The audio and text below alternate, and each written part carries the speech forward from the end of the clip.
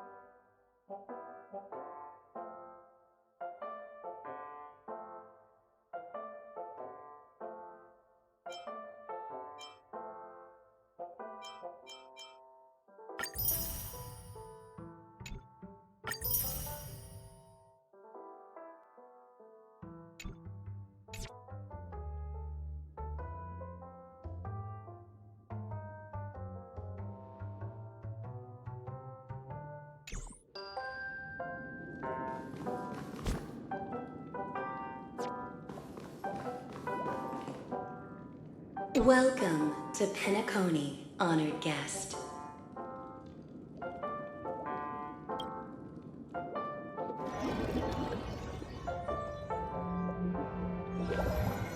Back in this familiar room. This way, darling.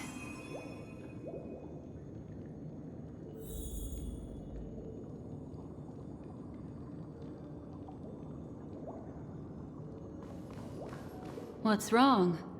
Are you not feeling well? That's good then.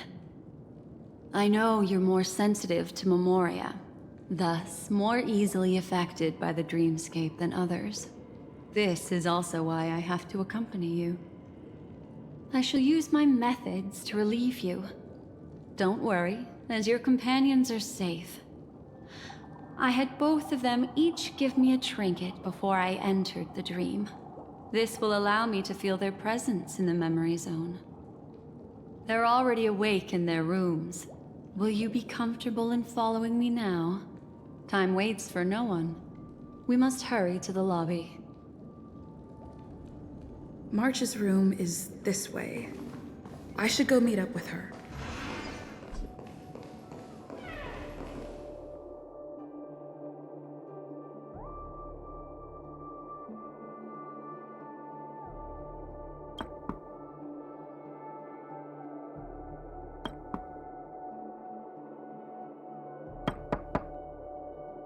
I know what you're thinking, but alas, that girl isn't in there, and neither is this her room.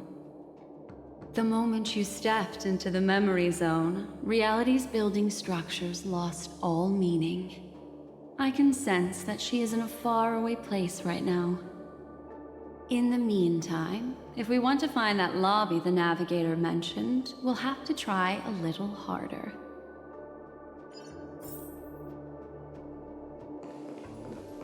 These poor little things stumbling about. Strange. There appears to be someone else's presence here.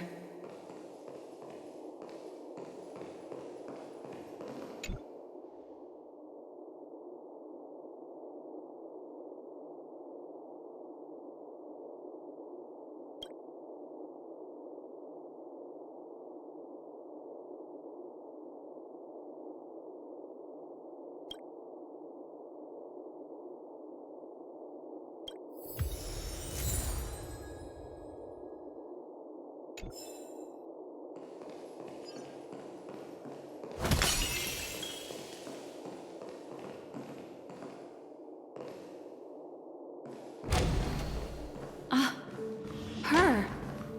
How is this possible?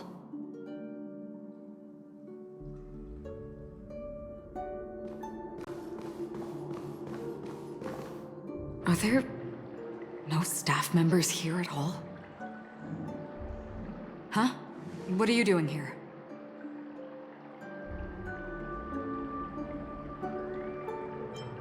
Yes, she's the memo keeper I mentioned.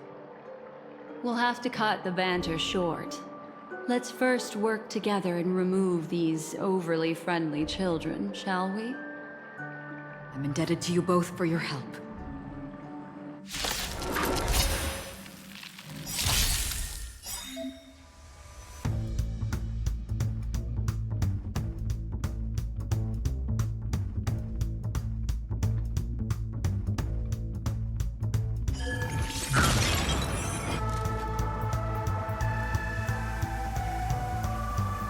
The mood is set just right. Let the show begin!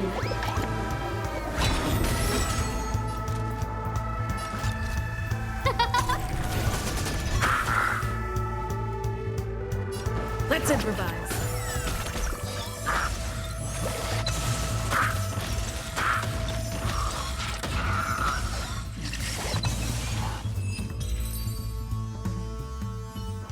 Finally, some peace and quiet.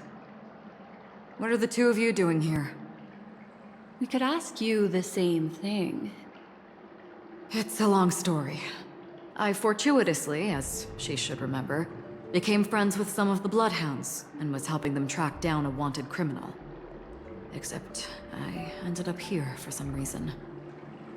You aren't hiding anything, are you? Hiding? I don't think I'd be capable of that in front of a memo keeper.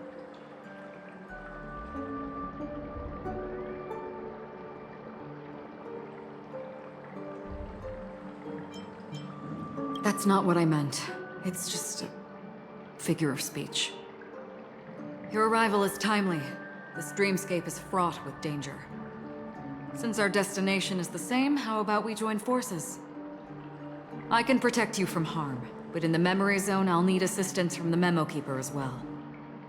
And if we run into the family, it wouldn't hurt to have one more person to explain the situation. What do you think?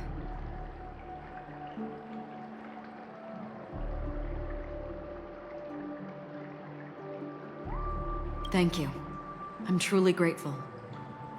Glad to be traveling with you again, Miss Black Swan.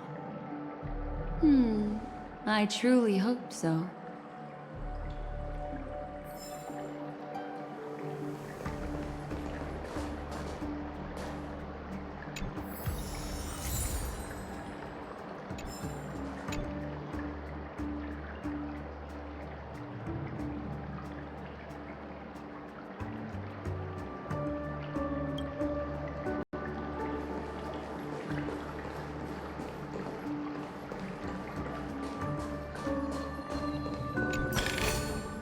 Is that all?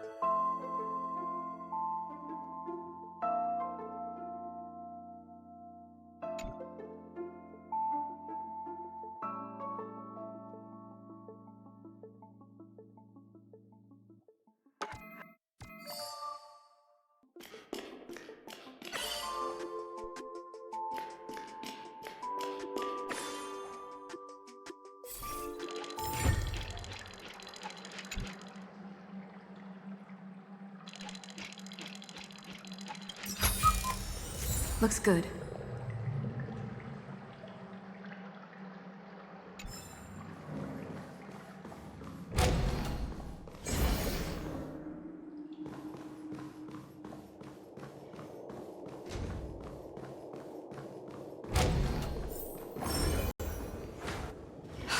This room. Why is it upside down? The memory zone is constantly shifting its form. Looks like we'll have to think of a way to walk on the ceiling. We're standing on the ceiling right now. Miss Acheron's words speak sense. Regardless, we have to reach that flat surface hanging overhead. And we're not scaling the pillar, of course. I'll teach everyone some traversal tricks used in the memory zone.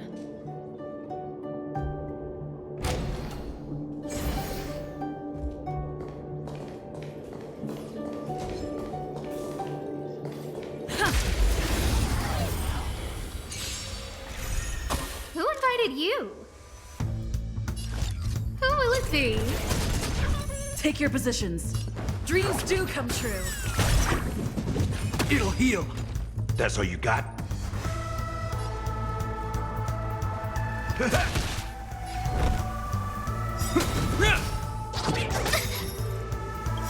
Everything is ordained by the stars.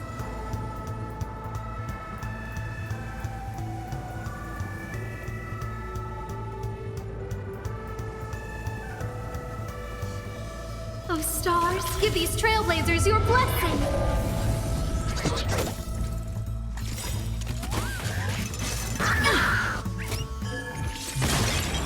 Scared yet? Stay in step. Let's improvise. Time to mix things up. Saving me This won't ends earn you here. any favors. Scared yet?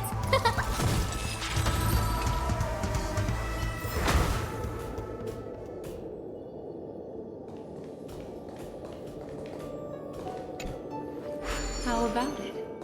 Can you feel the memoria flowing around you? Next, find a suitable spot and try walking.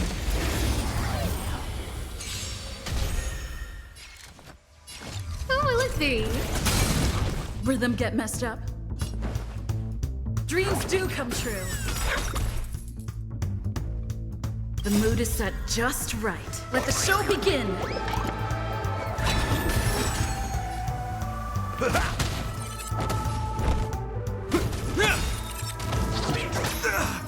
No manners, huh?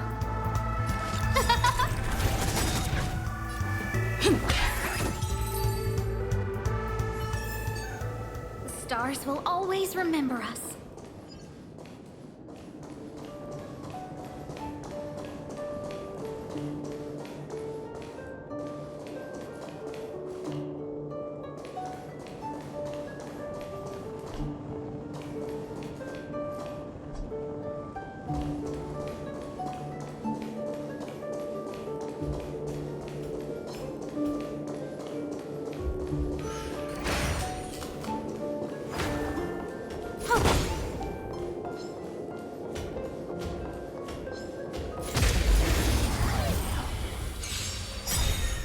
Who invited you?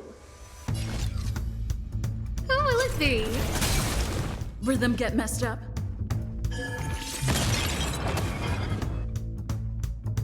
In the name of Landau, a will forged in ice never falters! Everything is ordained by the stars. Oh, stars, give these trailblazers your blessing! Let's improvise.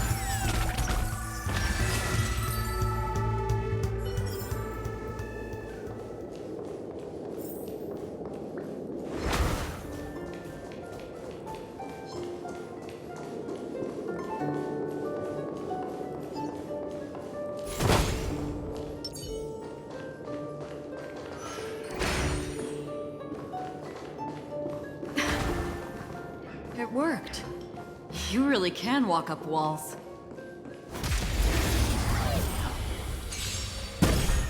Scared yet? Take your positions. Dreams do come true.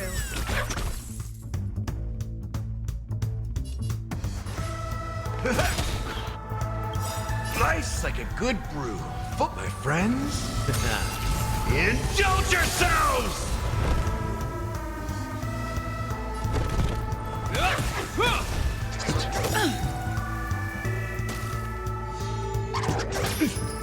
No manners, huh? Who will it be?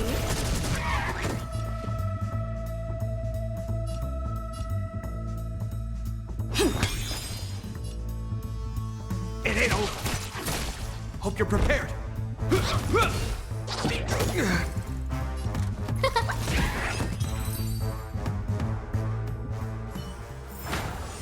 Reach the end of the story in your own way.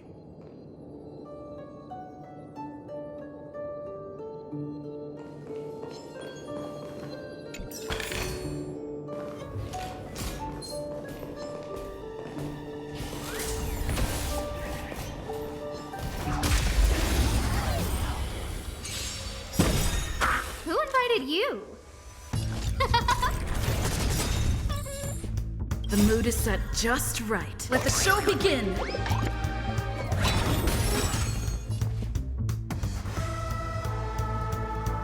Let's improvise.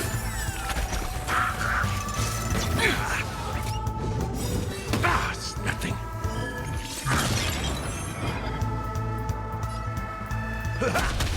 This ends here. Who will it be? Stay in step. That's all you got? Hope you're prepared.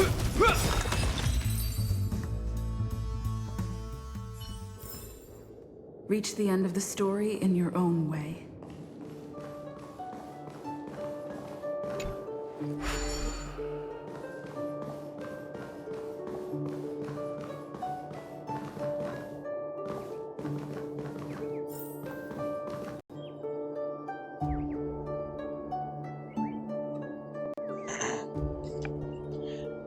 Hello, Dairo.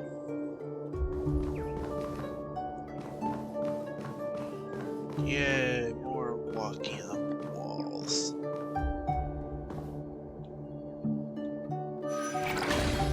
You're natural, aren't you? You're a prodigy at remembrance. This is weird.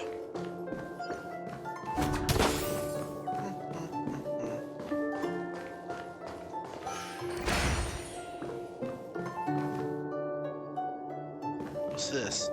Oh, treasure. What the?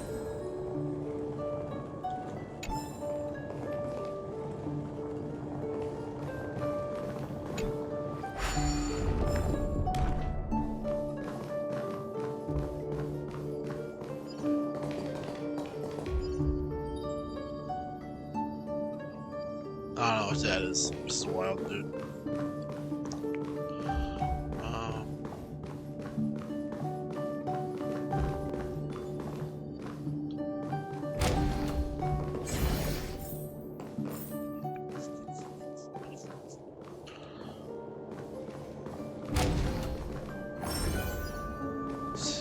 We've arrived. There's an elevator here, just like in the lobby.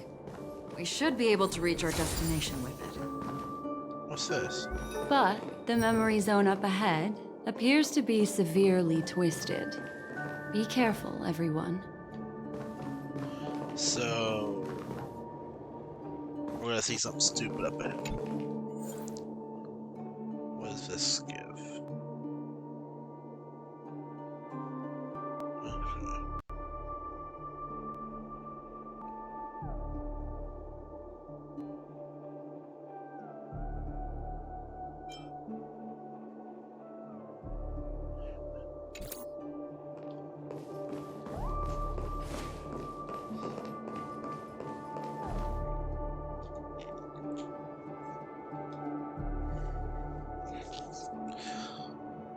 But yeah, Dairo.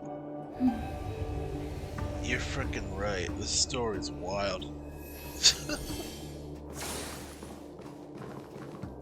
Take elevator to question mark. So it might not go to the lobby.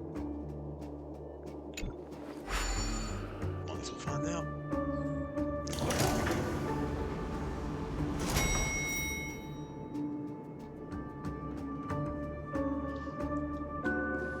See? I told you it wasn't going to be that simple. Where is this? This is kind of creepy if I'm being honest. Is that a distorted clock? Kind of looks like one.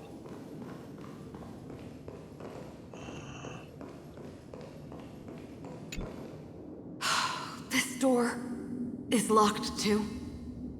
There's I no wouldn't end be. to this. Let me try.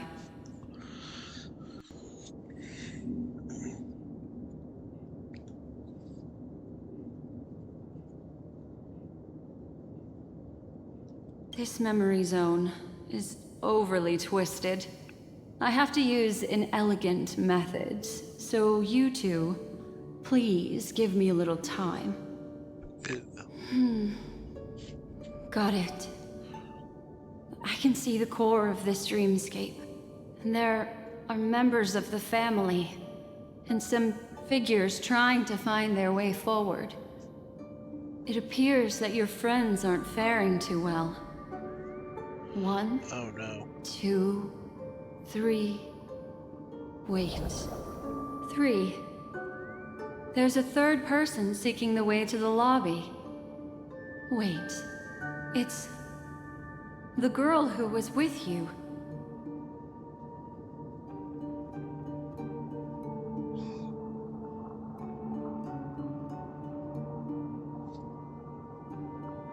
But why?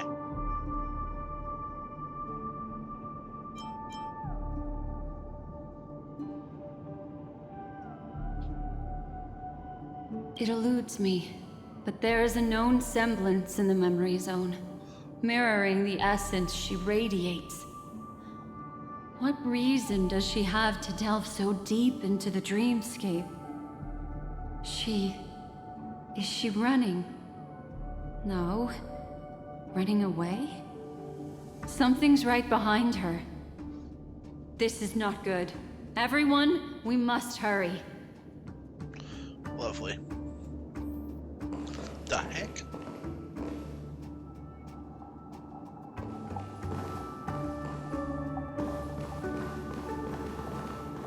Oh, it's a puzzle. There's no time.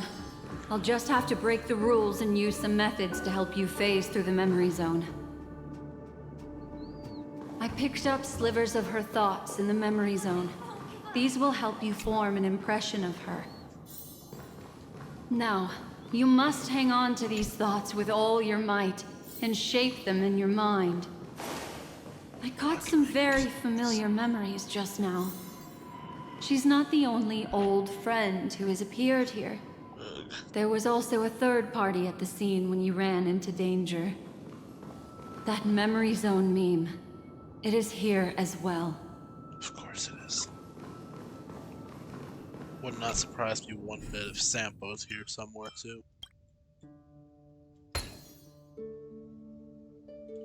He's everywhere.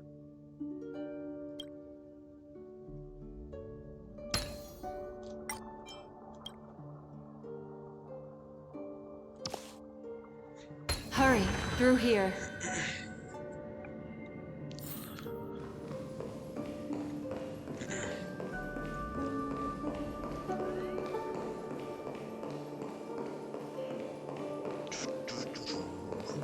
Leave.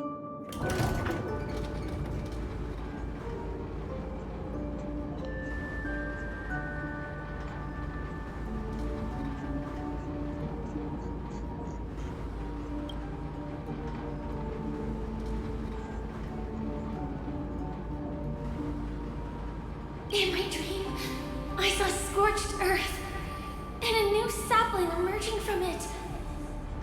It bloomed against the morning sun and whispered to me. Why do people choose to sleep? Because we have I to. think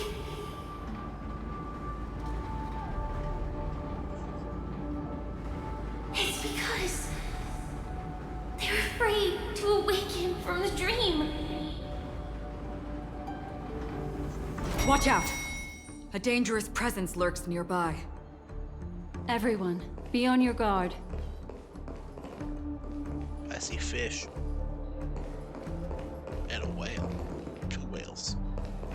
Or are they all whales?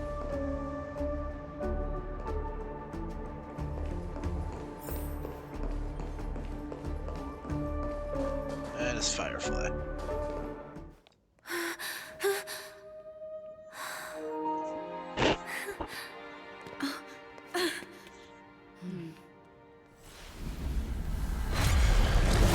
Oh, not again.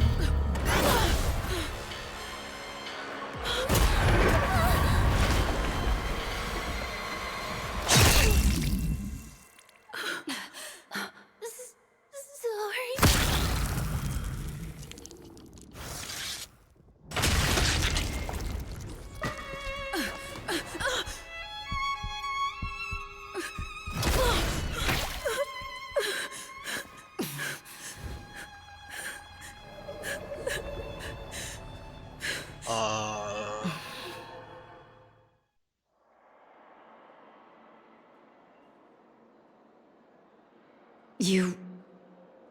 You all right?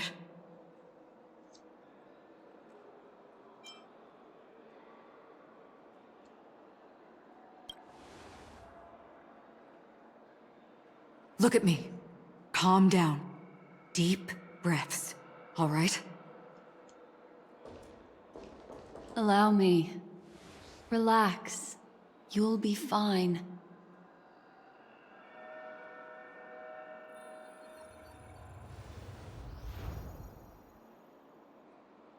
But what about Firefly?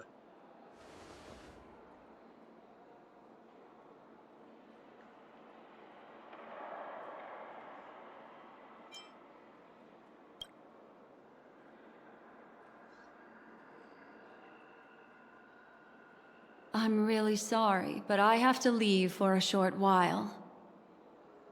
Death still hovers about, and I must personally ensure Miss Himiko and Miss March 7th's safety, and warn them. I'll leave her to you, Miss Acheron.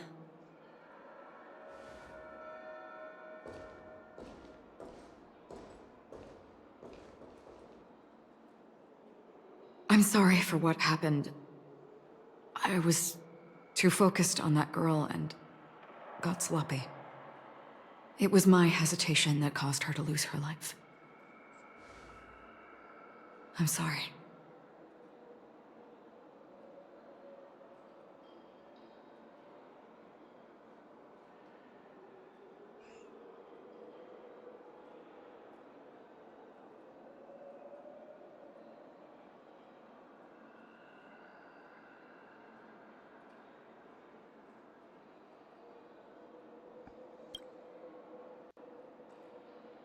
But if in that moment, I chose to draw my blade... Sorry, I had no choice.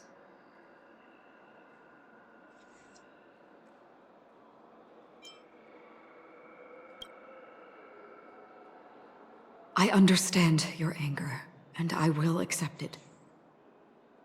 But this isn't the time. We should keep our eyes peeled and consider where the true enemies are hiding, and how to fight them. Do not let pain dictate your thoughts. Compose yourself and you will walk the right path. Once, someone said to me, "No compassion for the enemy, for that is cruelty upon yourself. But you must see clearly who the true enemy is. And then, with the blade, you must understand its meaning and the price you pay." The only advice I have for you, from someone burdened with a blood debt.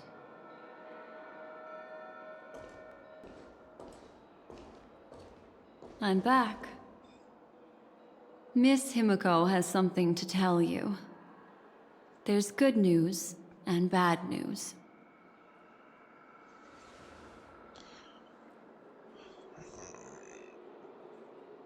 This is sad.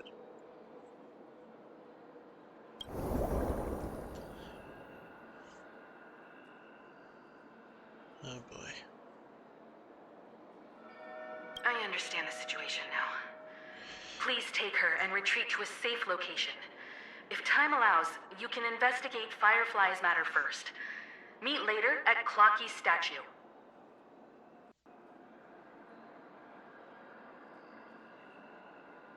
Which is why I must undertake Miss Himiko's request and bring both of you back to reality.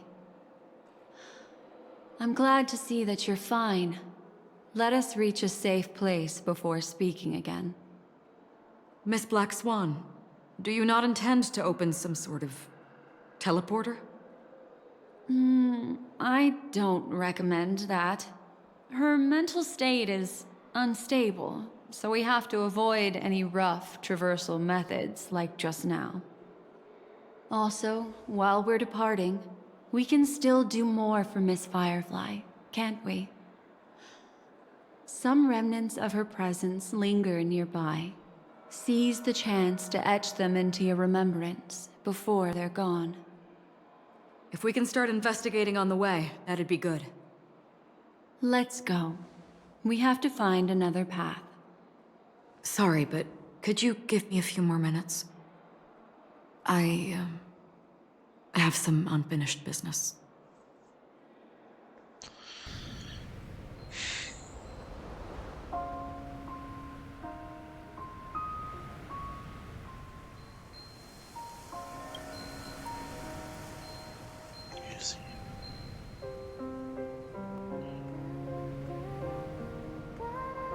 May death be the end of your boundless dream, guiding you back to the waking world.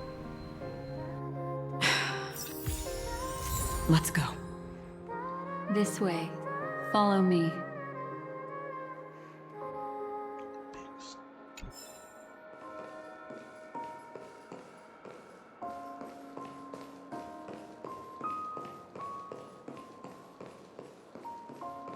Let's see, go.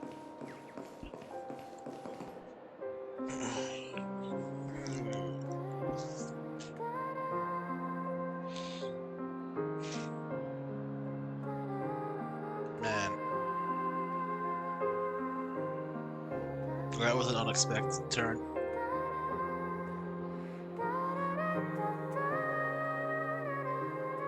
But this is just a dream, ain't it? So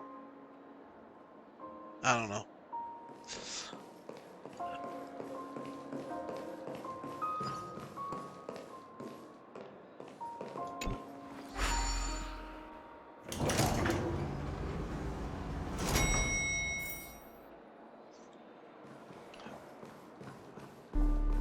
What's going on? Why is it getting hot in the Memoria? You've noticed it too. Like, something is burning.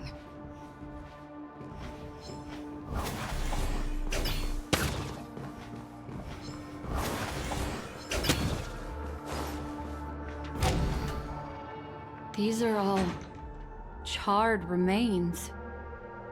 They're still smoldering. The culprit can't have gotten far. I suppose we can slow down for now, then.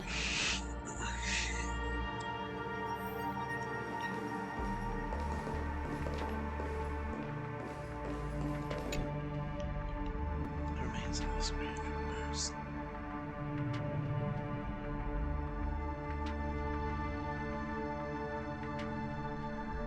Huh. Looks like this monster was slain by a thermic weapon.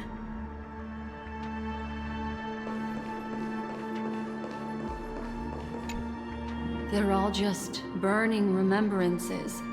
A stark contrast to this deep sea.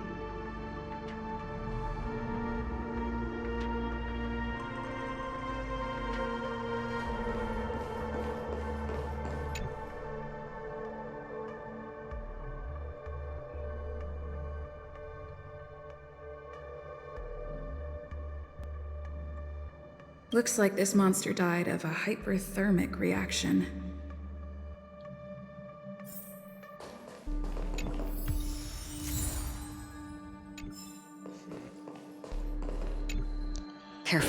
These traces are fresh. Our unsought guest isn't far away. Could be burning things.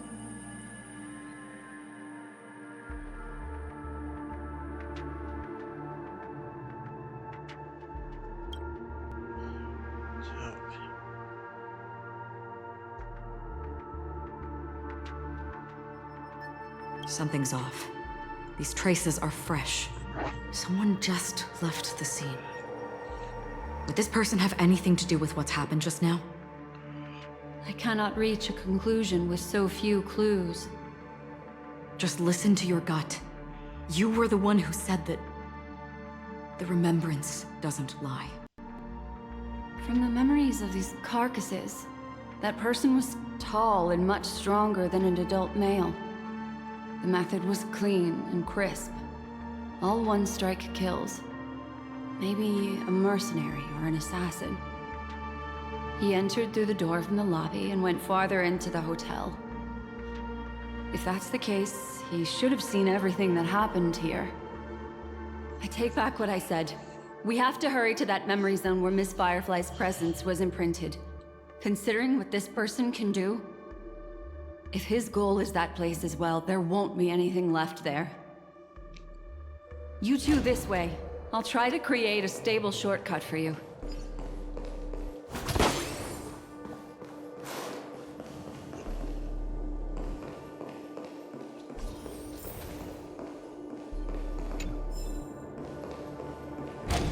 Look. Upon leaving the lobby, the structure has become chaotic. Phase through that corridor and be careful. Do not alert the meme. The meme.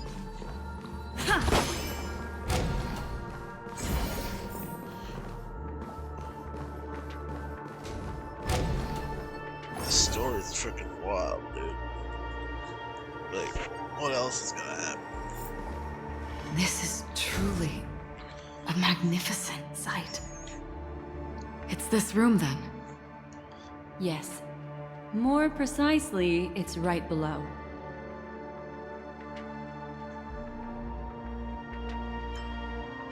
You two may not be able to phase through physical structures like memo keepers, but I've got a great idea that will help you safely reach the floor right below this room. It's really easy. See this chandelier?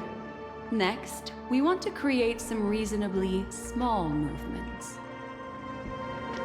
Still remember what I taught you? Feel the flow of the memoria, walk up the wall, and then get close to it.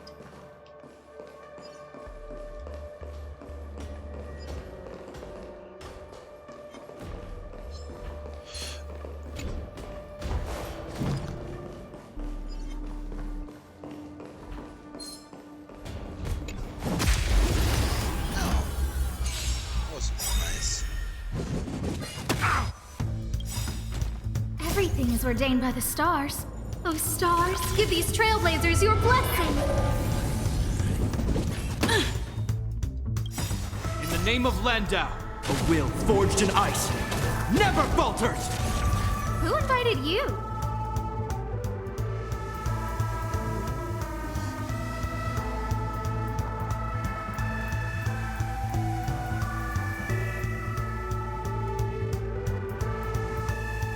Guess what I'm about to do? Who will it be? Let's improvise. In the mood for another beating? This ends here!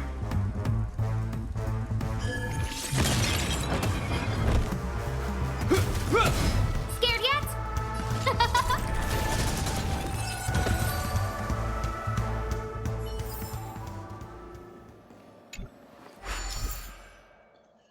Bubble charge limit increased.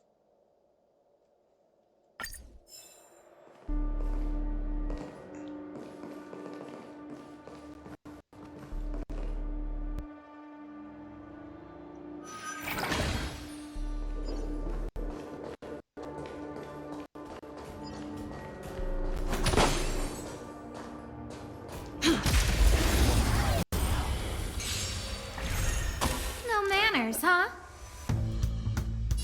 Who will it be? Dreams do come true. Ow! The mood is set just. Let the show begin. Don't! Step up, let's see ya. This ends here. Scared yet?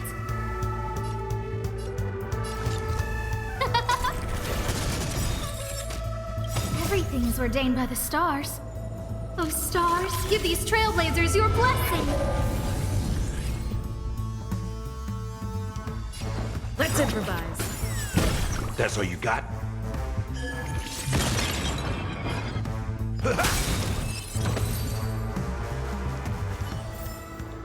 Reach the end of the story in your own way.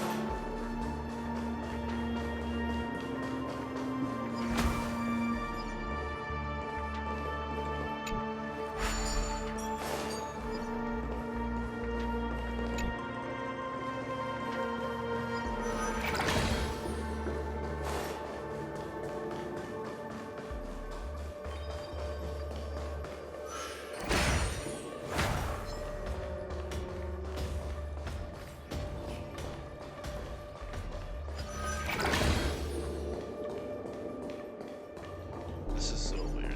Look, a solitary chain. Go say hello to it.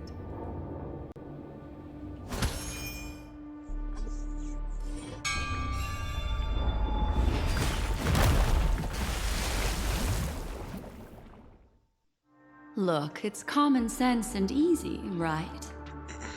Are we jumping down from here? Don't worry. I'll do something about it. Let me stack the dream bubbles to give everyone a nice, soft landing. Okay, here we go.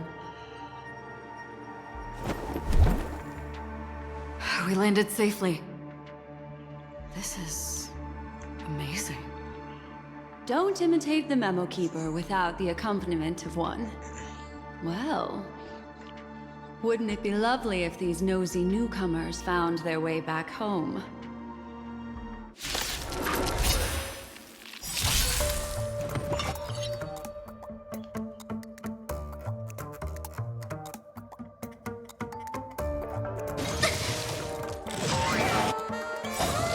Nice like a good brew. Full, my friends. Indulge yourselves! Time to get vigilant. Who will it be? Still the same old. Let's improvise.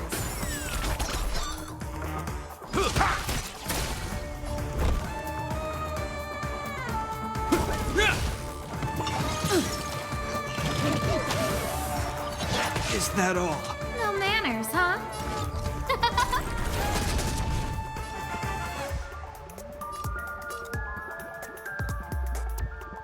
Dreams do come true.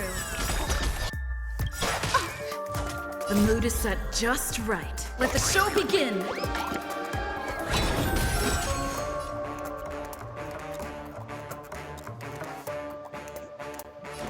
Time to mix things up. Saving me won't earn you any favors.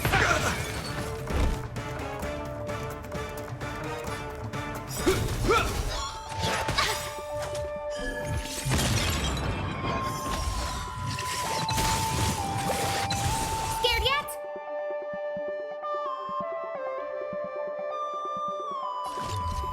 Oh, Lucy! Stay in step. Everything is ordained by the stars. Oh, stars, give these trailblazers your blessing! Step up, let's see ya.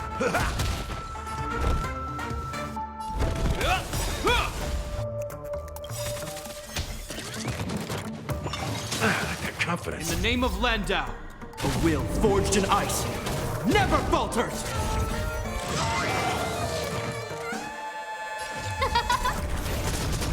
Take your positions. In the mood for another beating? Nice like a good brew. Afoot, my friends. Indulge yourselves!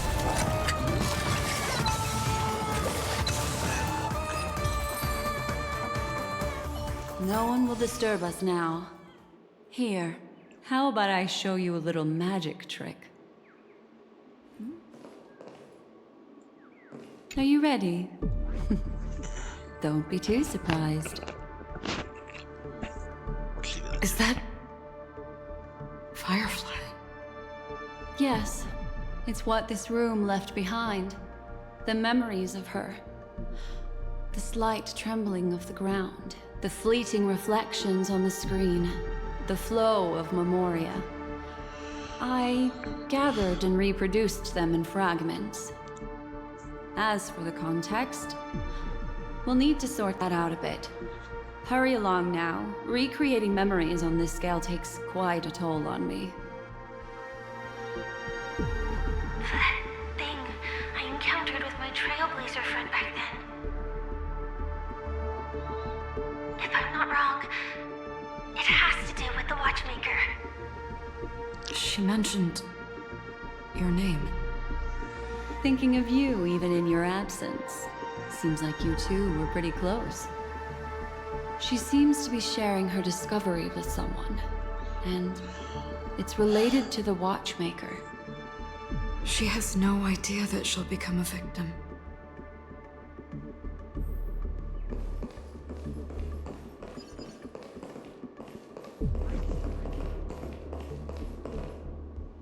Let's get going.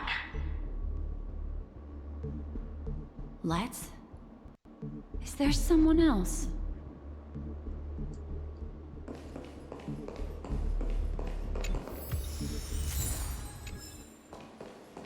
If I can try again. She stares at the screens. Is she looking at herself in the mirror? What does she mean by try again?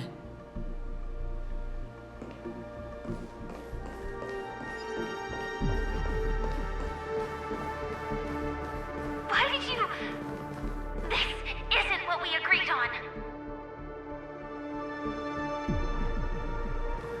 The situation has changed, and it seems that companion has deviated from the original plan. Perhaps, judging from the outcome, this is that person's true intention. The situation has changed. Perhaps, judging...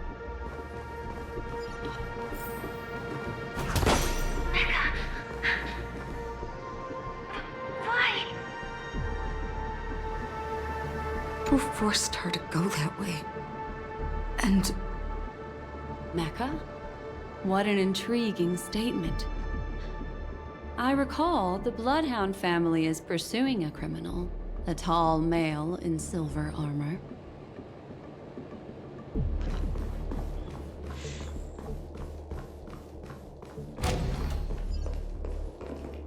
The door! It won't open! It's a dead end! based on these fragmented pieces of information, it seems Firefly's companion betrayed her halfway and trapped her alone in this room, disappearing without a trace. But why? She mentioned that this transaction involves the Watchmaker, and that often means stepping on many people's toes. They might have had their eyes on the legacy, or wanted to silence another who knew too much. Or there could be a deeper secret tucked away in this memory zone. And to hook that elusive prize, one needs the right bait. Do you mean... Firefly? This is just the worst-case scenario. But think about it. If the mastermind behind all this is nearby, why would he let us look around freely? Unless... there's something else he cares more about and needs. Or should I say, is verifying. She had no other way to leave but from the side corridor. The door! It won't open! It's a dead end! Based on these fragmented pieces of information. She mentioned that they might have had... Do you mean... There's something else he cares...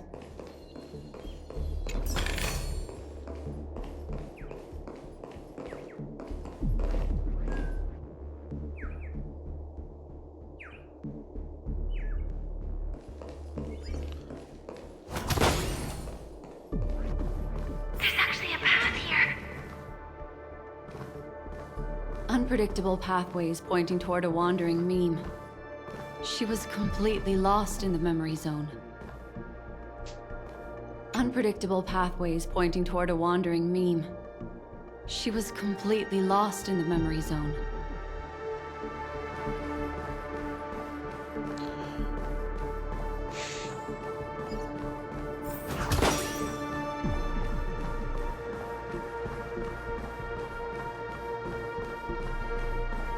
This is freaking...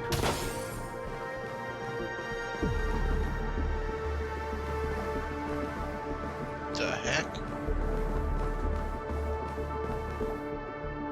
It's an exit. Following this path should lead me out of this place. Unfortunately, this path ultimately leads one to the lair of death.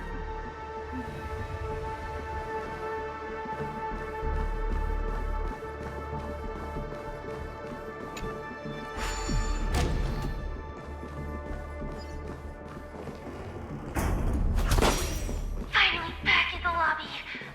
If that's the case. She thought she had escaped, but...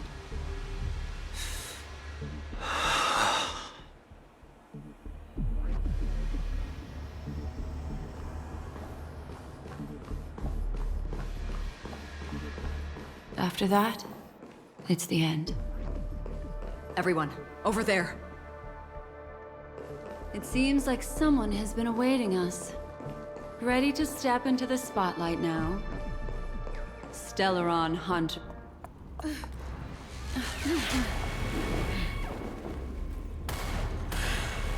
Stellaron Hunt. Careful.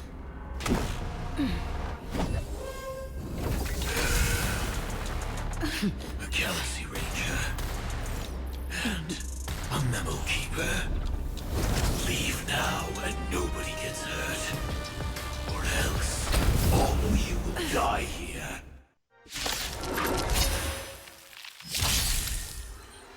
The detective game is over. You shouldn't be here. Implementation. Time to get vigilant.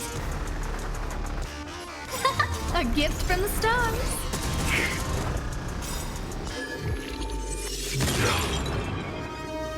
Stay in step. Stunning by that, I don't know. Dreams do come true. The mood is set just right. Let the show begin!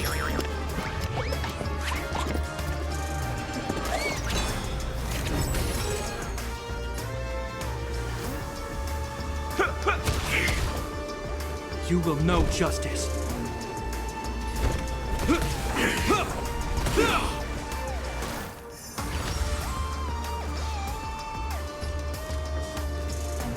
Who's the lucky one today?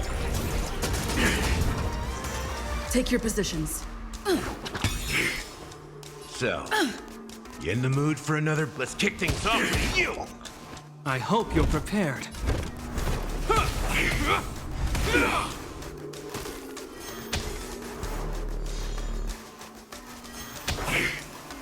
I will set the seas ablaze.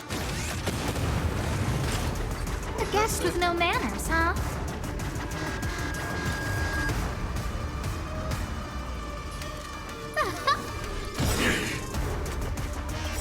Everything's ordained by the stars.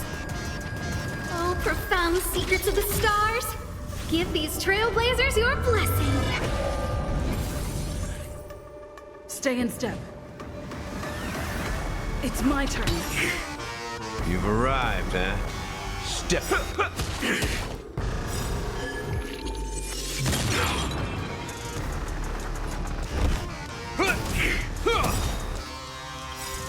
In the name of Landau, years of cold hardens the will.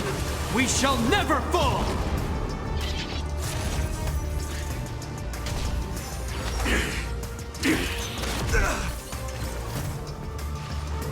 Once you're back in the real world, remember to tell everyone about the Stellaron Hunter who was behind your ultimate departure. Execution underway. I don't remember inviting you.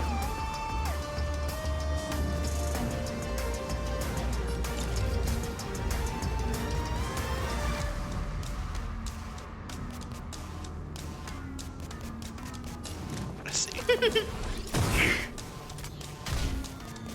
Take your positions.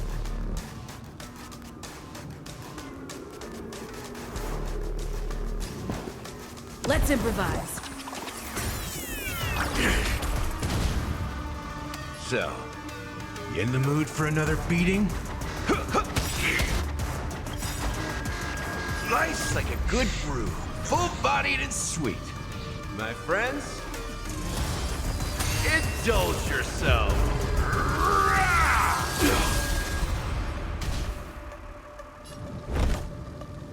The die is cast.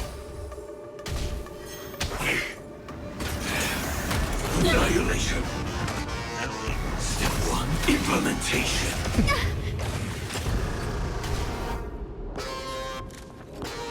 Look out!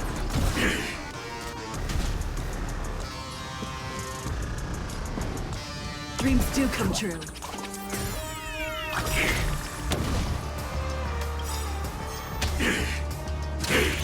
Is that all?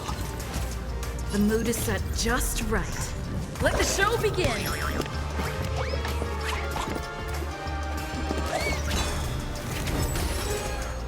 Now commencing. Scorched Earth operations. I guess not. In the name of Landau, years of cold hardens the will. We shall never fall! You've arrived, huh? Step up, let's see ya. It ain't over yet.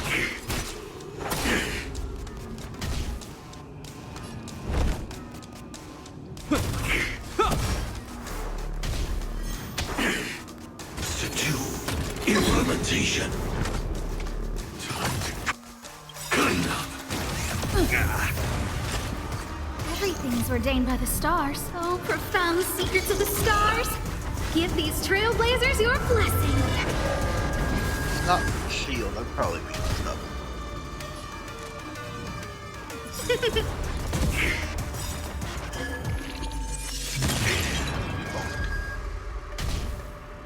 Stay in step. Let's improvise. So, you in the mood for another beating? How's this taste? Great teamwork.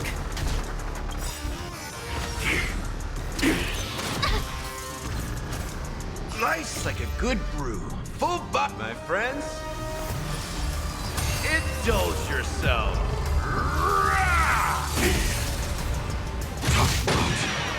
Execution underway. You will know justice.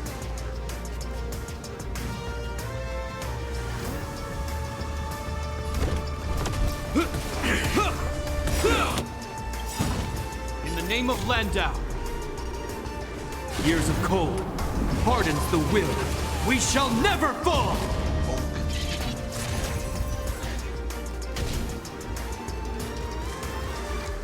Look out!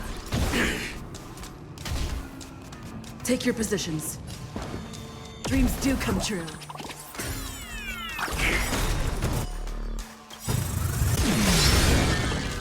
The mood is set just right. Let the show begin!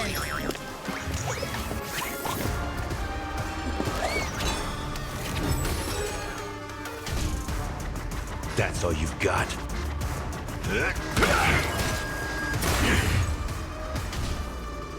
I hope you're prepared.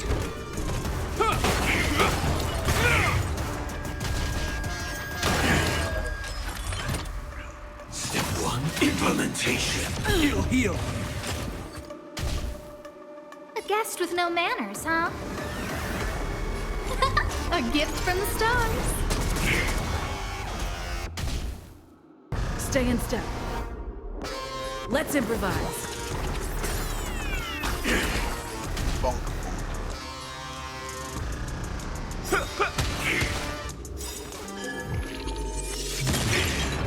That didn't do anything.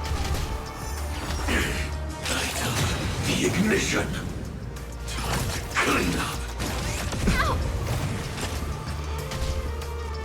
You will know justice.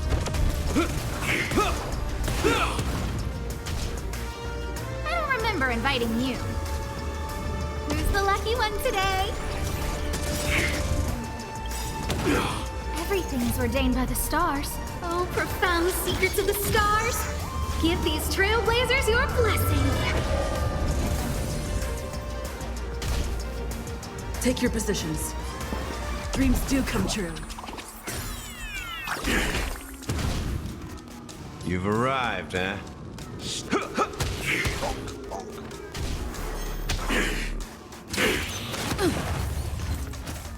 Now commencing. Scorched Earth operations. Life's like a good brew. Full-bodied and sweet, my friends. Indulge yourself. A guest with no manners, huh?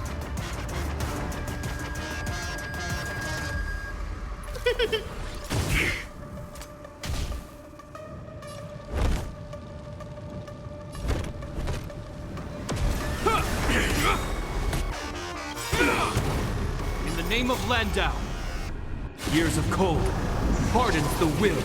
We shall never fall!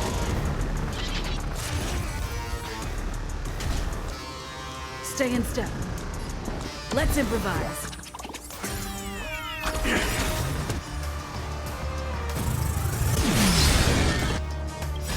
The mood is set just right. Let the show begin!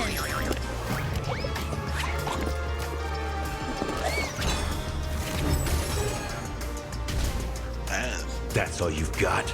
I don't remember inviting you. Look out! If that's the case. now what? Oh.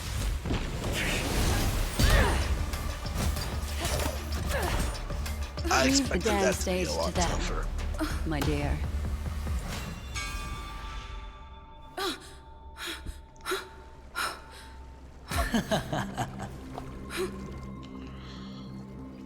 What a show. Of course. That guy. Well, thank you for your efforts, Memo Keeper. Quite a brilliant move to pit enemies against each other. When I first saw the Ranger and the Hunter together, my heart skipped a beat. I never thought you'd successfully trigger a conflict between the two. As promised, I've delivered the child to you. Our transaction is complete. Wait, what?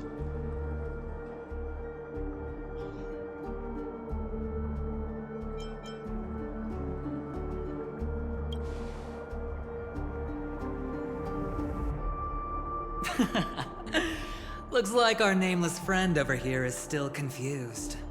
Let me explain. In short, you need to thank this lady here, my friend.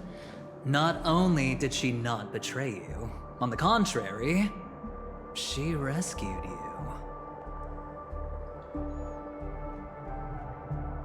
From that Galaxy Ranger. Right. I do enjoy seeing that shocked expression of yours. But she seems. My friend, let's be honest. That woman named Acheron isn't as simple as you thought. Did she say she's a Galaxy Ranger? She's actually an emanator who brings death and finality.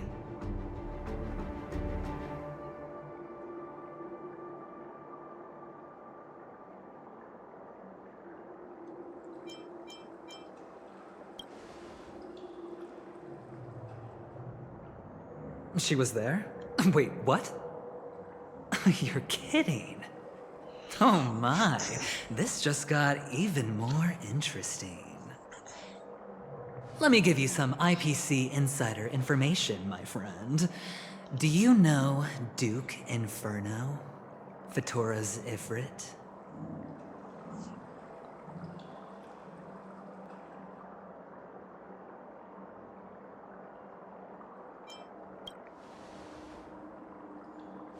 You don't seem to have heard of him before.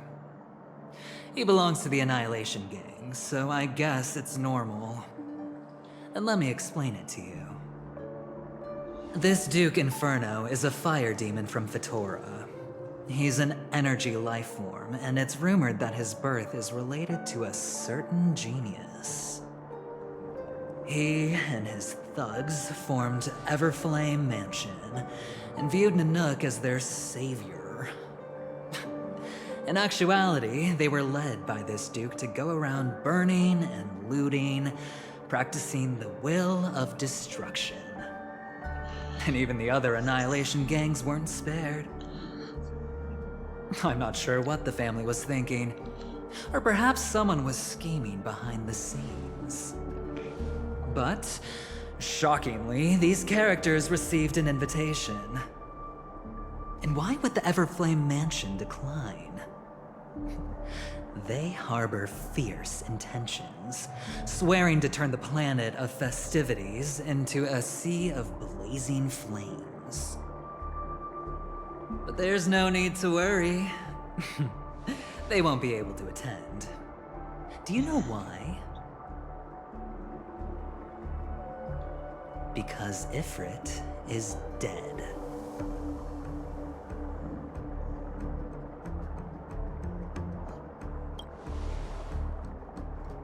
They were eliminated on their way. The assailant, demonstrating remarkable expertise, ruthlessly ended Ifrit and swiped the invitation that the Annihilation Gang had in their possession. The Everflame Mansion disbanded, each going their separate ways. Thereafter, a mysterious Galaxy Ranger arrived on Penacony, checking into the hotel with only a music box. Do you still need me to continue the story, my friend?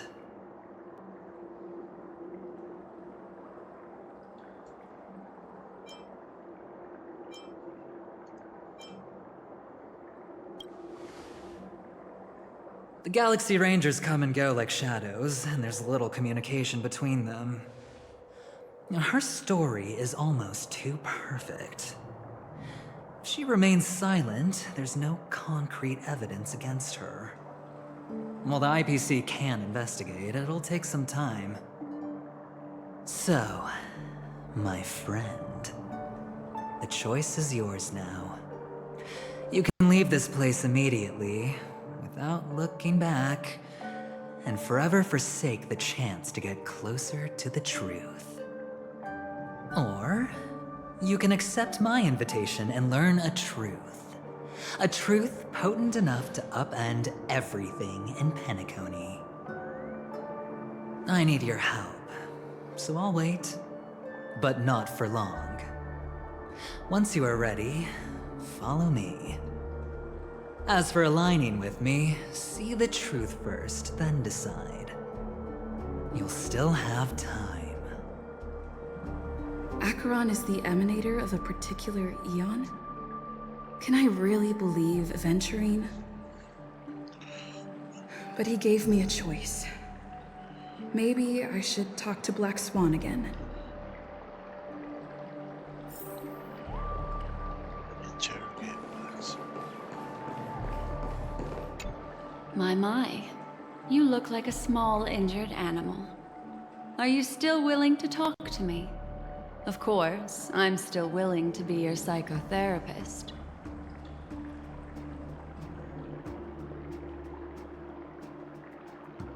I admit I made a transaction with that gentleman to bring you before him, but this is also a safe place. He needs you. It's essential if we want to reclaim Penacony. Recognizing his immense potential and the invaluable memories he can help me gather, I opted to join forces with him. In Penacony, everyone may be lying, and yes, that includes me. I can't deny this, nor do I seek forgiveness.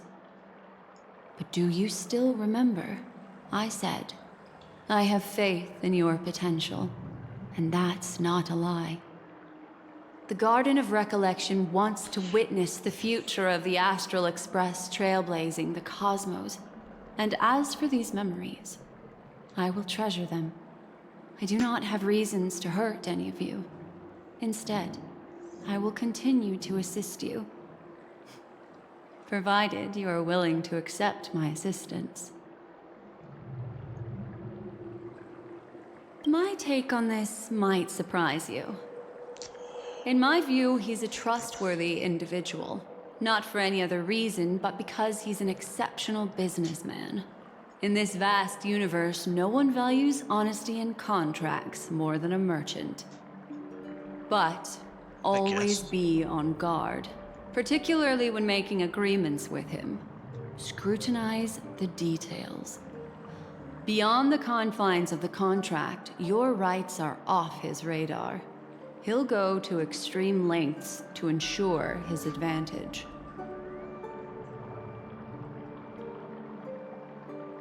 I still believe that Miss Firefly's situation is deeply connected with the Stellaron Hunter, just as we speculated. But, as you've heard, Aventurine has his finger pointed at the Galaxy Ranger. I can't fathom why he'd draw that conclusion, but given his access to the IPC's intelligence network, we should seriously consider his perspective. Moreover, I believe Miss Acheron is also hiding something. No. In fact, I should say she's hiding everything from us. It was an unexpected finding from an earlier encounter. With regards to the Annihilation Gang, I can also prove that what Aventurine said was the truth. That's why, during this golden soiree, she is the dance's centerpiece. Why, of course. But now is not the time. I know you're confused and sad. Whoever that girl might have been, a living soul, a memory that was meant to last. She simply vanished, like the dissolution of bubbles in water, disappearing in an instant. No matter what, I hope you can trust Aventurine. Or rather, trust me and see the truth with your own eyes. This can lead us deeper into the secrets behind Penacony. I will protect you. Once I gather more information from him, I'll make sure you're safely returned to your companions. For the truth, and to prevent more unnecessary sacrifices. It is the right choice.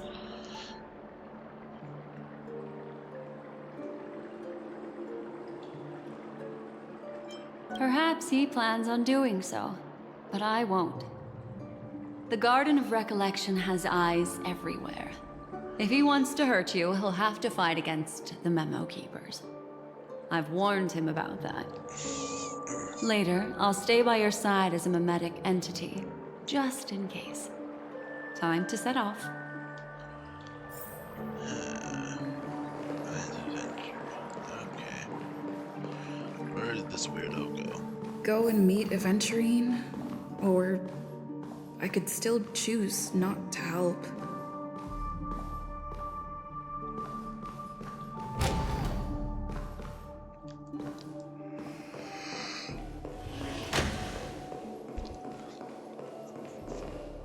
Excellent. I knew you would come. By the way, about that memo keeper... Never mind. I won't press the issue further. I've said before you can liaise with your companions, or even twist the narrative against me. I'll wholeheartedly embrace it. It signifies your potential. I don't do deals where I'm on the losing end. So, my friends, don't let me down. Please, this way, if you will.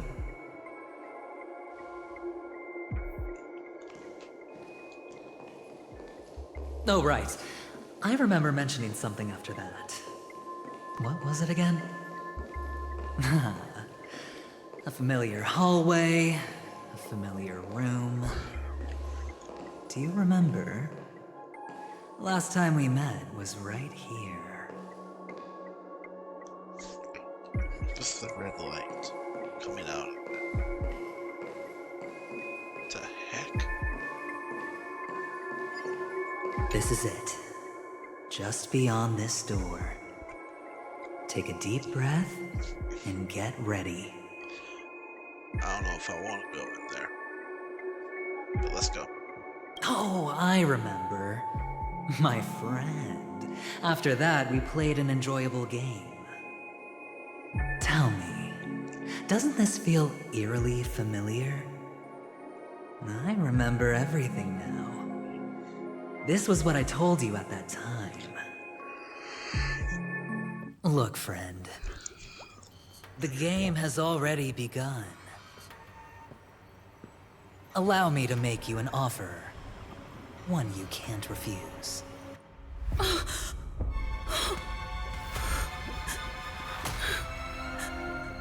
No reason to choose otherwise. And no other choices. What?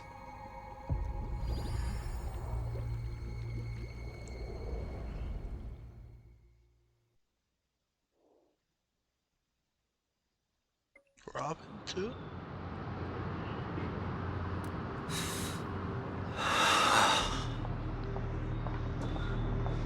Brother, I'm back. Or he's okay? Welcome back. How is your preparation for the performance coming? It's fine. Don't worry. It's fine? This is not good. You're the pride of the family. Don't let those unnecessary emotions affect your perfect pitch. No. Why is there a question? Is that Brother, you seem to be in low spirit. What's happened? Is it because of the Watchmaker's guest list? it's not Robin? Yes, I received the report that death had taken some of them. Perhaps someone was behind it. I'm sorry, I forgot you just came back. You probably wouldn't know about it. Somehow, a nightmare called death has descended upon Penacony, striking indiscriminately, bringing spiritual death to all equally. In the utopian dreamscape envisioned by the family, such sorrowful incidents shouldn't arise. It profoundly undermines the equilibrium and serenity of the dreamscape. How detestable. I can't believe this has happened. Was someone killed again? Yes. There were two. One was a stowaway, the other... was you. That's enough, fool. Your deeds have saddened me. Pretty sharp, aren't you, chicken-winged boy? The Odes of Harmony talks about honesty. The words of a fool begins with foolishness and end in treacherous arrogance. Please leave. Their dreamscape doesn't welcome you. Oh, come on, lighten up. Why so serious with all the quotations and references? I'm just curious. Now things have come to this. Is the family still unwilling to fight? I mean, your darling sister's already a goner, right? Really? Don't tell me you're not craving a little vengeance.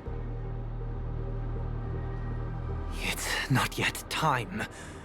When the fated day arrives, I shall mete out justice with unyielding righteousness.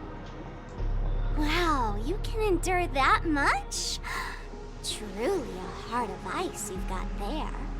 Hey, maybe we could actually get along. How about this? I'll stand in for your dear sister at events.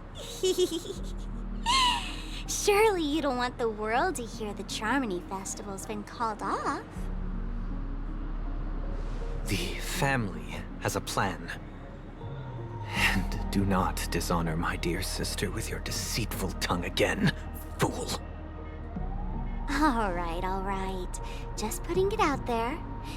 If you're ever in a pinch, remember, I've got your back. I mean, who could resist a guy rocking spikes on his wings?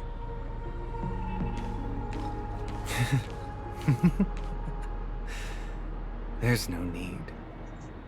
The malefactor has been exposed under their radiant gaze, and will soon fall by their own machinations. Should the transgressor fail to turn away from this path, their sword will be honed, their bow strung, causing the malevolence the perpetrator spreads to befall them. And when that time comes, the heathen will realize they're but a mere mortal, doomed to descend into the netherworld. And I will join their vanguard to announce this good news to you personally, Watchmaker.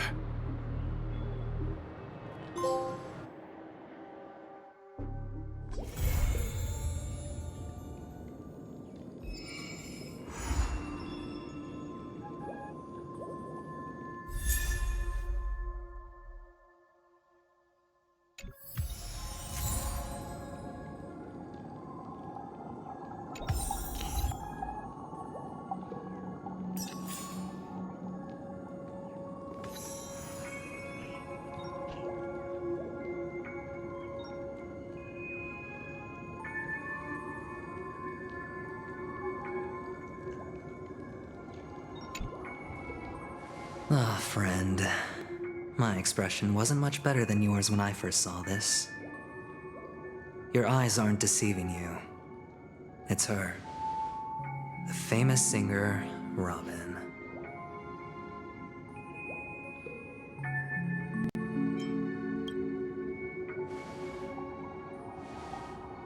Well, first of all, can I just say that this had nothing to do with me?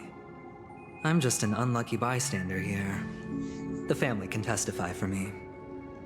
If you don't believe me, just ask anyone in the Bloodhound family. They hate me and they hate the IPC, so they'd never lie. This is not where the crime happened.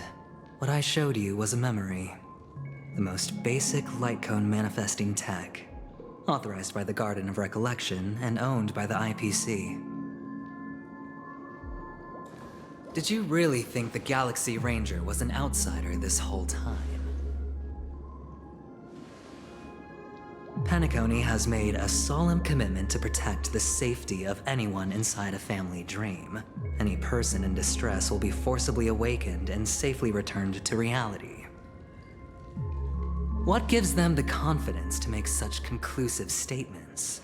Because behind this promise is the Harmony. The family's Dreamweavers link up their minds together to construct an unbreakable defensive line. Breaking through this line of defense to create death in the dreamscape. Not even a Memo Keeper could do that without the family's permission. Who could have done it, friend? The only one is her. The girl who calls herself a Galaxy Ranger. An imposter, an unsought guest. An emanator who hides her true identity. Ifrit's death was a foregone conclusion. And Robin? Her misfortune was staring right at her. Who will be the next to die?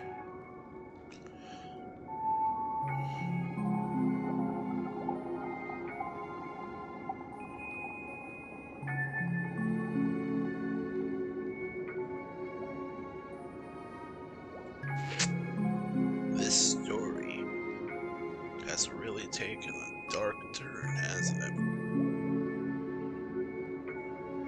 Wow.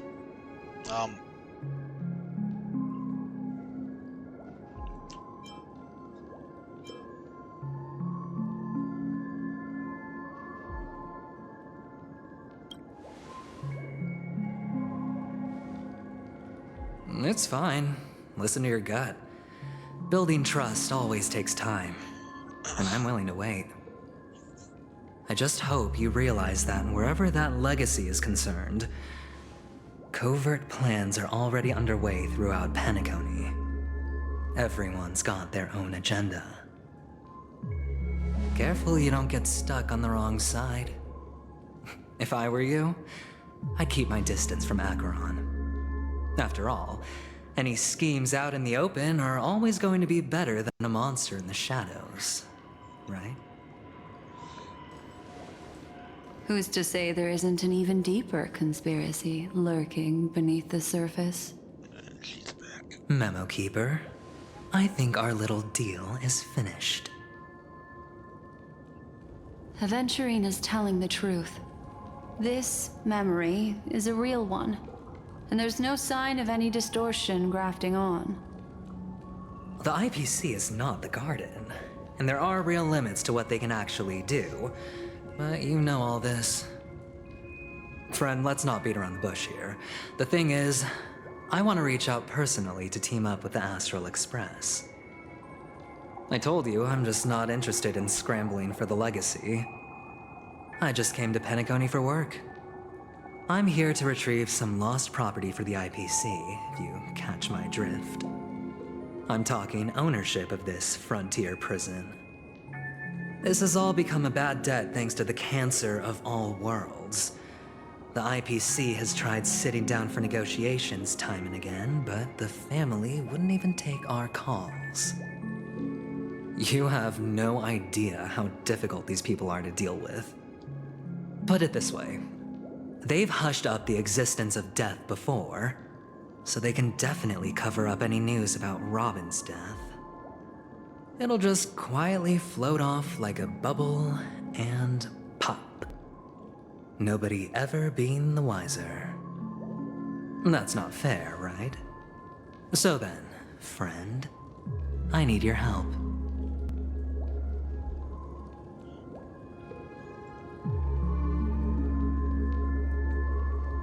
I have but only one goal.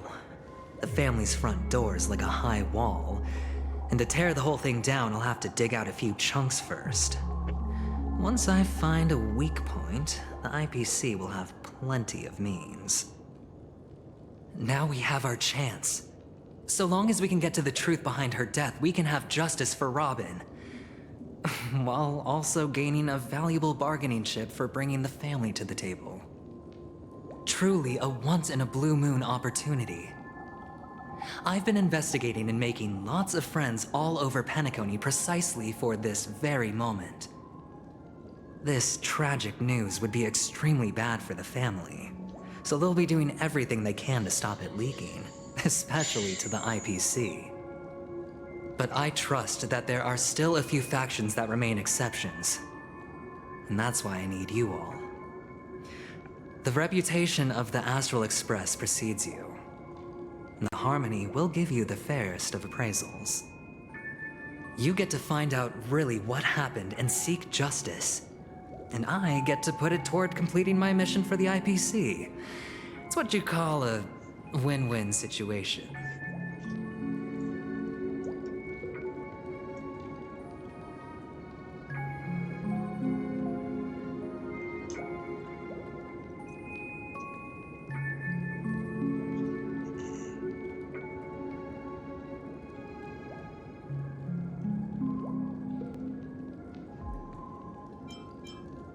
Don't worry, just head back and talk things over with your companions.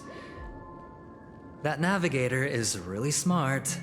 She must understand the value of this deal. Look, here's my contact details.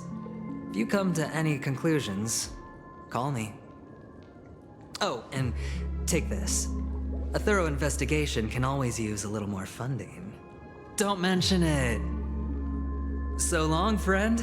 I really am looking forward to uncovering the truth about death with everyone. Aventurine just sauntered off. He really doesn't mean to force it, but something still seems off.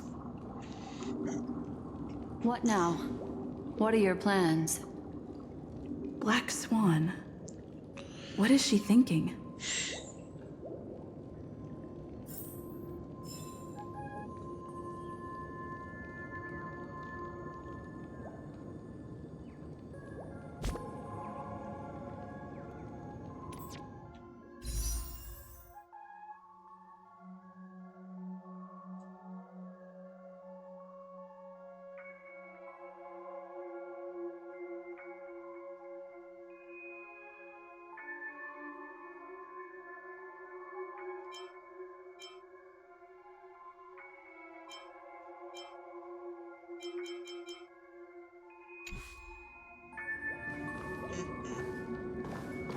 The Hermit. There are codes, right? Oh. Okay, I'll have to look those up a little later. Nice.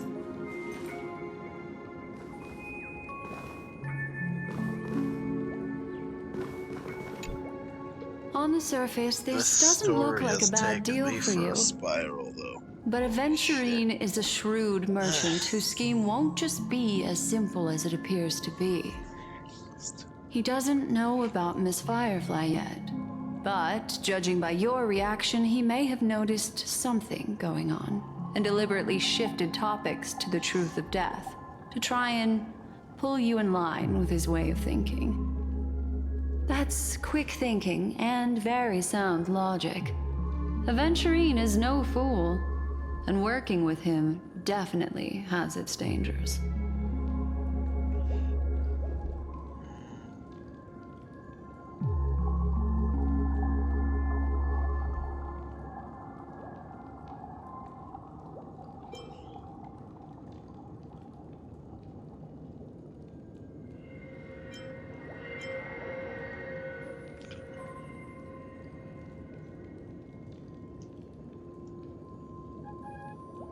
Leaving it up to fate.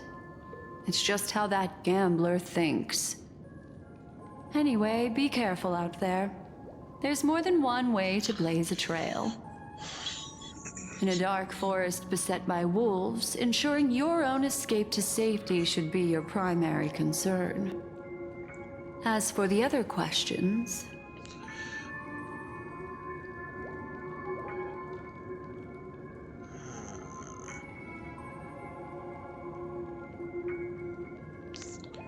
this place seemed like, you know, a peaceful, happy place when it first started. And boy, was I wrong.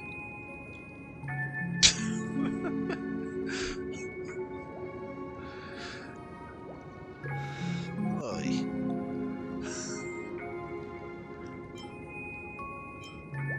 I'm not sure the two cases were committed by the same culprit, but that massive wound looked like its winged blade. we've all witnessed it in action before. Plus, it seems unlikely that there would be two lethal entities loose in the dreamscape.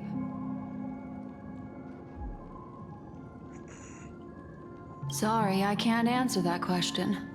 That ranger is shrouded in mystery.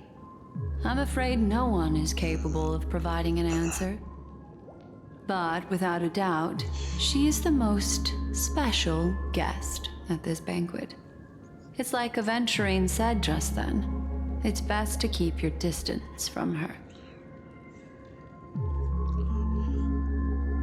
Two victims appearing one after the other in a very short time span, in and of itself, that's very unusual. Two possibilities. The collapse of Penacony's dreamscape has started speeding up, making death extremely agitated and weakening the family's protections.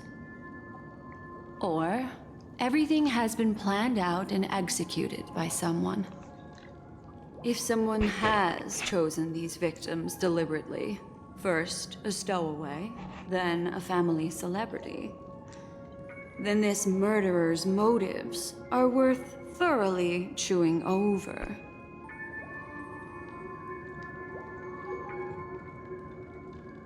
It's all happened so quickly, I can only make conjecture. After leaving here, go have a chat with your companions. I hope you can clarify the source of this confusion.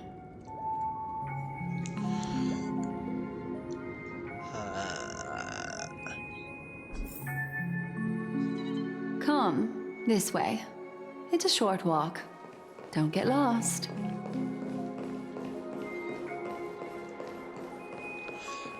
How many times have I said this is wild tonight? Well, yeah, this is wild.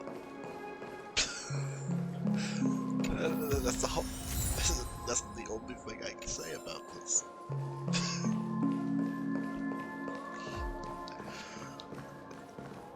This way. This is where we part ways. All of this is like a nightmare. Unfortunately, the remembrance doesn't lie. What we just saw is the reality that happened, and it won't fade from our minds just because we wake up. But follow your heart, and don't be afraid. We all walk through this world casting shadows of different lengths, and ultimately, all we leave behind are precious memories. Dream world. Ah, hold on just a sec. I'm confused. I don't know. There you go. A small parting gift. If one day you unfortunately fall into the deep waters of the memory zone and there's no memo keeper to join you, hopefully it can guide you on my behalf. I also pay great attention to the ways of the world. Just think of this as an apology from me for hiding something from you. Then, I've something private to take care of regarding that Galaxy Ranger. Let's leave things there, shall we? What fascinating memories will you bring for me next time we meet? I sincerely look forward to them. She's so mysterious. But she doesn't seem evil.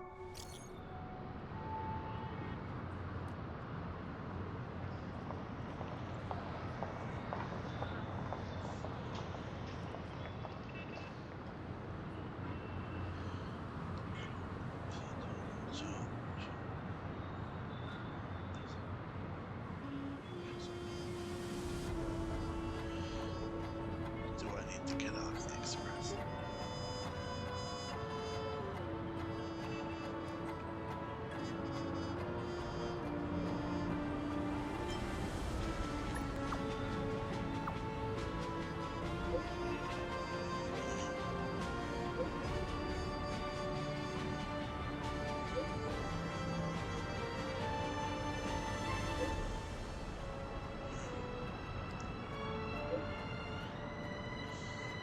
This year has been cold enough and we're having negotiations with some family individuals this week, so we're near the Clocky statue.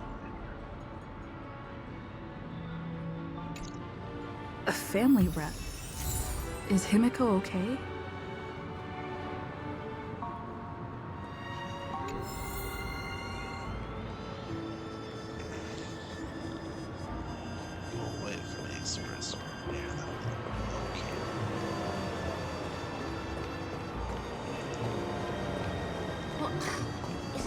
Dream?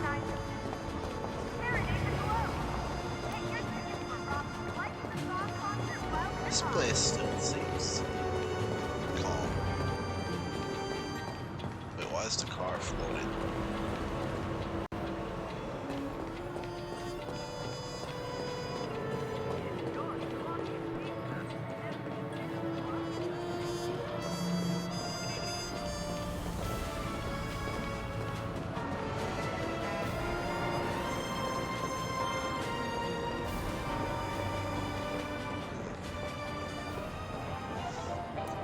So much has happened.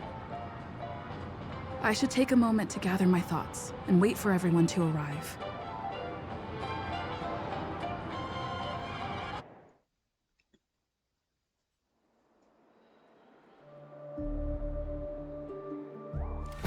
Better unsheath that blade now, Ranger. Do you still dream, Hunter? Of those slain by your hand?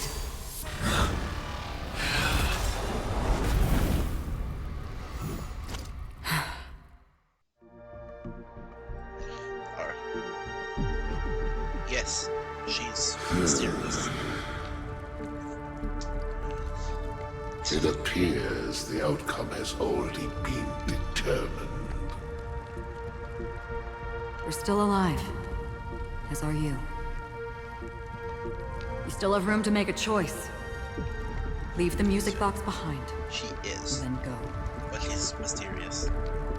Choice. The bloody trail of the destruction leaves no room for hesitation. Vatora's fire demon. Even if you sacrifice your life for that eon, you won't get special treatment. Ranger, you tread the narrow path of the hunt. You could never understand. We come from the fire, and are born bathed in fire.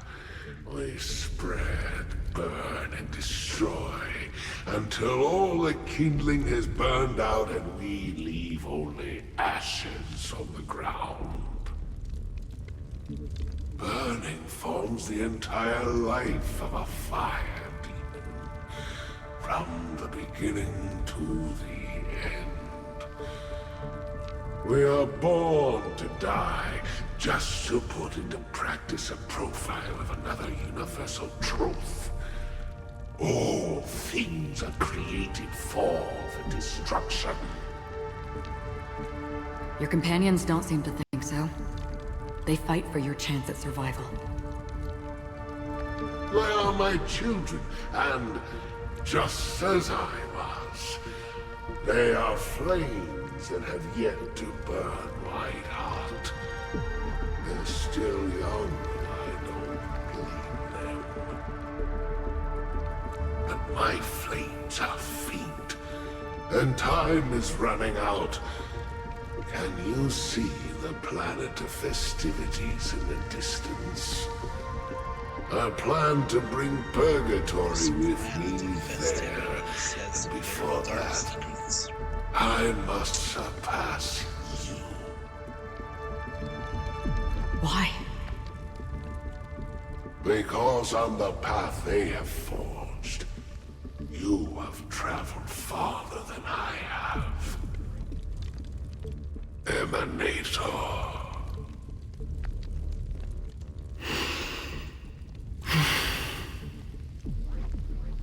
You cannot hide your true identity.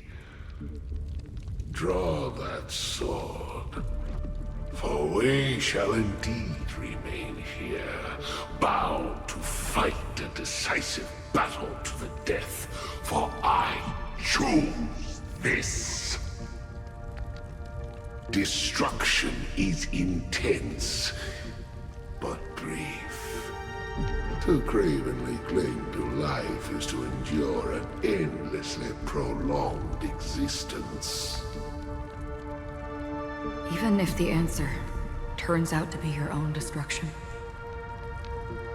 What is important is not the answer, It exists, just as you exist. Everything exists to be destroyed. Emanators are no different. Just as even sweet dreams may be born of the void, the so-called impossible is merely something that is yet to happen.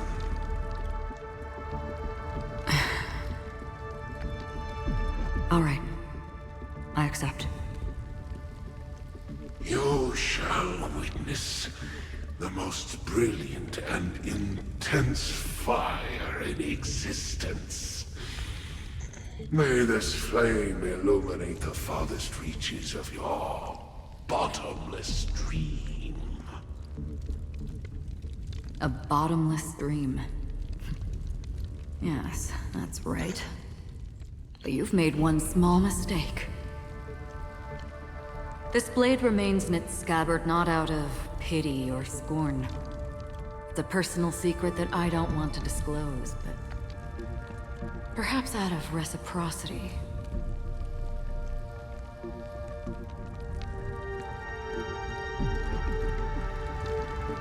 I'll reveal the truth to you. The hunt is not the path I truly follow.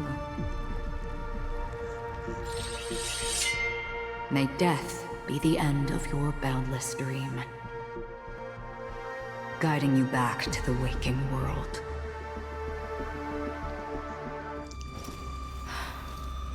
I still see them in my dreams. Hold it. Your time hasn't come yet. My time? Sam.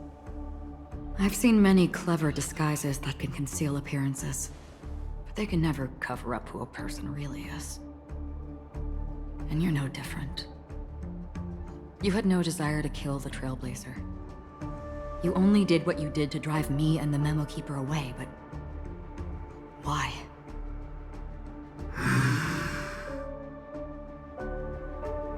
Did Destiny's slave make you do it? You know, Elio. I thought this is just the kind of thing that'd get written into your script. My script has always been brief. Other than that, anything beyond that is unnecessary. He knows my nature.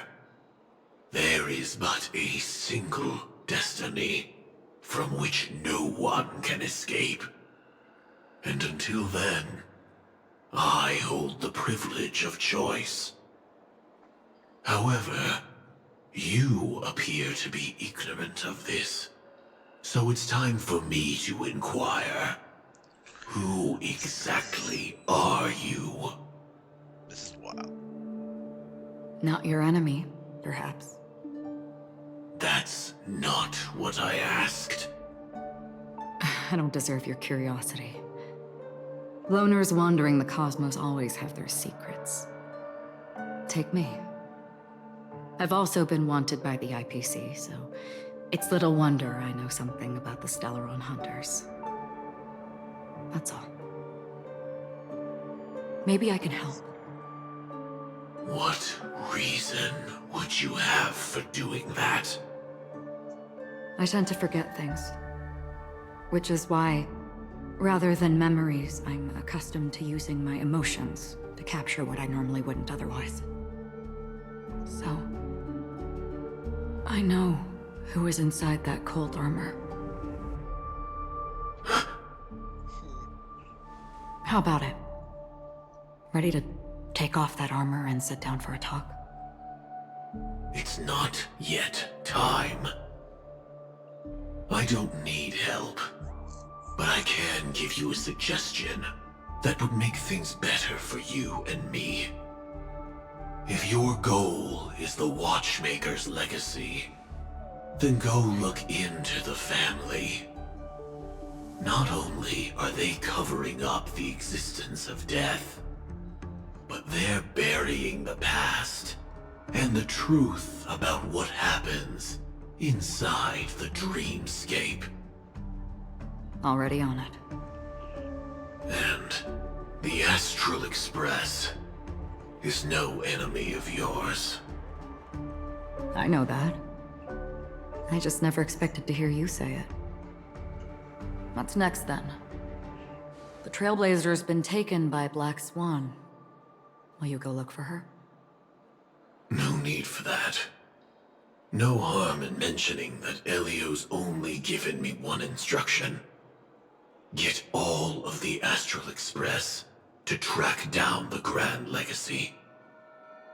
I tried settling this in an easier and more direct way, but as you can see, here I am, confronting you.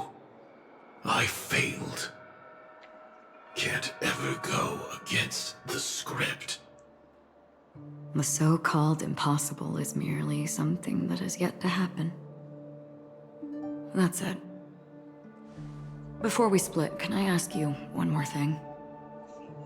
Is there anything else in your script about me? I'd like to know what kind of footnote I get to leave in that future foreseen by destiny. Red letter. Unfortunately, not a thing came up. I knew it.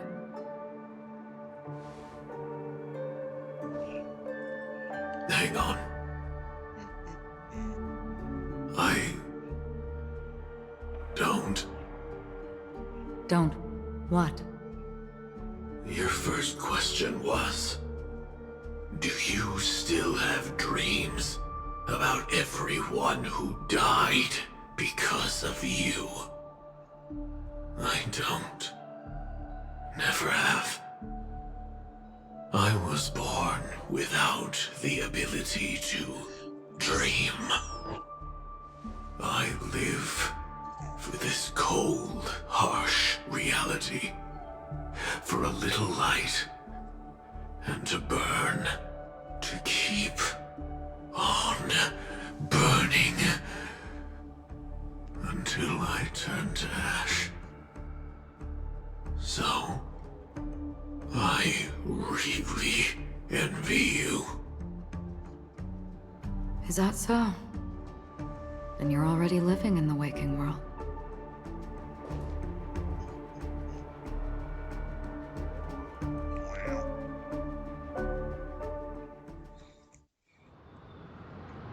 Present day golden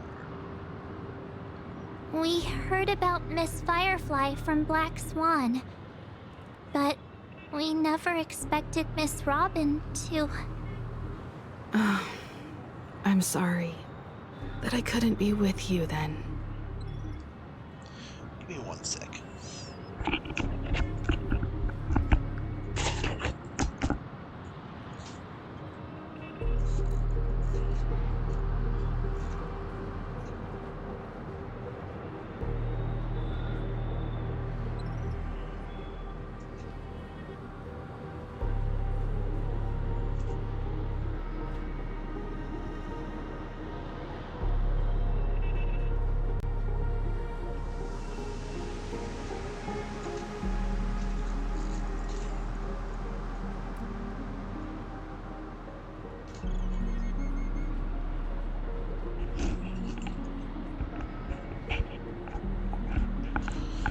Okay.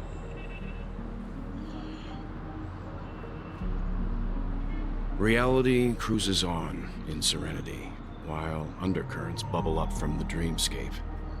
Just like that Memo Keeper said. Stay strong, everyone. We can still do what we can for them. Starting with finding the murderer. Let's recap everything then. The Trailblazer just reminded me of something. Marge, do you remember what that family rep who negotiated with us said? Indeed, we trust that the Nameless has nothing to do with this, and we also beg each of you to help assist the family in verifying the identity of the deceased. That's how it was put, in reference to Miss Firefly. Looking back, he seemed a little evasive at the time. And he also failed to mention anything about the earlier murder, too. The family's planning on covering up all news about Miss Robin's death. If news gets out, Penacony's going to turn into a bloodbath. But the murder that followed closely after was obviously beyond their anticipation. The family had to try and turn things to their advantage by bringing in reinforcements from outside. The Charmony Festival is nearly here. They must be snowed under. It may also be that Miss Firefly's murder had so many witnesses that it couldn't be covered up. So they went with the flow and let more people on the scene to control the situation. After all, the nature of the two murders is fundamentally different. The family's first protective measure should be against malicious actors among the guests, such as that IPC envoy.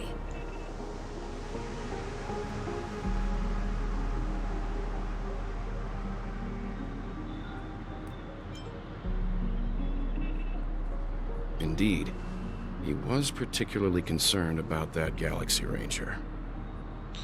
Are we missing the forest for the trees here? I always felt that Aventurine's reasons for accusing Miss Acheron were highly subtle. Can we believe him? At this point, I'm afraid the only ones we can trust are ourselves. Look, let's try to gather intel first and then list all the possible outcomes we can. Then we go through them, eliminating contradictions one by one. The fewer facts remaining, the closer we are to the truth. I've still got this sense of foreboding. It's like we're stuck in a whirlpool, spinning around that legacy even after everything that's happened. This time we're playing the role of a real detective.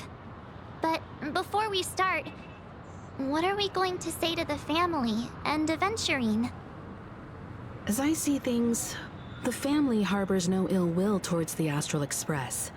If they didn't trust the crew, they wouldn't have casually commissioned outsiders to investigate a case that's, in all likelihood, a scandal. Plus, this is the family's turf. Teaming up with them should make things easier for us in the future. As for that Aventurine, well, I'd like to hear your thoughts. He's complex. He deliberately slow-played his hand during negotiations while running circles around us all the while. He appealed convincingly to both reason and emotion. It wasn't forced, but the intent was obvious. Still, it's good to have contacts among all this uncertainty. Aventurine showed his skills, and as far as our interests are aligned, he can become a reliable ally. We also need to keep a certain distance from the family. Never let them get too close. Teaming up with the IPC helps balance that out. If either side makes a move, we have the option to pull out. So you suggest accepting Aventurine's proposal to team up? Yes. It's risky, but we can only wait until both sides have played their cards before making any further judgments. I get why, but there's a whole lot of bad guys and girls around here, and I'm worried about getting stabbed in the back. She's been bullied a few times now, and I can't stand it anymore.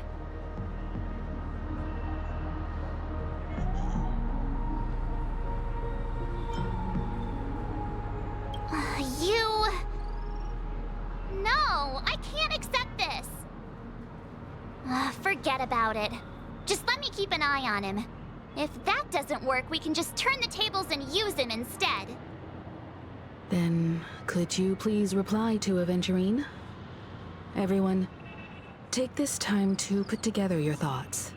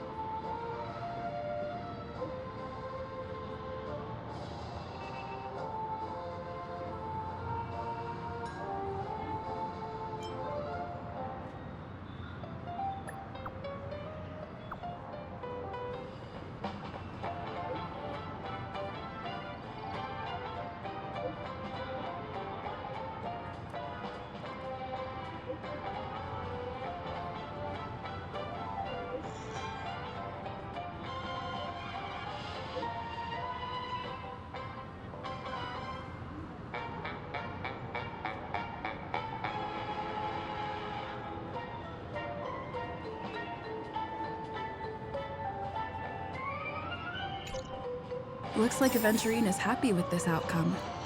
Let's tell everyone about it.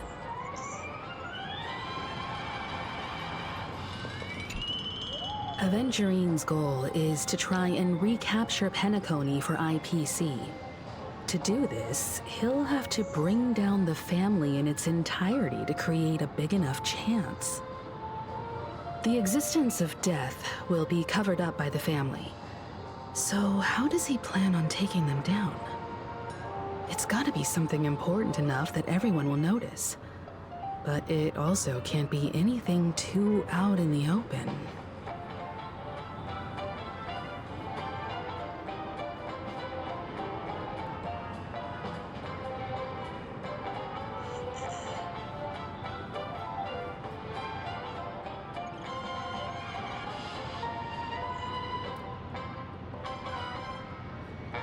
An attack on the hotel guests? Unlikely. Penacony's guests include quite a few bigwigs known throughout the whole cosmos. People who not even the IPC would dare take lightly. Aventurine is a shrewd merchant, and there's no way he doesn't know that.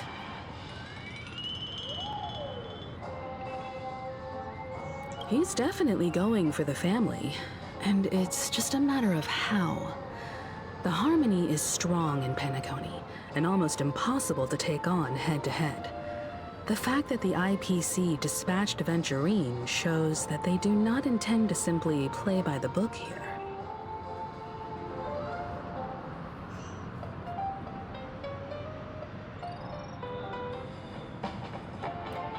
Aventurine has devoted considerable attention to her. But this Galaxy Ranger, we know hardly anything about her, and can't rush to any conclusions.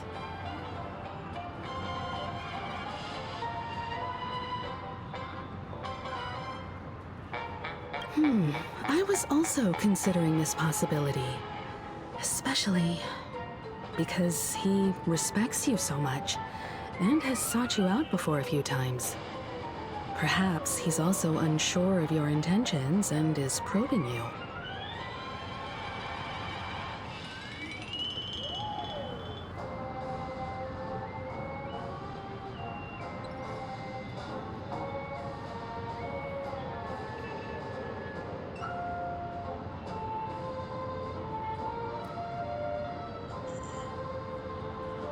I'm just speculating. In any case, we have to be careful when handling Aventurine. He's skilled at reading people and discerning the right moment to strike. Also, he's clearly a born gambler if he's willing to go all in to win.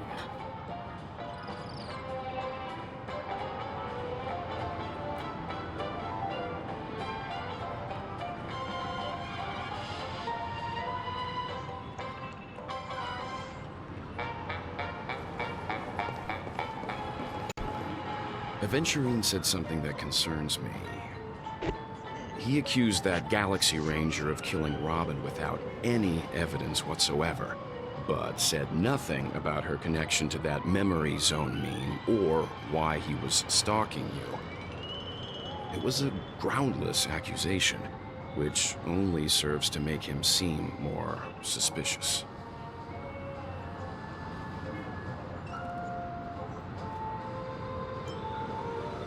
Maybe Aventurine's goal was never to gain our trust. Maybe he wanted to foster a feeling of enmity towards Acheron and make the situation more volatile.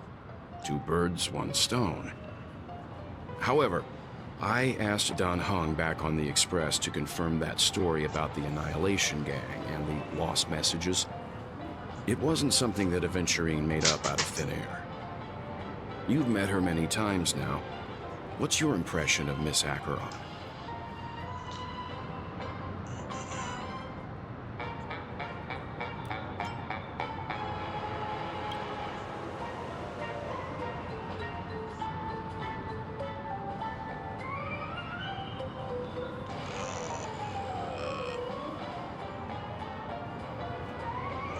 That fits the stereotype of a Galaxy Ranger to a T.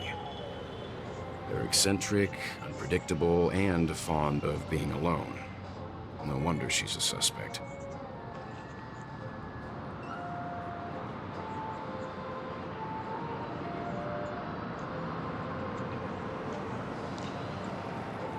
I really love Clocky. Checked off the list. March has appeared by himself. A majestic hall of art? Most. I hope it's not too soon to bring it up, but I feel like Miss Robin isn't actually dead, but that she's still alive and well. Somewhere. That everything's just some horrible prank. Because aren't we supposed to be inside a dream? How could someone die in a beautiful dreamscape like this? Shouldn't only good things happen here? Whenever I see the Grand Theater, I just can't stop all these thoughts from flooding my head.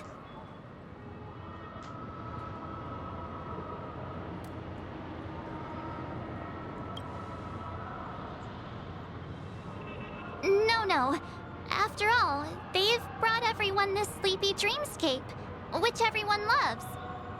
I just feel like I'm starting to understand them less and less. Everyone's still having a great time out there on the streets. Nobody knows what's happened. It's all so unreal. As if Firefly, Miss Robin, and us we're all outsiders from another world. Aw, what a mess. I really want a nice cool drink of soda to help me calm down. But then I'd be just like everyone else out on the streets. Looks like Aventurine doesn't need anything else. Let's turn our attention to the family's assignment for now. Himiko, what do you think? Among our current clues, the two murders that she witnessed are the most directly connected. I suggest starting here. One thing I'm curious about is, if a person dies in a dream, what happens to them in real life? Seeing as we're at the family's behest, why not pop back out to reality and verify Miss Firefly's situation back at the hotel? Perhaps we could also make a few inquiries about Miss Robin while we're out there. How about we split off into two groups? There are still some things worth focusing on inside the dreamscape. I'll investigate those, and we can link up again later. Worth focusing on? Oh. No problem. I'll leave it to you then. Huh? Aw, I thought I'd finally get to see Himiko and Mr. Yang go out on a mission together.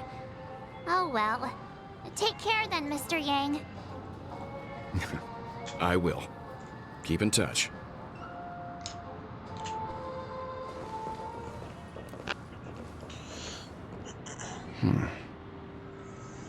Honored guest, could you come out for a second?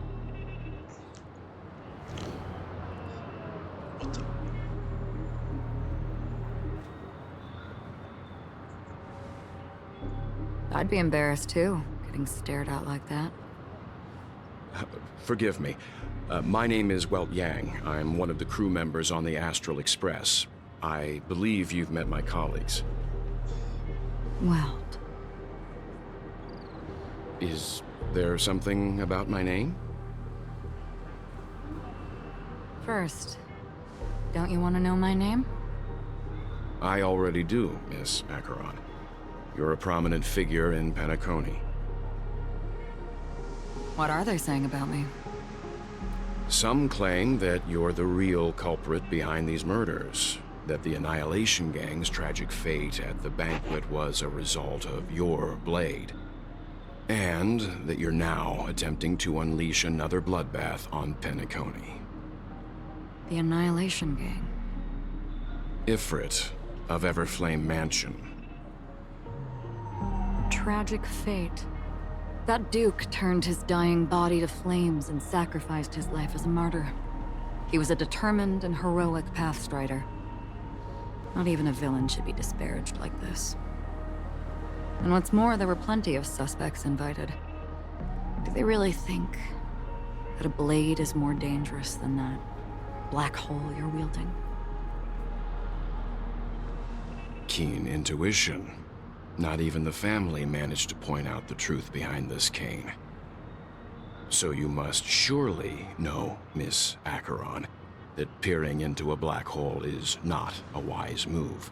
As a potential threat, your knowledge of us has reached uncomfortable depths. Reveal your true identity and intentions. Otherwise, brace yourself for gravitational disintegration. That shouldn't be necessary. But if it makes the Nameless feel less defensive, I'll be happy to abide. Believe it or not, Galaxy Ranger, Acheron, those are the names I go by to this very day. My trip to Penacony is solely to fulfill an old, final request. I'm here for the Watchmaker's legacy. And that's it. I think I've been honest enough. Still unwilling to reveal your true identity? It's not that I don't want to. It's just that I can't.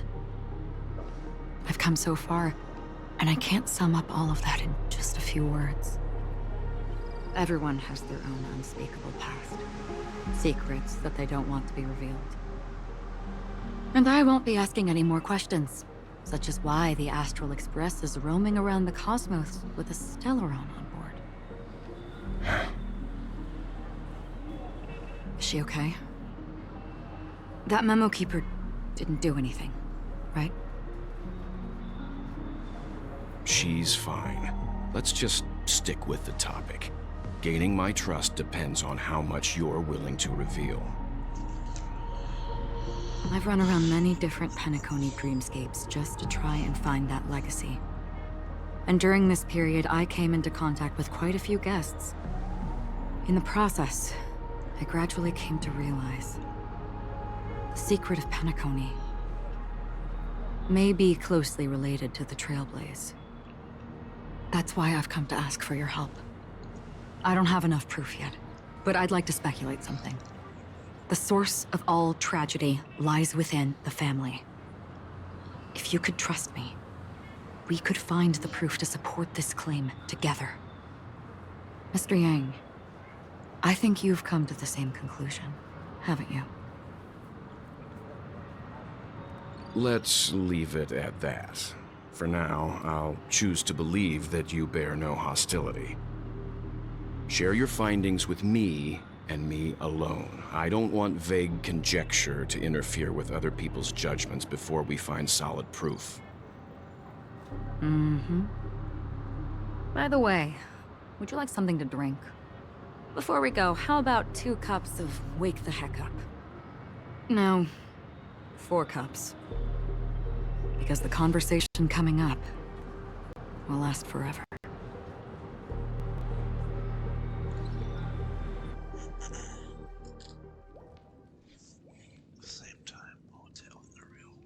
I've been watching her closely for a while now, and the first invitation was in the banquet hall of the hotel.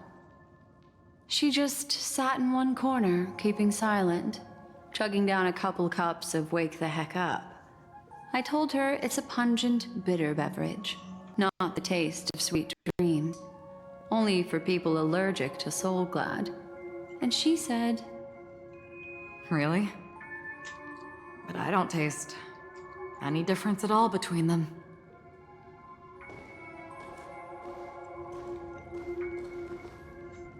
the guest rooms are charmingly minimalist.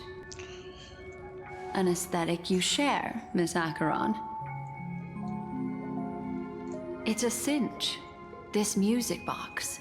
The invitation received by the Annihilation Gang. There are latent memories that linger on it yet. You see, memories of you are not yours alone. They travel in other people, other things. I know much, and I can predict even more. With some help, the dead can be made to speak. The Annihilation Gang That band of desperados who all disappeared after meeting you. What exactly happened to them? Well, let me reveal all.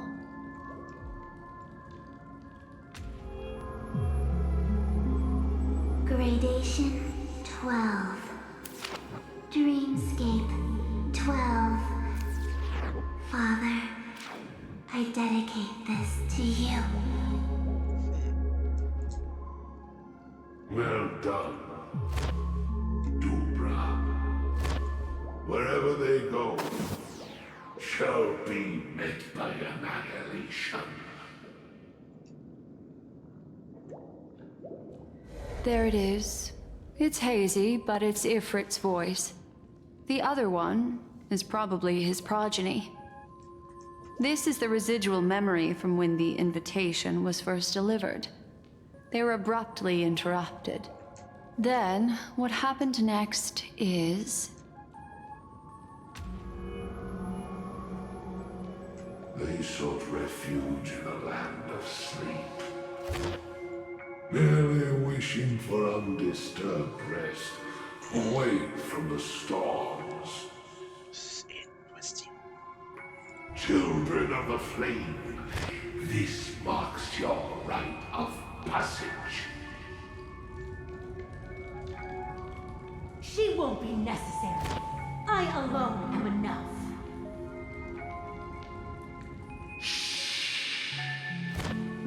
When have those on the path of destruction feared death? The Everflame Mansion has set out on a journey.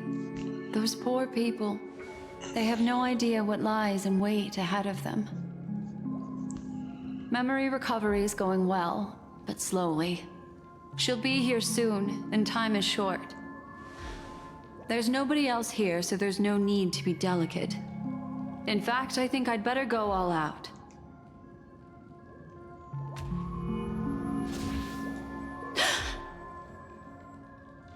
What happened?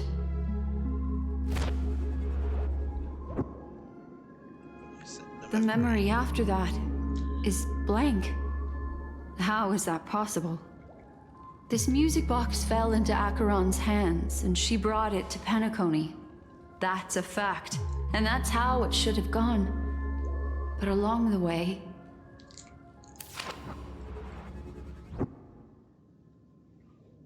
it's like it's been erased. Who's done this?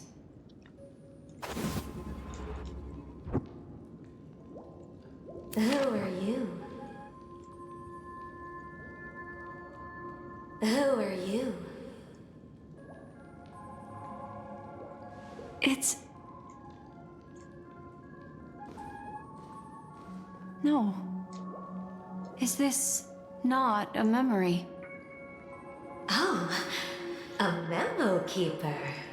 Do you serve the Garden of Recollection? Or the Cremators?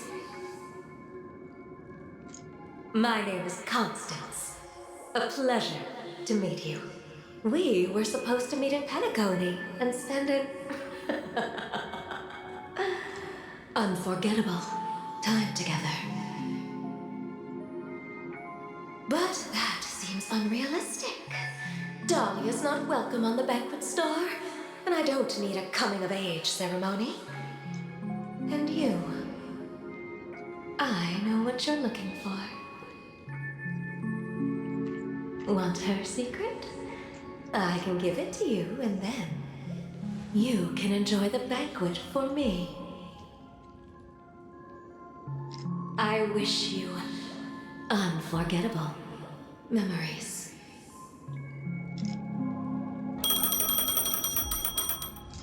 Oh. A phone. Wanna listen in?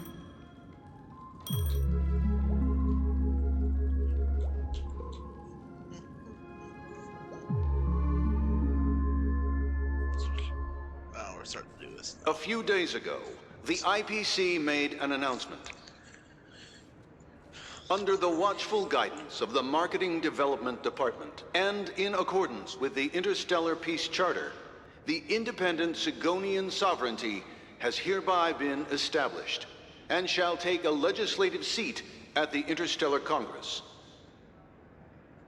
The formation of the Sigonian sovereignty is of great historical significance to the Sigonia system. This move puts an end to the planet's long and bloody history, turning the sensational Kataka-Abjin extinction event into a distant memory. Sigonia 4 is located in an unclaimed zone at the intersection of the Denise, Prothean, and Dorneau star clusters. The planet's surface environment is known for being extremely harsh, constantly faced with the threat of impact from small-scale celestial objects. This is why very few intelligent species have made this planet their home, dividing themselves into several tribes to eke out nomad lifestyles as they struggle to survive the arid desert wilderness. They have developed their own folk beliefs that are independent of the Eon belief system. Sigonia. Sigonia. Ravenous eye of the storm, spurned by all the gods. Land of rock, but not water. Lightning, but not rain. Blood, but not tears. You beat us with your falling stars. You lash us with wind and storm. You chew us up with the cracked earth.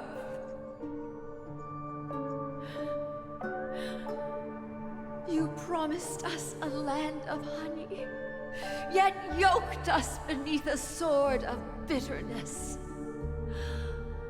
Oh, Gaiathra Triclops, if thou can hear me, please open up thy 3 eyes and gaze upon this child. When you took his father, my child was still sleeping in my belly. And where my husband went, I too soon must go. I don't ask for a peaceful death. Just for you to tell me, does the baby swaddled sweetly asleep? Does he dream of his mother's heartbeat and the sound of falling rain? Please tell me whether this life is all just a fleeting dream. Otherwise, why would this child be born to face impending death? Mommy! Mommy! Mommy, the rain. It's raining. Raining?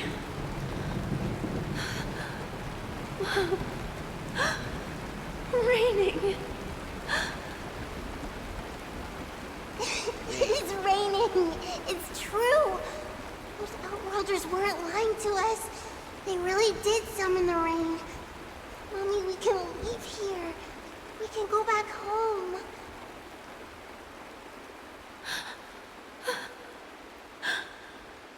Back home. Gaiathra Triclops. You came. Do you hear that? Thank you. Thank you.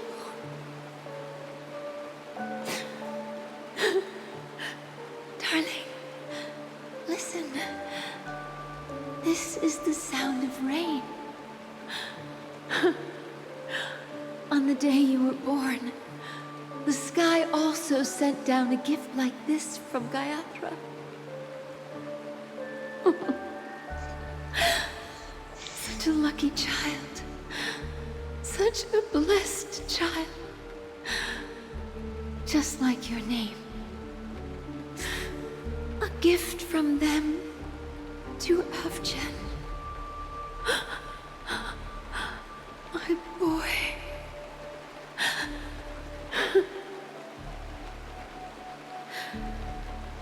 May the goddess Gayatri close her eyes 3 times.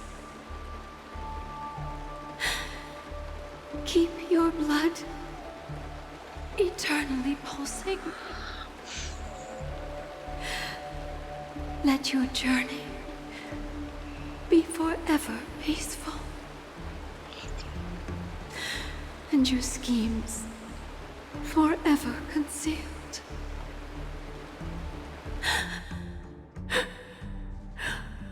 Welcome to this sad world, Kakavasha.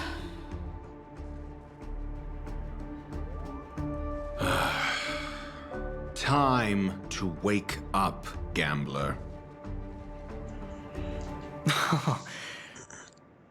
Oh, heavens.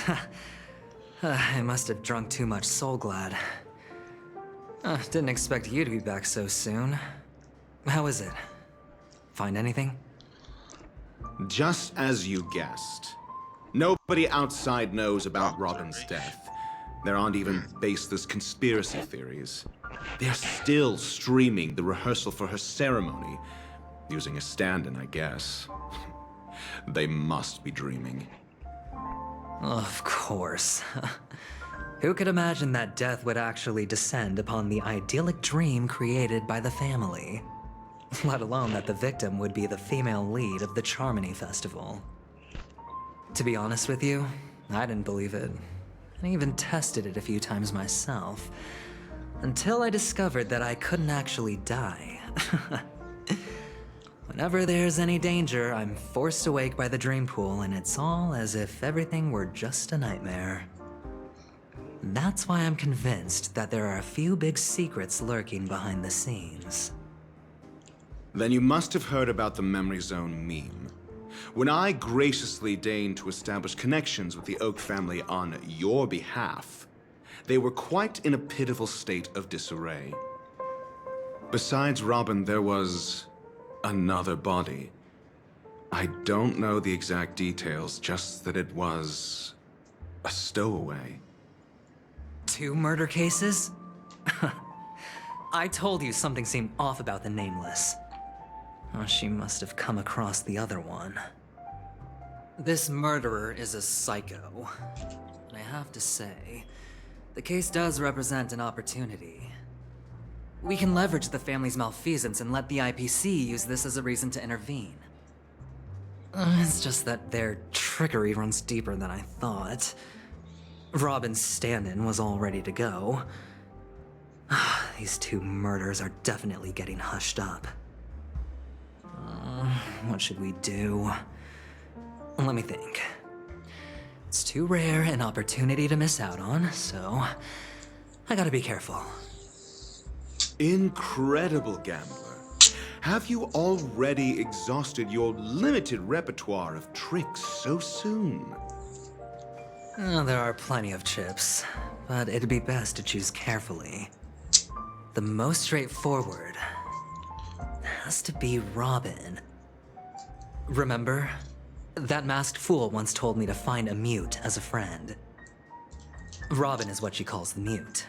She has lost her voice, and while most people can't pick up on it, you and I cannot mistake that sound.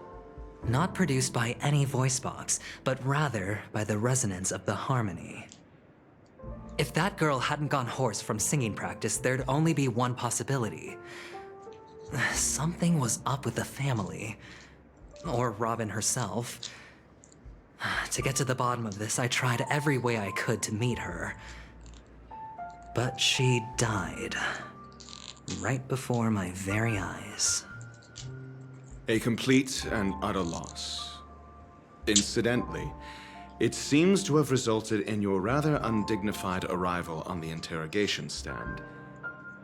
There were eyewitnesses at the scene, and the family, in their graciousness, has tentatively accepted your alibi.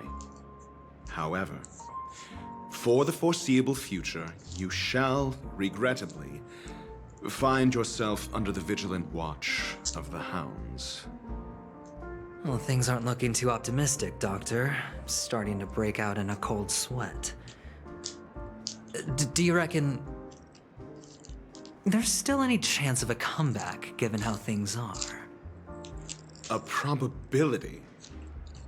Yes, it exists, but it verges on the infinitesimal. To phrase it in a manner more befitting the vernacular of Penacony, you're dreaming. But if you simply can't control yourself and want to try your hand, then there just so happens to be a suitable candidate. Cool. Yeah. That man wants to see you again. Who? Sunday. Is this a public hearing or a private trial? If it were the former, it would hardly befit my stature to stoop to the role of a mere messenger. Fine. Oh, that's great. It's all great. You see, the dead can't talk, but the living can. Ratio, I'm convinced now that there must be something wrong inside the family. Oh, just you wait and see. Batman's sister has died. He can't sit on his hands. Well, without any further ado, let's set off. Lead the way. The show is about to begin.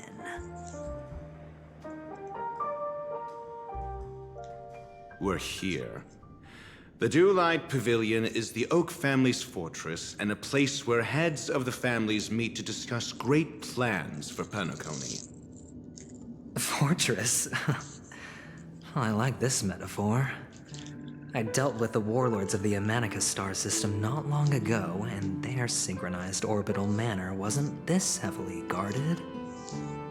This mansion nominally belongs to Sunday, and is very befitting of its owner. Without his express invitation, the likes of ordinary guests would never grace these grounds in their lifetimes. Look around while you still have this moment of freedom. Hey, Doc, whose side are you on anyway? Who's to say I won't sell you out? We'll see. When we meet the authoritarian master of the Oak family, I'll pry an answer out of him. Follow me and I'll bring you to his parlor. Hold your tongue and let me deal with the members of the family.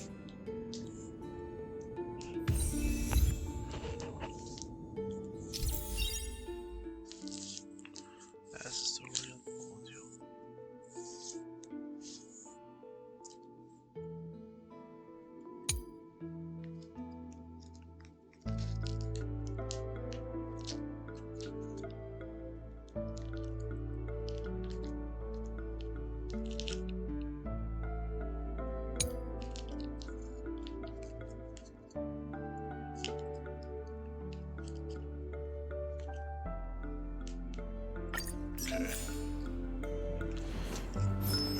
Give me one.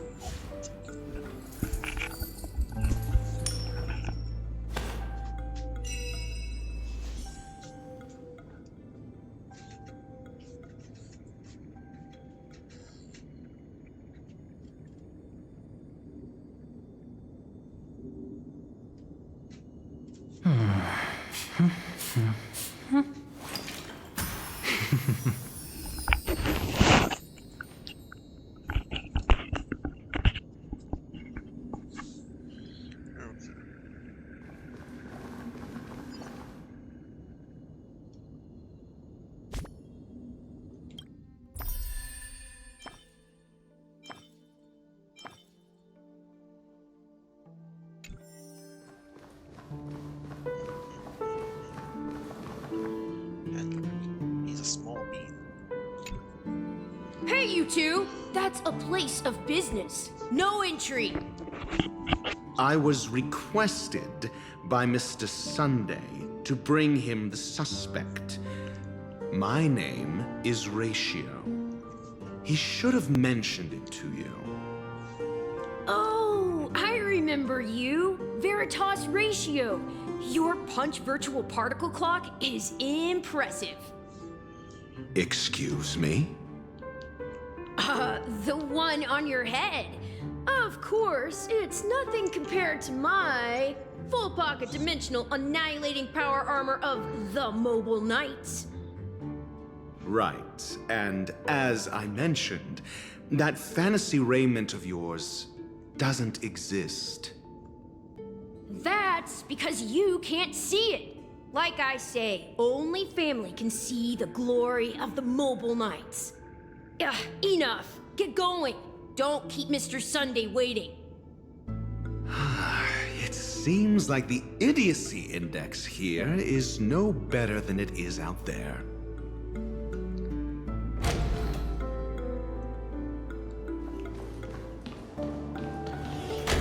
A dead end? The door is shut tight. Looks like we're on our own. I mean, there isn't a door.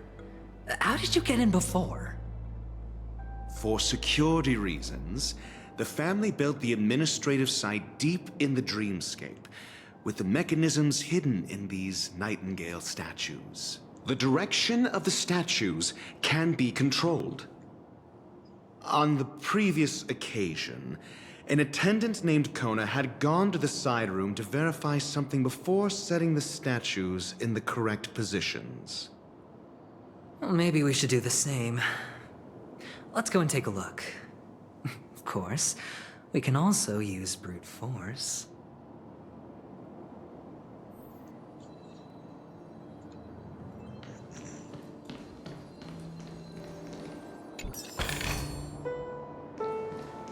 Treasure.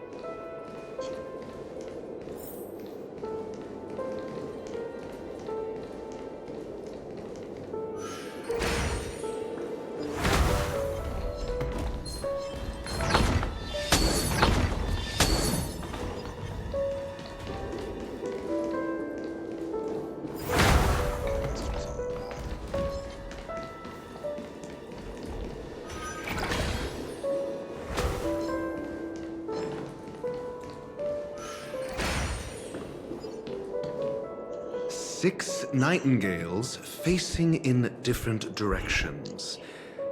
An obvious hint. But are these nightingales? They are. What's wrong? How can nightingales be so huge? They look more like torment eagles to me. There are no eagles in the 5 families, only nightingales. Why am I wasting time with you on this?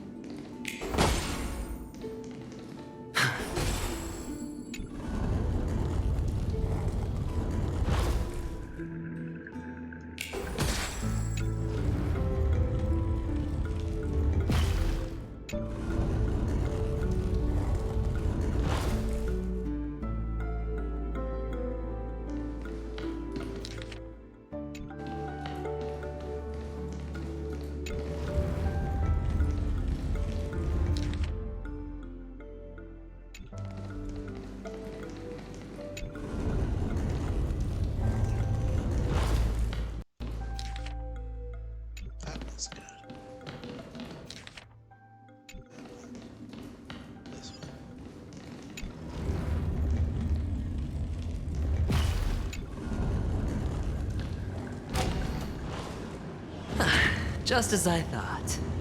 Here's the correct answer. A truly miraculous discovery. Perhaps I should offer you the chance to join the Genius Society. Really? Well, I thought you'd given up on that already. I was being sarcastic. Can't you tell?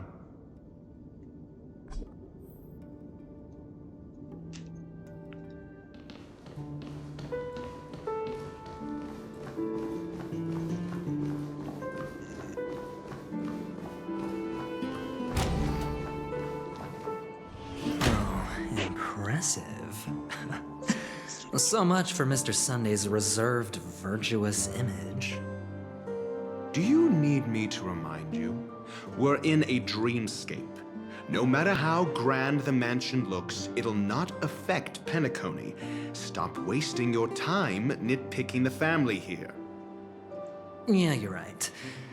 The only way to destroy the family is death. Sunday must have thought the same. Let's head down.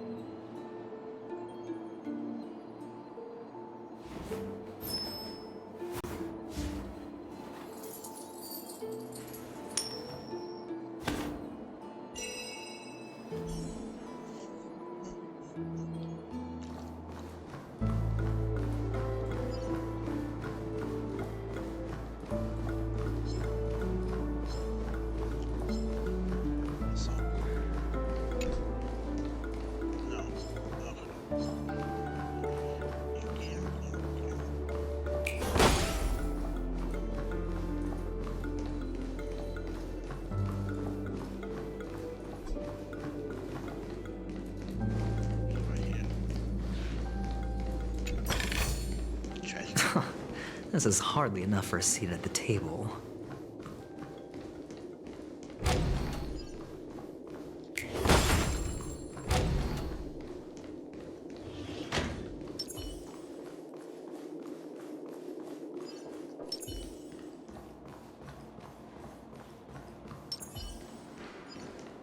Hold on.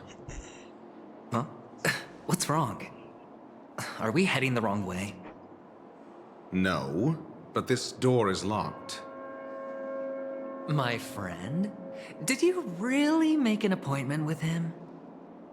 It's a trial. You got to prove your worth to Sunday before you can speak with him. If I'm not wrong, we need to find a way to open this door in the hall, or this place will be our prison. Oh, an escape room. My favorite. Get serious. I've no time for games. Let's head back. The hint is probably in that prominent sandpit. Wow. That's an enormous sandpit. I'd love to build a tall building for myself. Once I have enough savings.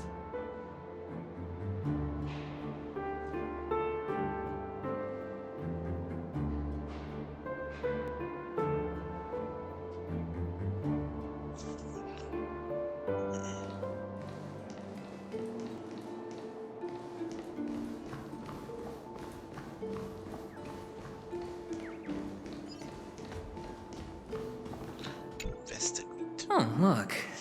There's a noticeable gap in the model. I believe you're right. There wasn't a gap before. That man must have done it intentionally. Well, with your brilliant mind, you shouldn't have any trouble recalling what was here last time. Right, Doctor? Of course. Let's look around. When I see it, I will know it. Fine. Fine. Why do I feel that we're pursuing a degree in burglary now?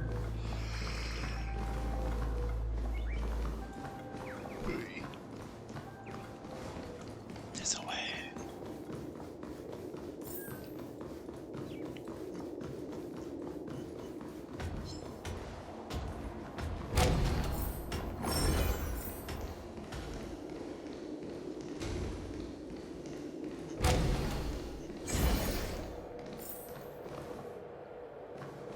found it. This is it.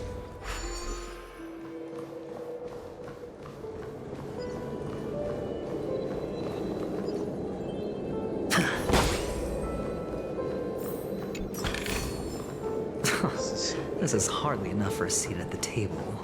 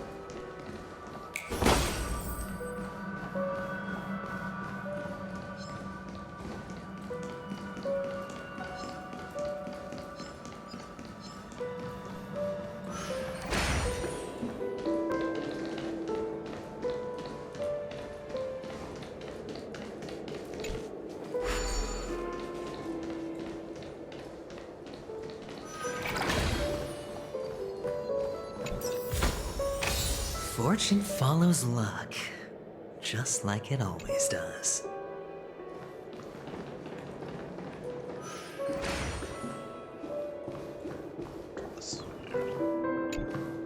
Huh. And the nameplate reads Gulliver's Arch. Well, I'm amazed you can remember something this tiny. You know, this reminds me of a tunnel I once saw that could shrink people who passed through it. If I were you, I would shut my mouth. It's wise to remain silent when you should.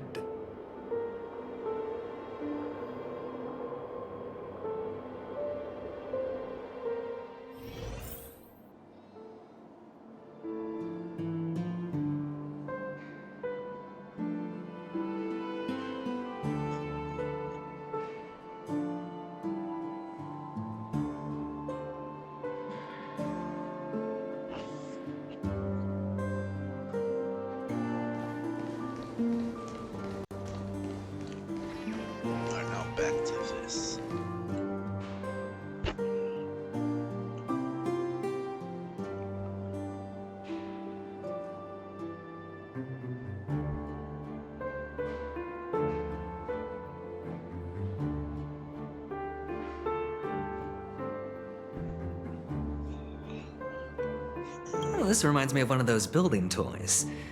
You know, with the blocks. I've never played with them before.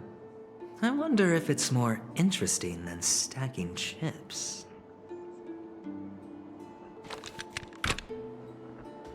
Oh, look. The gap is closed. And it fits perfectly. So, what's next?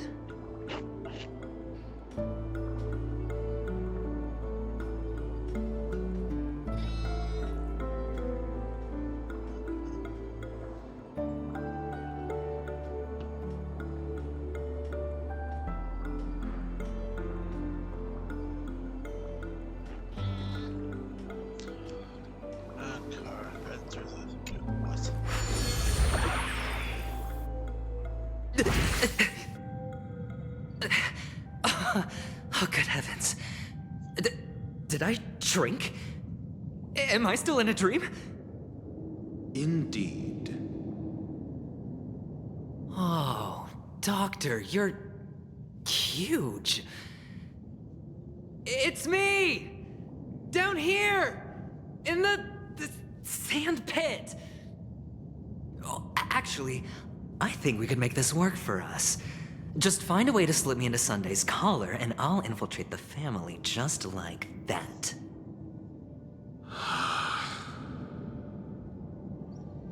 Oh, fine. I was just kidding. Let's find a way to open the door.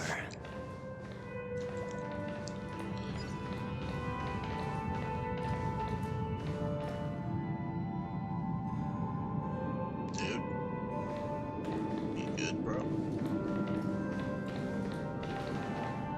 I think he's broken.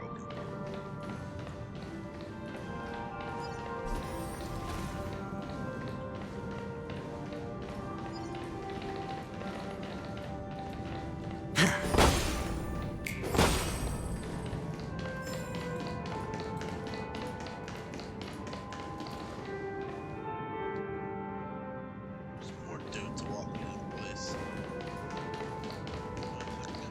Dead dudes.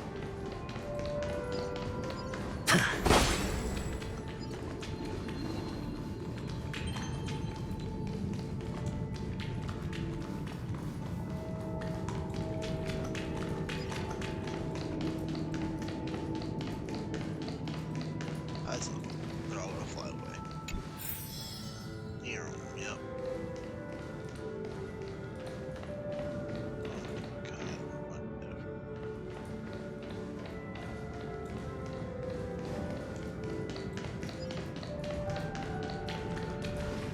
Hello! Welcome to the Golden Hour base model. I am an Oak Soldier. I will be here to guide you through the tour of the base model. Happy to be of service. And tell me about the tour. Hello! Welcome to the Golden Hour base model. I am an Oak Soldier. I will be here to guide you through the tour of the base model.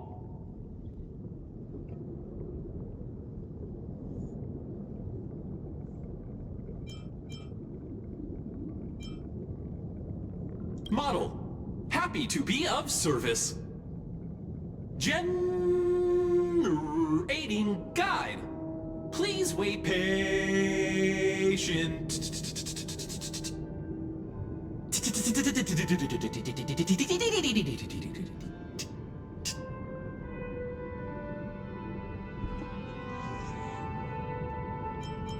Found the nearest check-in spot. Please look behind me. A capsule machine model.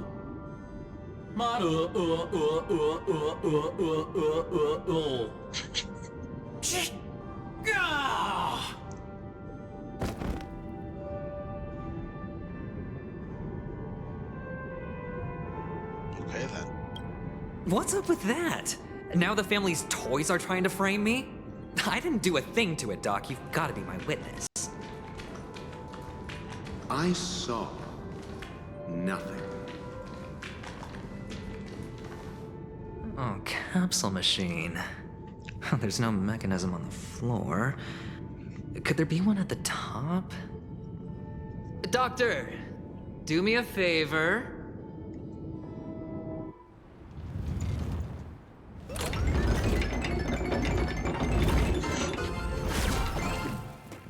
So, I was right. These models have interiors that look exactly like the real buildings. The only difference is that no one lives in them. Funny that Sunday puts a miniature that makes him seem like a giant by comparison, right where he can see it first thing in the morning. Insecure much?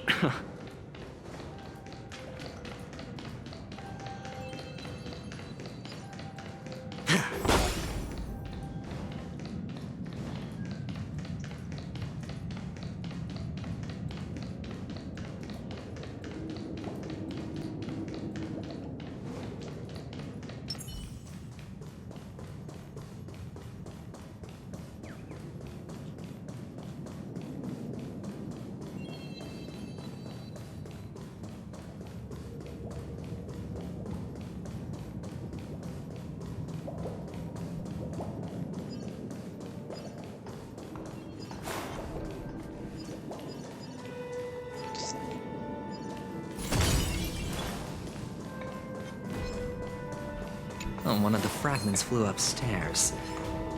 I'll need to use the pinball machine to flick myself up there. But it's tough.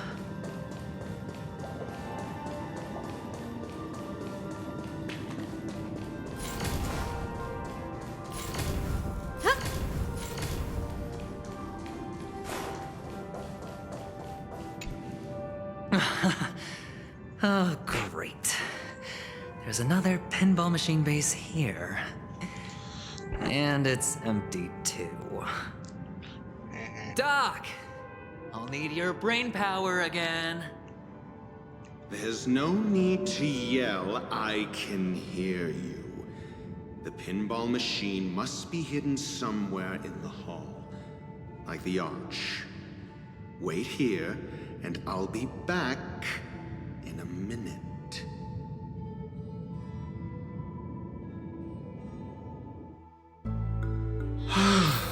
Finally, a moment of peace.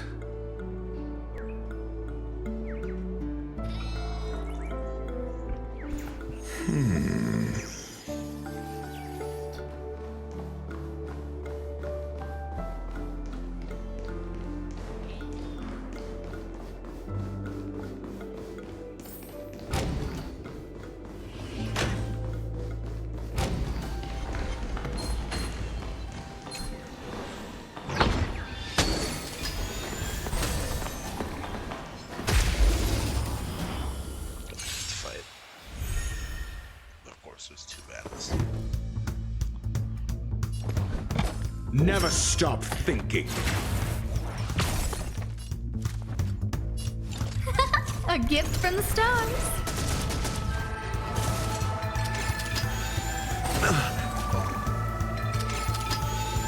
I like that confidence. The die is cast. That's all you've got?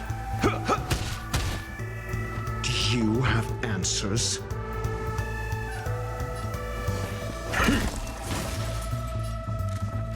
Who's the lucky one today? Everything is ordained by the stars. Oh, profound secrets of the stars. Give these trailblazers your blessing.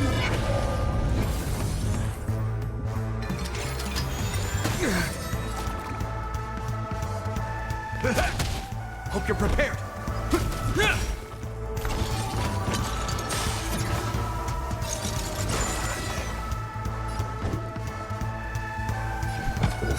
Answer me. Scared yet? Step up, let's see ya. This ends here.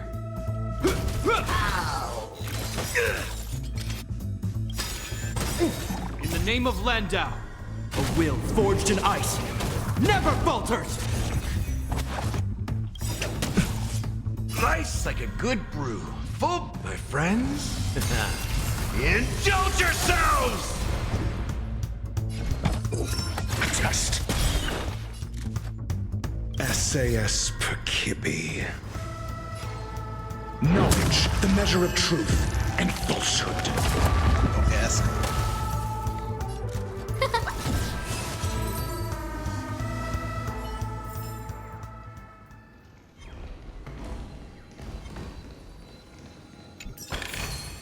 Since when were knowledge and wealth mutually exclusive?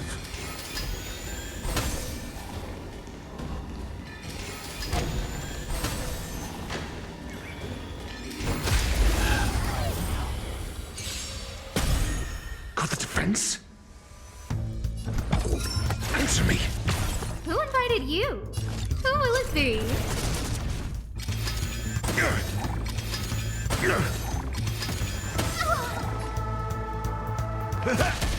Hope you're prepared. Is that all? Got the defense? A test.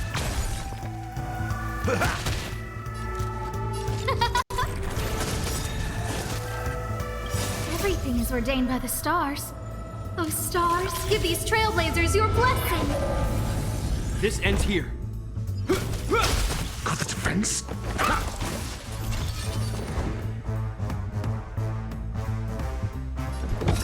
Answer me. No manners, huh? SAS Percipi. Knowledge, the measure of truth and falsehood. Who will it be? Freedom.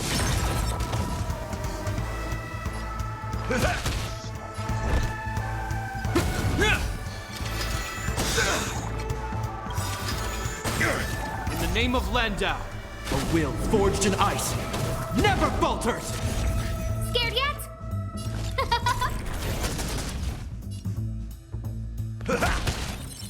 I'm asking questions. Is that all? Hope you're prepared. Scared yet? Who will it be?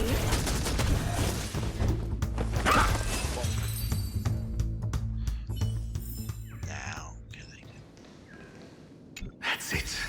Pleasant moments of solitude are always fleeting.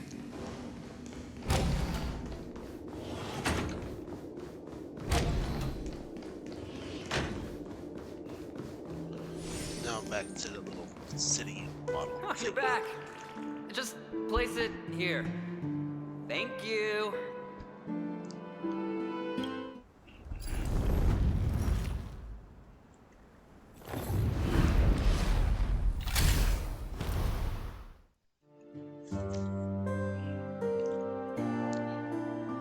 Thanks, Doc.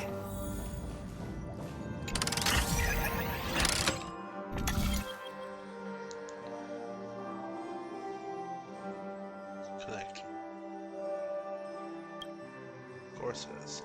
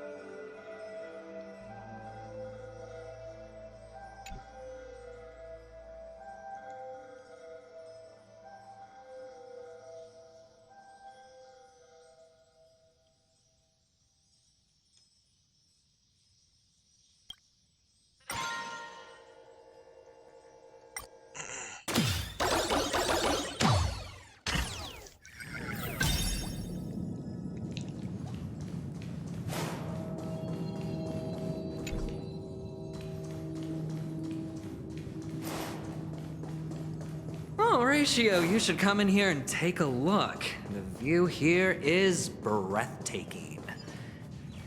Honestly, you could easily squash me with just a pinch. If that is your wish, I will do so without a moment's hesitation.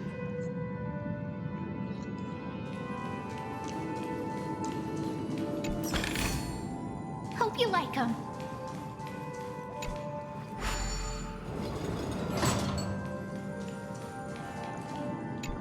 Hold on. Piece of cake.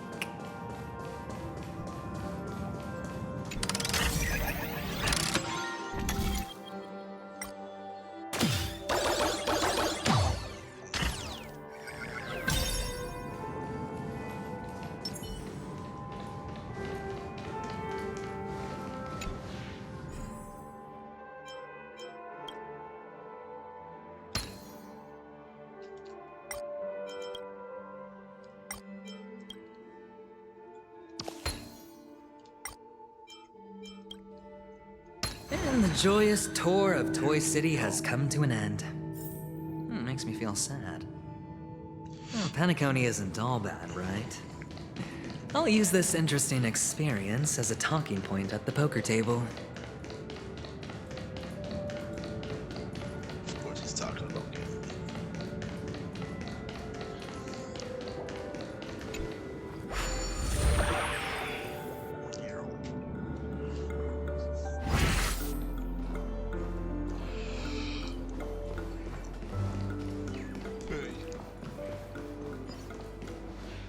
It's a pity you made it out of the sandpit alive. Sunday is just beyond this door. From my limited understanding, he's not someone easily handled. Are you prepared? Yeah. Only I believe he's the one who should be prepared to face me. Tell me about your plan. I don't have a plan. I'll just play it by ear. There are only two kinds of bargaining chips when dealing with people. Benefit or fear. Looks like sincerity isn't in your dictionary. Am I not sincere enough? There's no need to emphasize it. We've got to make good use of death. That man's sister is dead. He won't be able to turn a blind eye, and that's fear. And I'll help him find the murderer. He can't do it due to his status and position, but I can. And that's benefit. On what basis do you believe he's incapable, necessitating the delegation to someone from a rival faction, the IPC? Simple. Because that murderer could very well be a traitor hiding inside the family. Do you mean the Galaxy Ranger whom you accused previously? That was just an excuse, good doctor. There's something wrong with that woman, and we need someone who can keep her in check. It's better to minimize the variables outside our control while we execute our plans. Moreover, I need to know her identity. If I'm lucky. She could be an important pawn. And it's good to have more helpful friends when dealing with this matter. But honestly, the murder case is likely unrelated to her. I believe my standpoint. There's a rat in the family. Otherwise, why would Mr. Sunday arrange a private meeting with us? This isn't an interrogation, but a secret negotiation. We'll see. Using Robin's death as a bargaining chip, I'll win back my freedom and power.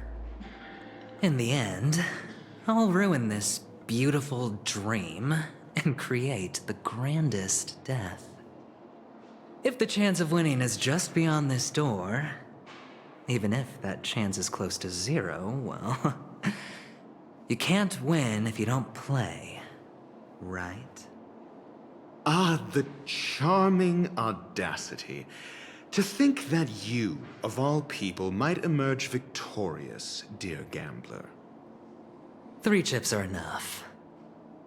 All or nothing.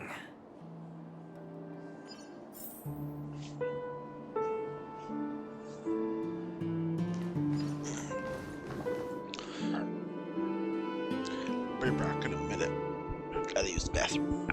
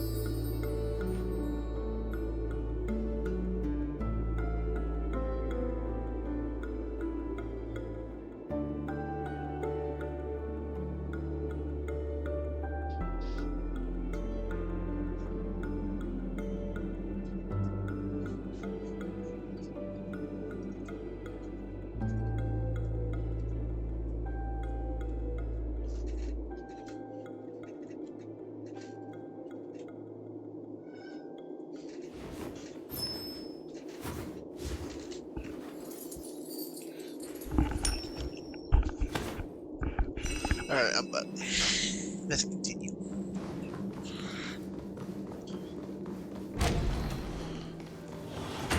It seems my puzzles are too effortless for you, IPC Ambassador. I appreciate your words. And I see you put a lot of effort into welcoming me, Mr. Sunday. However, this is no way to greet a guest. Well, this isn't an invitation, but a summoning. Before we speak, I need to test your character. I imagine this knowledgeable doctor friend of yours has been of great help, yes? Certainly. You ought to know this better than I do. He's already faithfully fulfilled his duties, hasn't he? Yes, the doctor has assured me of your noble character. He considers you, like himself, a virtuous person who can be trusted by the family. I have come to know you very well as a person, Mr. Aventurine. You're diligent, generous, and willing to cooperate. The fact that you succeeded in overcoming many obstacles just to meet me gave me the reason to believe in your wisdom and courage. But there's one thing I must ask you. That is, you've used your wisdom at the wrong place to meet the wrong person and put yourself in a situation where you shouldn't be, witnessing a tragedy that shouldn't have happened. You don't look too well. Am I making you anxious? If not, then it means I'm on your side. If I wasn't mistaken, you'd just made a serious accusation against the family. No, you weren't mistaken. For depravity is creeping in around you. Well, there's no need for us to be evasive. Let's talk about your sister. Your sister's talent is unrivaled in the world of show business.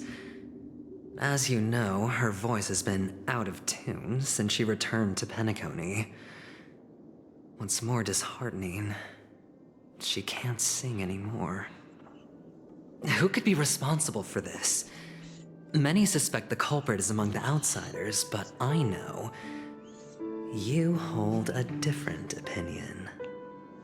Now your noble status has become a shackle, preventing you from apprehending the murderer and avenging your sister's death. You're feeling anxious because you're out on a limb. But don't worry, I'm on your side. I'm immensely honored by your concern for me, Mr. Aventurine. Since you're so selfless and generous, I believe you wouldn't ask for anything in return, would you? Well, naturally, you wouldn't incur any loss from this.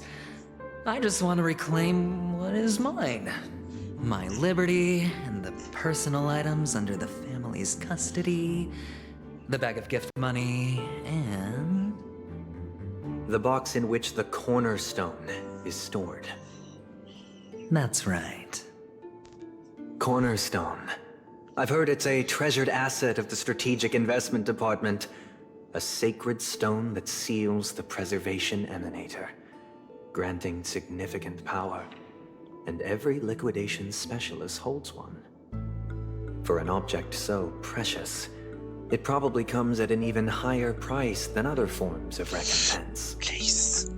Well, I'm sure you're aware of the high level of risk I'll be undertaking to bring the truth to light. Mr. Aventurine, when you are out and about, do you always make adjustments to your appearance? Your tie should be on the center line. Your shirt must not protrude from your vest. Your trouser creases should be perfectly straight and always aligned with the tips of your shoes. Of course. But I don't, because it's not appropriate to do so in public. You should make sure everything is presentable and in order before leaving the house. I'm not the kind that takes risks.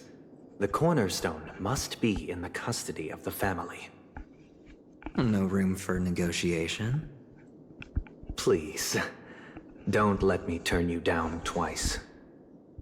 Sure. The gift money is good enough. I suppose you wouldn't mind that. After all, A merchant can't function without a bargaining chip. You compromised quicker than I thought. Unfortunately, it's a gambler that needs a bargaining chip, not a merchant. I can give you your gift money, but before that, I want you to tell me.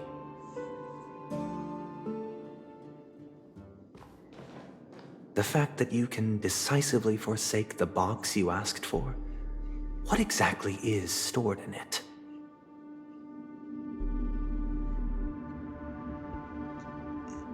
Oh, triple-faced soul, please sear his tongue and palms with a hot iron, so that he will not be able to fabricate lies and make false vows.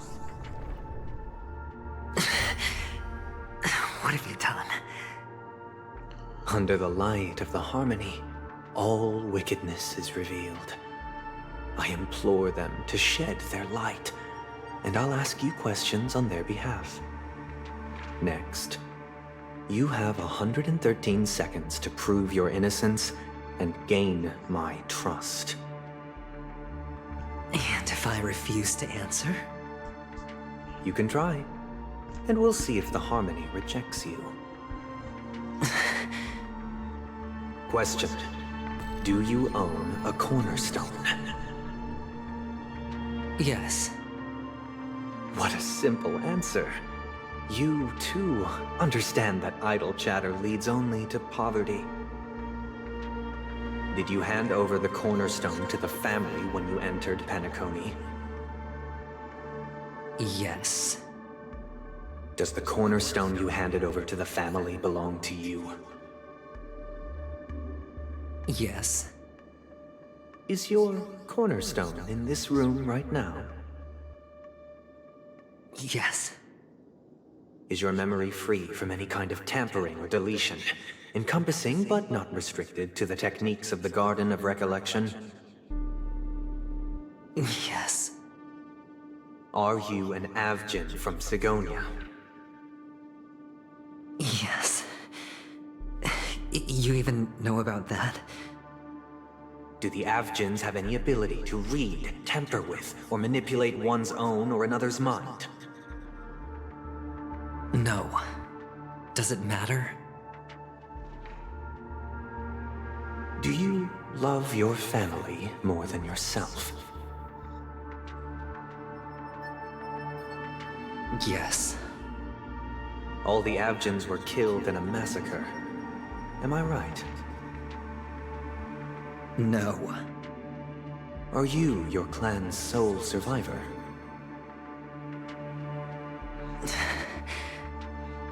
Perhaps.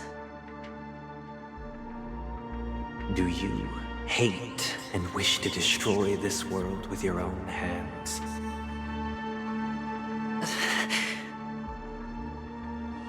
I don't know. Interesting. Now, the final question.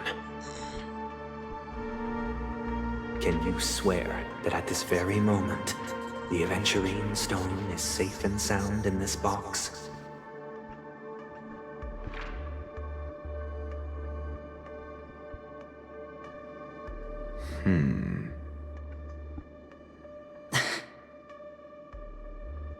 Of course. Looks like we can get an answer. Open it, Mr. Aventurine. It's your last chance to defend your honor. Someone's gonna explode. I just have that feeling.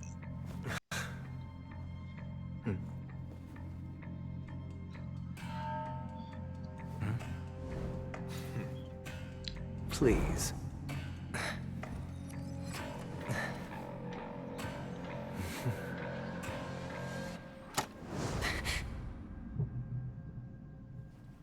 Are these what you're looking for?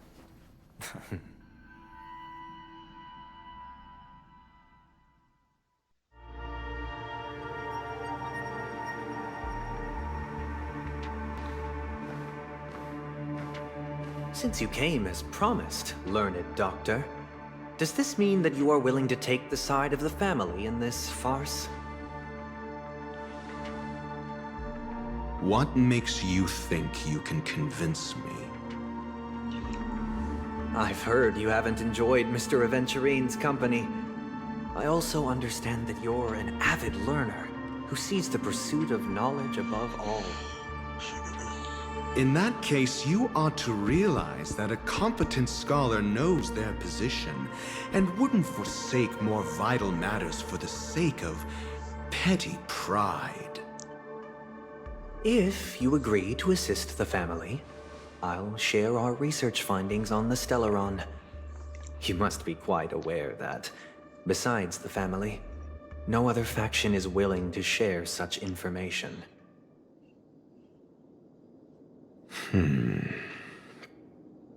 Cut to the chase. What do you need from me? I need Mr. Aventurine's comprehensive plan. Haven't you confiscated his cornerstone? You can't expect a featherless bird to take flight.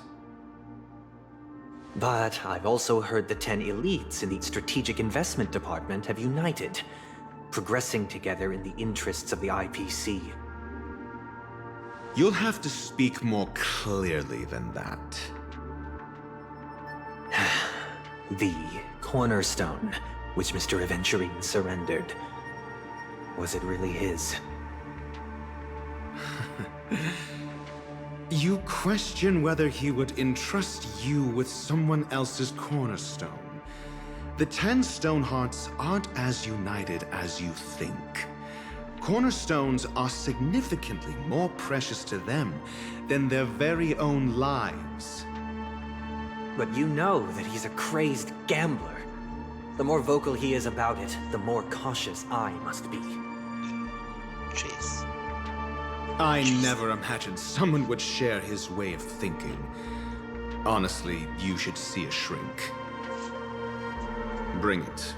The box containing the cornerstone is unique, and only IPC senior staff and related members can access it.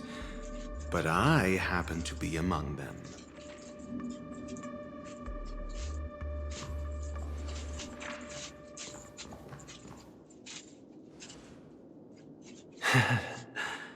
I appreciate it.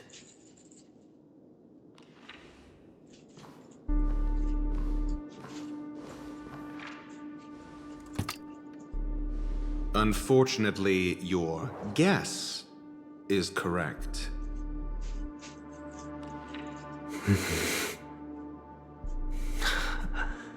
The golden stone. Its color and glow are similar to that of Klepoth's body. This is the very ruse he intends to use to fool you. He won't reveal to you that the 10 Stonehearts chisel their own will into the cornerstones, granting them an unparalleled radiance. And this golden stone is also known as a topaz, not a Aventurine. And it belongs to Topaz.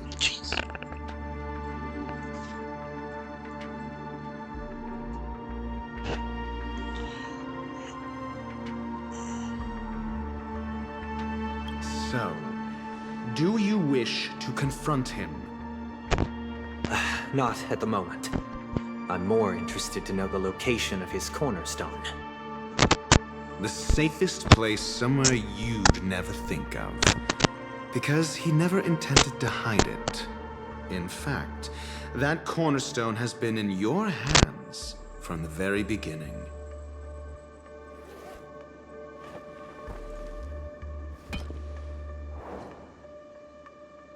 I see. This bag. Mixing a cornerstone, more precious than life itself, with a bunch of worthless jewels, disguised as a gift of money waiting to be confiscated, is indeed in line with Mr. Aventurine's style. Then he makes up some trivial excuse, downplaying the matter, and requests the gift money. This is a gamble, one he's all too familiar with, betting on your single misstep, leading to a total loss. Learned doctor, I am grateful for your help. The family will surely reward a righteous person like you. As for the villain, I hope he retreats in humiliation. It was all thanks to your friend with a keen eye that I could add a blot of utter failure to your storied career. Ratio, you wretch. Finally shown your true colors, huh? Oh, and just to remind you, you currently only have 17 system hours left to live. Treasure your remaining time, and savor the delectable aftertaste of defeat. You might as well explain yourself a little more clearly. What I performed on you just now was the Harmony's consecration. You were to show allegiance beneath the illumination of their grace. Yet you acted willfully, uttering nothing but falsehoods, transforming the consecration into a trial. I genuinely see no reason to absolve you from it. Is this what the Harmony represents?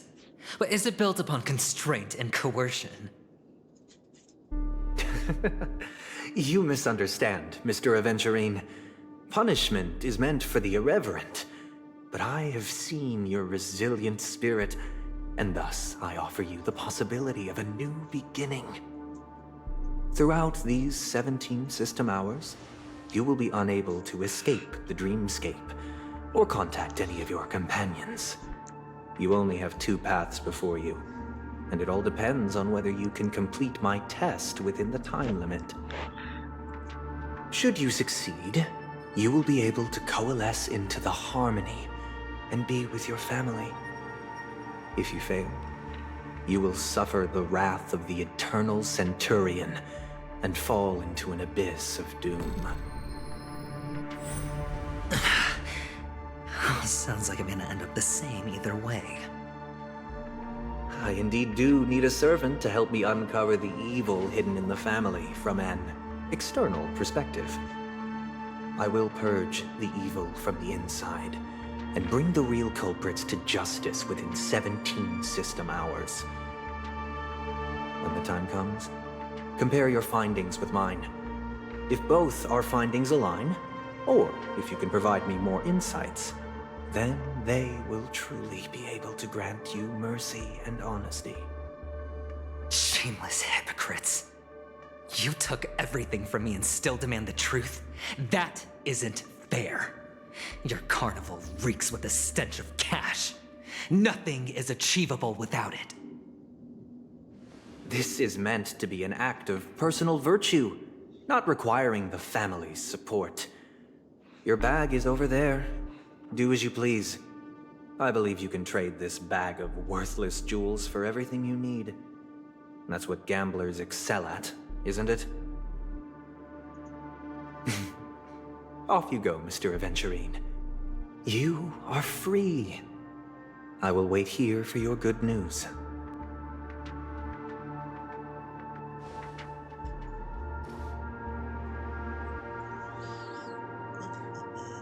This meeting isn't an interrogation or a negotiation. It's an outright execution. Why would I do that, Mr. Aventurine? I'm just wondering what a passerby who stumbled upon a scene of a murder could have found out. That's all. By the way, before you go, I have a personal question. What is it now?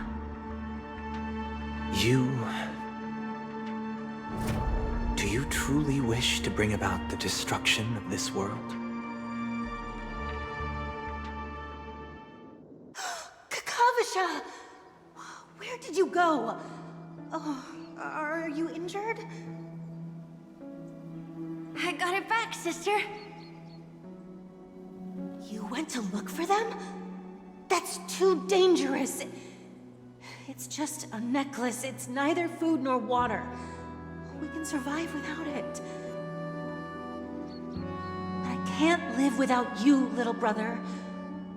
promise me not to look for those catechins again, okay?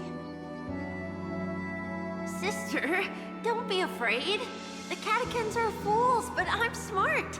I played a game with them, and I won. Won? What happened exactly? Tell me. I made a bet with them. The two birds in the desert and me. Who will die first? I won. They suspected me of cheating, but I didn't. I won fair and square. Of course you'd win. You've always been a lucky child. Gaiathra Triclops must be watching over you. But that's no reason to push your luck by going up against those bloodthirsty, cruel catechins. Have you forgotten how Mom and Dad...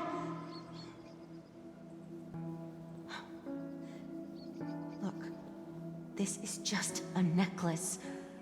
But Kakavasha, you are my only family.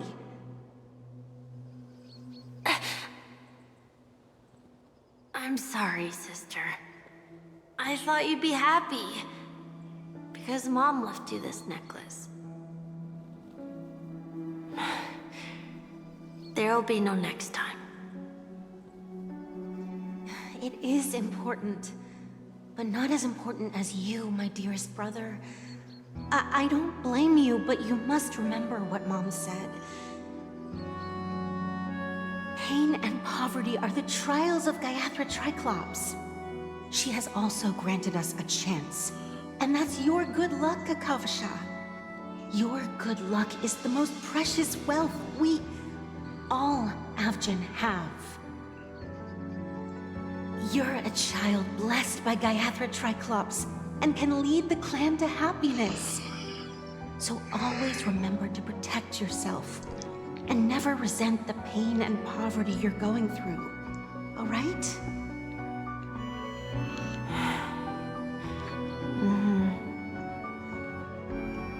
Listen to me, and swear to Gaiathra Triclops. Okay. We'll swear to Gaiathra Triclops to protect this wealth. But sister, if Gaiathra Triclops was really watching over us, then why did she not protect Dad when he was swept away by the quicksand? After all, Dad went to the Catechins' land only to prepare for Gaiathra Triclops' offerings. And where was Gaiathra Triclops when Mom was shivering in our arms? Mom was still pleading for Gaiathra Triclops' forgiveness under her breath, until the moment she closed her eyes. Sister, everyone praises me for being smart, but I don't get it. If every rain pour was Gaiathra Triclops' forgiveness and grace, then how bad were our sins? So much so that we were born in this world of death?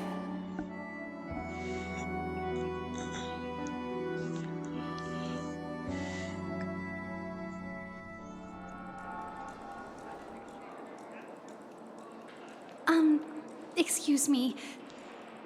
I can't seem to find any information on this artist in the Iris family archives. The photo you provided also doesn't show any matches. Just as I thought. I'd like to ask, what kind of traces do people leave when they enter a dream? Are you referring to the records when you enter the dream pool? The equipment will monitor physiological indicators, such as heart rate, blood oxygen levels, and body temperature in real time. This data will be included in statistics and handed over to the family for the screening of any data anomalies. Immediate action will be taken once any illegal behavior is detected.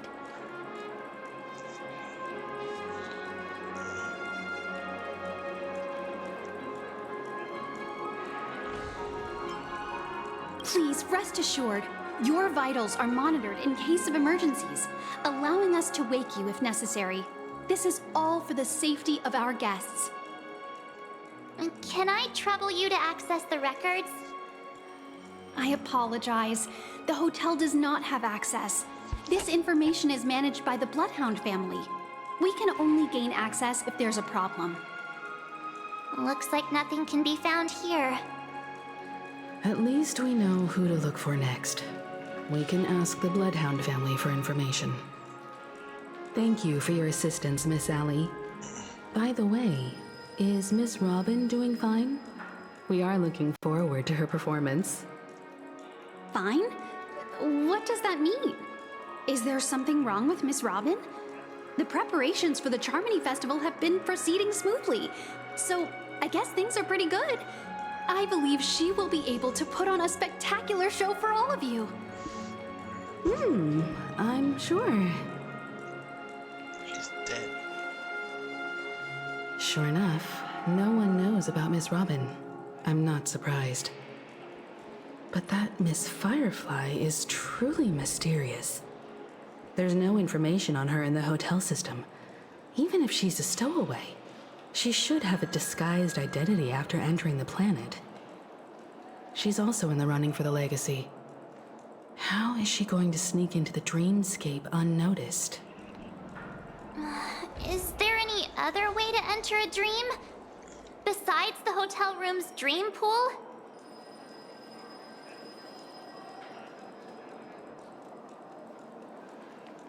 The Memo Keepers have abilities that are difficult for normal people to comprehend. In the memory zone of Penacony, they thrive effortlessly, a fact proven to us by Black Swan. The hacker girl from the Stellaron Hunters used extraordinary means to unlock the Dreamscape Hotel's seal.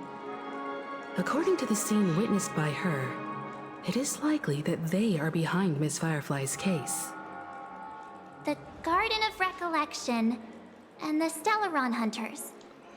Both are possible, but what about the IPC? Since they want Penacony all for themselves, they're bound to have a plan. Who are you guys? The Bravo team has arrived at their designated position, ready to execute armed evacuation operation. Boss, get moving! Armed evacuation? Boss, are you drunk? What do you know? It's more efficient this way. Just don't let the director find out. Act first, report later. Understood? Help! Help me! I spent all my year-end bonus on the snowball! I don't want my name on the department's major disciplinary notice! Hey, check it out! That voice. Could it be the IPC workers from Bellabog? To all guests, the IPC will be conducting special operations within the hotel. Please follow the staff in charge of evacuation to the designated safe zones, or compulsory measures will be enforced. I'll request a beating for you lot! You've been told not to drink during work hours. Take him back to the hotel room. I'll organize a meeting later to properly go over how this incident report should be written. Miss Topaz? I never thought I'd run into you on Penacony. Long time no see, Astral Express crew. Aventurine has told me a lot about your happenings. Huh?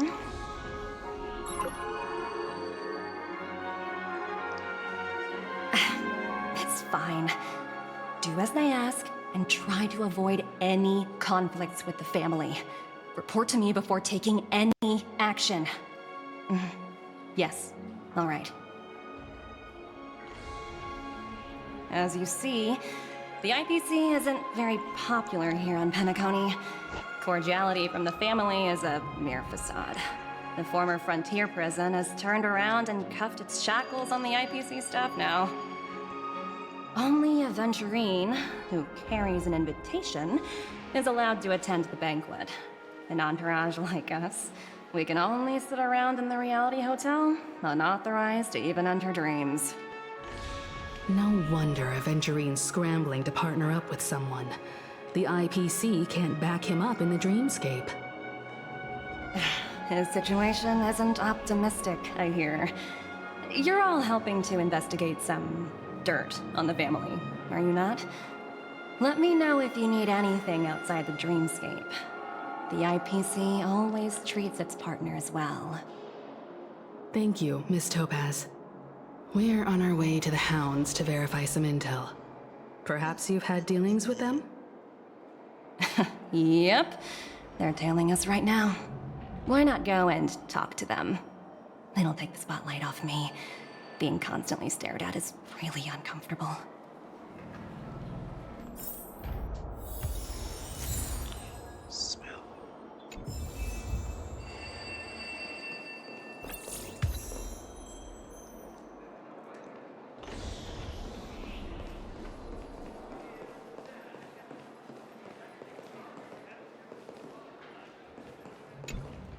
How does it feel to be in business with Aventurine? I bet you're not used to it. That's just his style. All or nothing is his mantra. He's always cozying up to his clients while egging them on to undertake some dangerous assignment with him. But everyone has their merits, so I won't comment further. But Aventurine's luck has always been good. He's always closed all his cases without a hitch, and basically never lost a gamble. Which is why, on the issue of retaking Penacony, I'm watching with keen interest.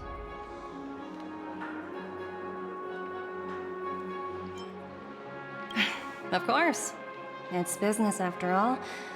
What's important is where you're seated at the table. As for the 2 cases, apologies, but I don't have much info on them either. All I can do is ask you to keep digging for more details. Oh. I know they're gonna say. We're carrying out our captain's orders. What do you want? We made a mistake last time, and we're working hard to rectify it now. We don't have time for anything else. Surveilling the IPC executive Topaz, ensuring that she stays put at the Reverie Hotel during her time on Penacony. We've got the right one this time.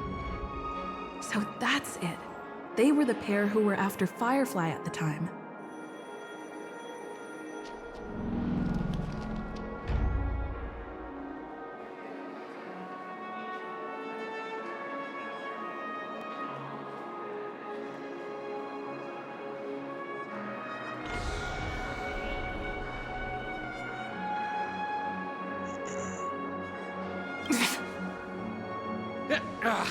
It's you again. Back for more trouble? We're not afraid of you this time. Well, spit it out. Stop bothering us if you've nothing important. So you know each other. Why do you keep running into people you've beaten up before?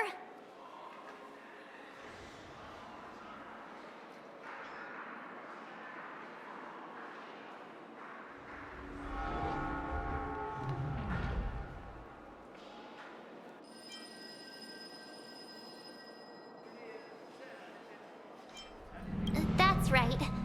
We're investigating a murder for the family. Can we speak to your captain about the case? Well... Hey!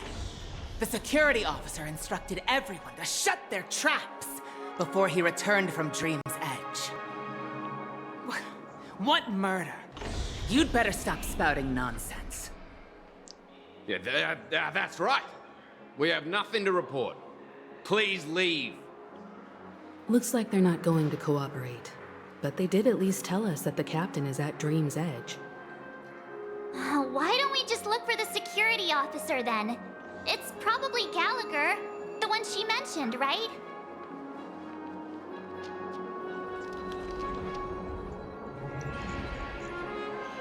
Gallagher. What a face recognition fail.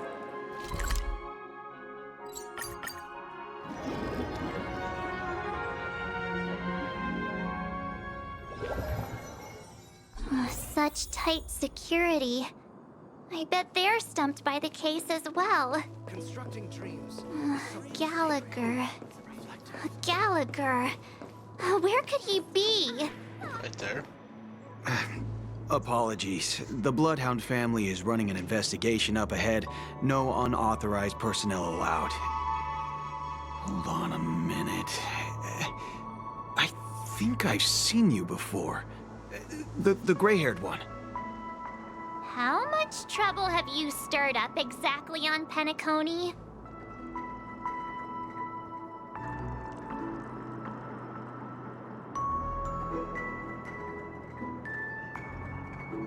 Not possible. It was you the last time, yelling about some clockwork friendship while beating me up with that silver-haired girl.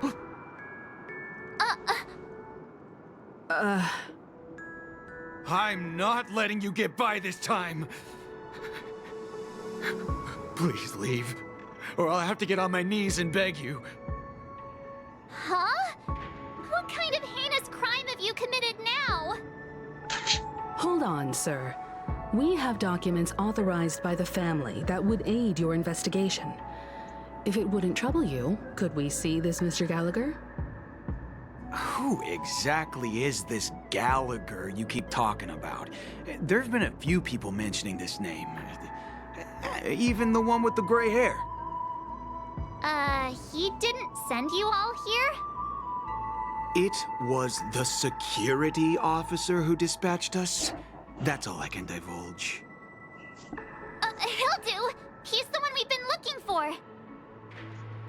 Sorry, no can do. The boss said that since it's a matter of the family's reputation, no one's allowed through.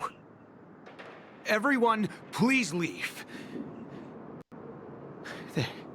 There's really no need for us to make things difficult for each other, right? We're really sorry for troubling you.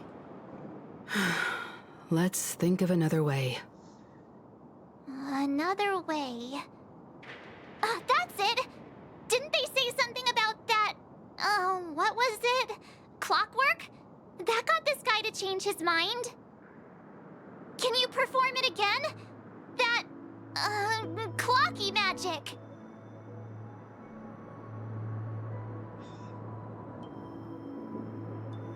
Please? Yay, clocky magic. Sorry, no can do. The boss said that since it's a matter of the family's reputation, no one's allowed through. Everyone, please leave. There's really no need for us to make things difficult for each other, right?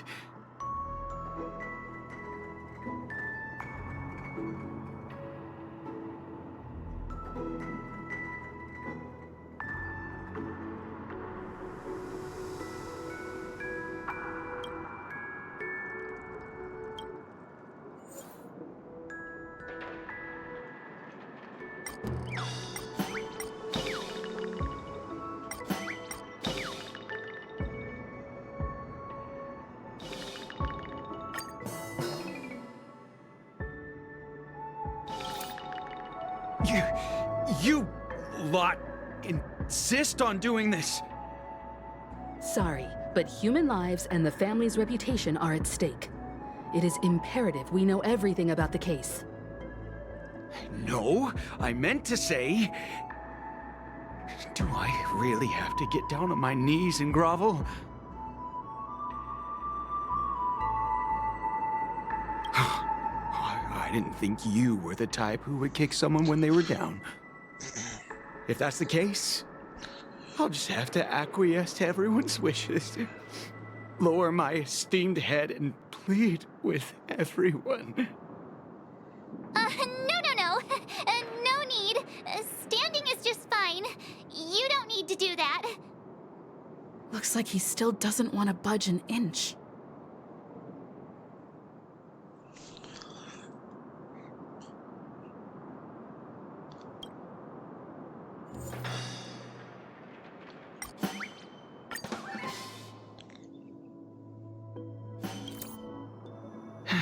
Let me see what time it is now. Whoa, it's this time already. What? Time to clock out, and no one's gonna stop me.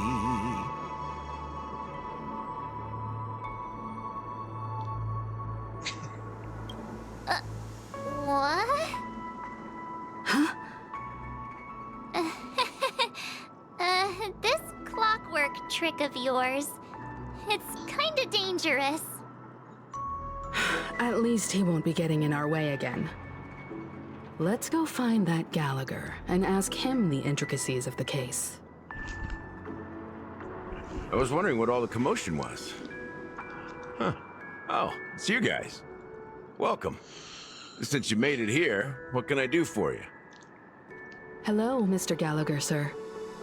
Judging from your tone, it sounds like you were expecting us. Miss Himiko, you're too polite. There's no need to call me sir. Mr. Gallagher, you even know my name. Of course I do. You folks are from the legendary Astral Express, and honorable guests of the Watchmaker. I had an encounter with this lady in the Golden Hour. I remember that little silver-haired girl was there too. I'm sorry for what happened to that kid.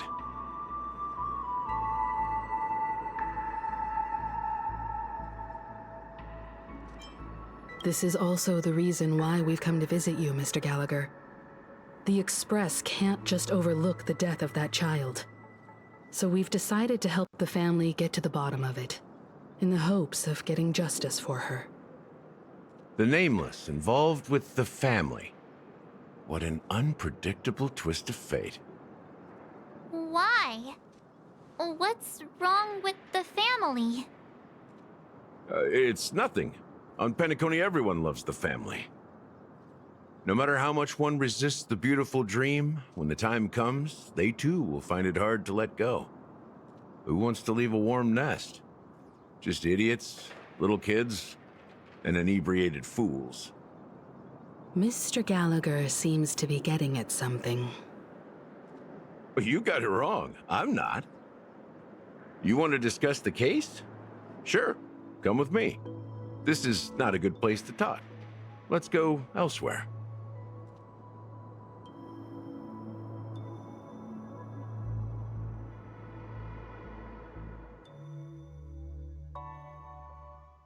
Even after that chilling tragedy, this dream is still running effortlessly. Other than the family of the Harmony, it's hard to imagine any other power in the universe that could sustain a building of such magnitude. The family itself is a huge, perfect building, like a living idol. Each member of the family sees themselves as a piece of the divine puzzle, revolving around a singular core and a shared ideal. Under their command, they loyally fulfill their roles, offering themselves while also receiving sustenance in return. Interesting analogy. Perhaps that's why Penacony's beautiful dream has persisted for so long. But the human body has its limits, and so does the divine's. That doesn't sound like the kind of comment a Galaxy Ranger would make. Just pointing out the facts. Mr. Yang will definitely have a better sense of what's going on than I do. Why do you say that, Miss Acheron? The beautiful dream is crumbling. But not because of a particular eon, a particular faction, or a particular visitor. Its collapse stems from a certain inevitability of human nature. The family refuses to acknowledge this, and it has ultimately backfired and become a catalyst. As people immerse their souls in the dreamscape, where consequences and pain cease to exist, and only ease and pleasure prevail, they draw closer and closer to necrosis. Regardless of the perceived bliss, death looms as the inevitable conclusion. Also, this necrosis will diffuse and spread. One piece of the puzzle's mutation will eventually cause the entire building to shake, break, and crumble. In the end, the dreams that people built in the name of freedom became the cage that imprisoned them. I'm sure you've gained a lot from this trip, Miss Acheron. Are you willing to share your findings with me? Thank you, Daira. Of course. That's if I remember.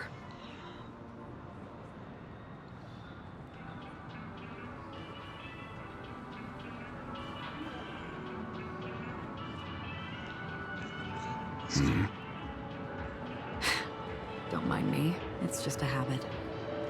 Owing to events in the past, I've become easily forgetful. It's only when this sword is unsheathed that those hazy memories start to become clearer. Take your time. That should do it. I vividly remember everything that occurred on Penacony. Ask away.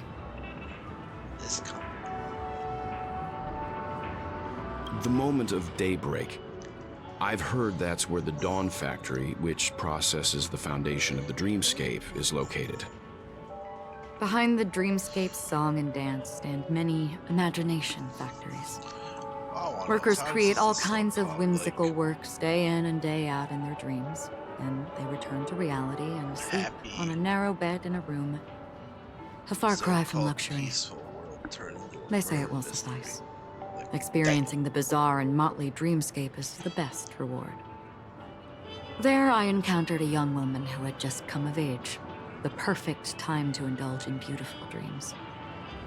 Her greatest wish was to one day move to the golden hour and see the magnificent garments she had woven with her own hands. For certain reasons, her wish was difficult to fulfill. But I managed to bring her a garment. Gilded Hour. It's said to be Penacony's currency center. Yes. It is a fortress-like financial city, the economic heart of the dreamscape. The Pepeshi people of the Alfalfa family are there to keep it running, sending blood that is made from money everywhere on Penacony. Everyone there is exquisitely dressed and always in a hurry. The greatest wish of the local Pepeshi people is for their future generations to work in the Gilded Hour. I've never met anyone who is willing to talk. I could only stand at the crossroads, watching crowds of people hurrying like the wind through the jungle of steel, only to deposit the alfalfa credits that they'd earned into the bank's vault. I don't know if they would open the vault door, but before I left, I witnessed a well-dressed Pepeshi person plummet from the sky, while those around him continued on their way, unfazed.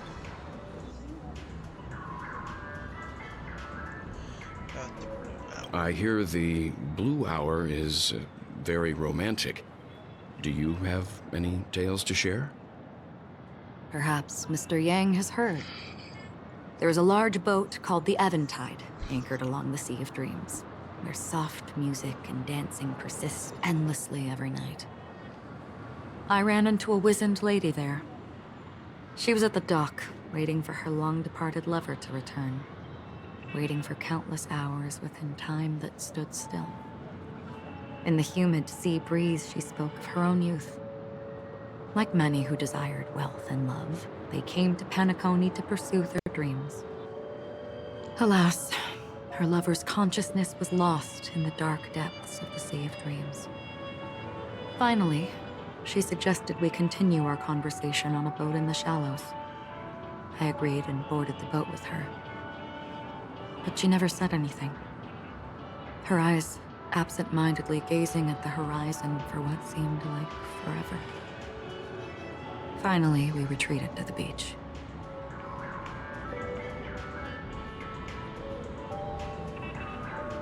The dreamscape of chic, luxury, and consumerism, the moment of dusk. My companions have been there too.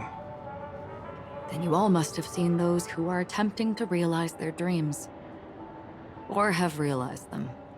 Scattering money as if it were dust and betting it on all or nothing.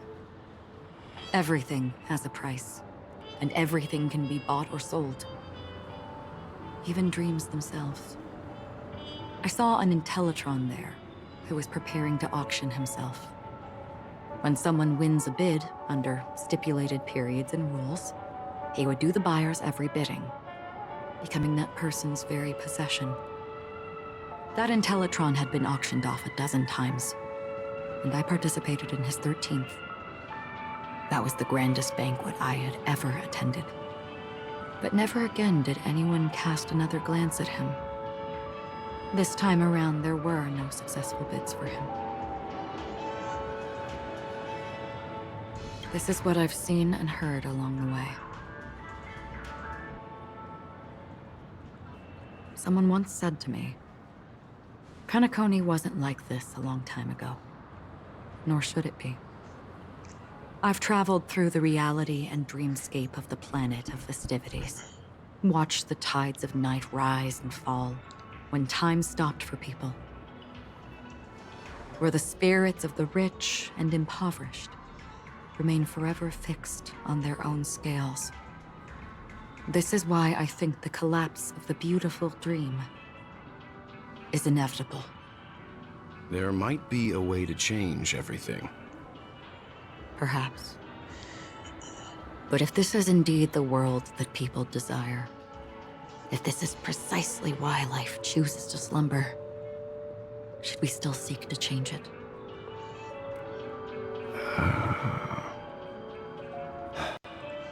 Miss Acheron, now it's my turn to share a story with you.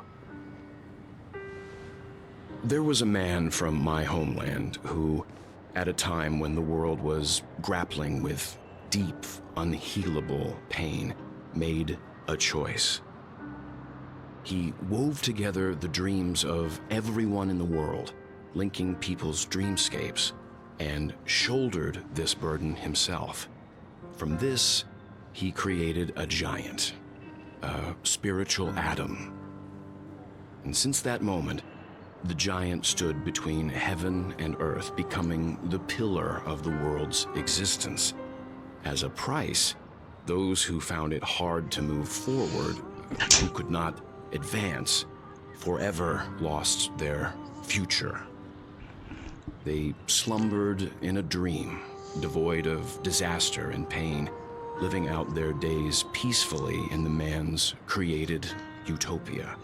And it is because of the wishes of those people who wished not to awaken that this spiritual atom became unbreakable.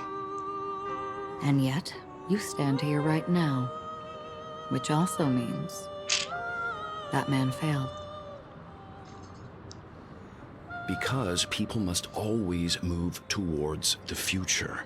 Even if human weaknesses make them pause when they truly cannot move forward, humanity will eventually seek a way to save itself. And that man, he was never a failure. Like everyone in that world, he etched the possibilities of human nature into his heart. He was the sun chaser of legend, soaring towards the sky and embracing his final victory with his fall. He ascended to heights uncharted, only to come face to face with the sun, a place not visited by anyone before. His wings would melt because of it, only for him to fall into the sea. And after that,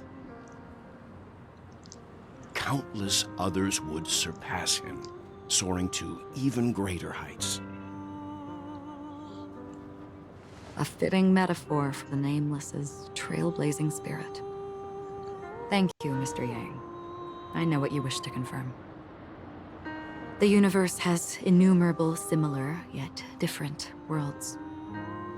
In these worlds, there are innumerable people who look alike, yet don't. I too have embarked on journeys, encountering old friends with familiar faces on different worlds, witnessing their destinies follow paths similar to mine. So I will tell you, even if not completely similar, the story you just told, it overlaps with my past, and within that abyssal dream, I ended that man's life, alone.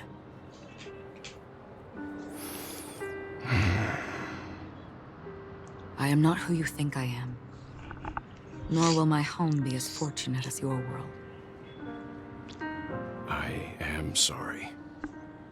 It's fine. I don't mind, so long as I can alleviate your suspicions. There's something I still wish to know, Miss Acheron. Under that representation of the hunt, exactly what sort of power is it that has motivated your solitary journey thus far?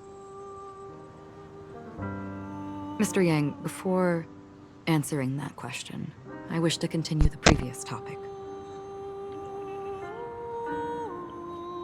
I like your analogy very much. Indeed, birds are born to fly. But in a distant past, their ancestors could only gaze at the sky in envy. They saw that faraway ray of light from above the heavens, piercing through the clouds and blanketing the earth. And so, time and time again, generation after generation, the birds spread their wings and took to the sky, attempting to touch its ceiling, all because the sun was there.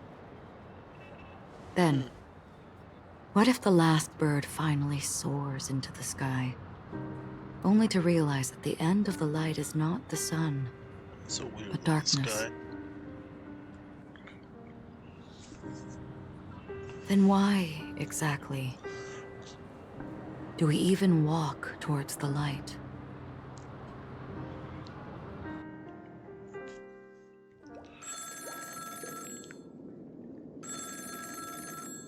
Okay, still.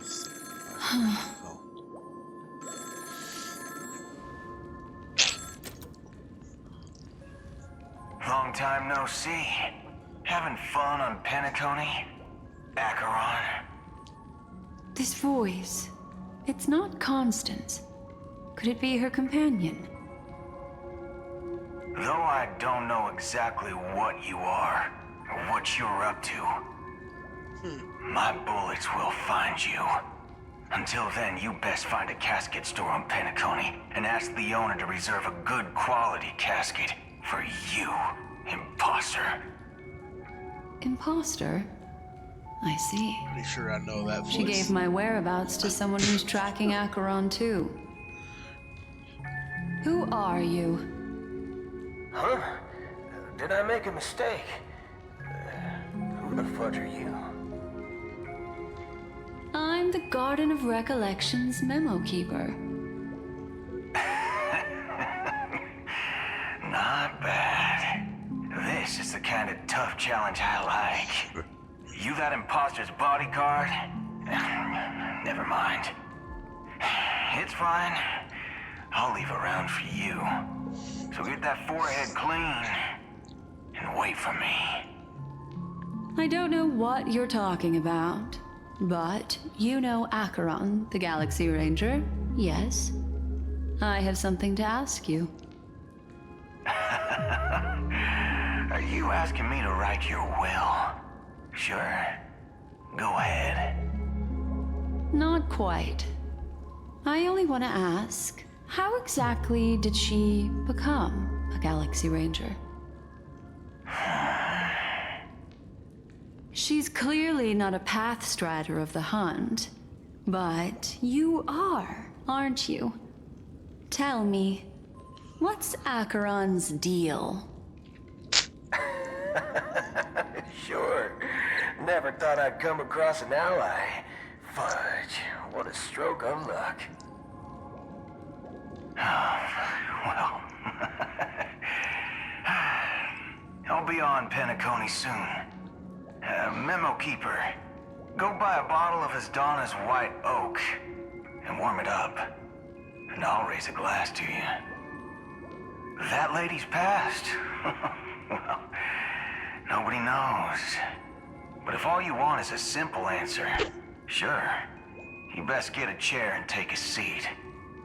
That woman, named Acheron, is an emanator who should not exist.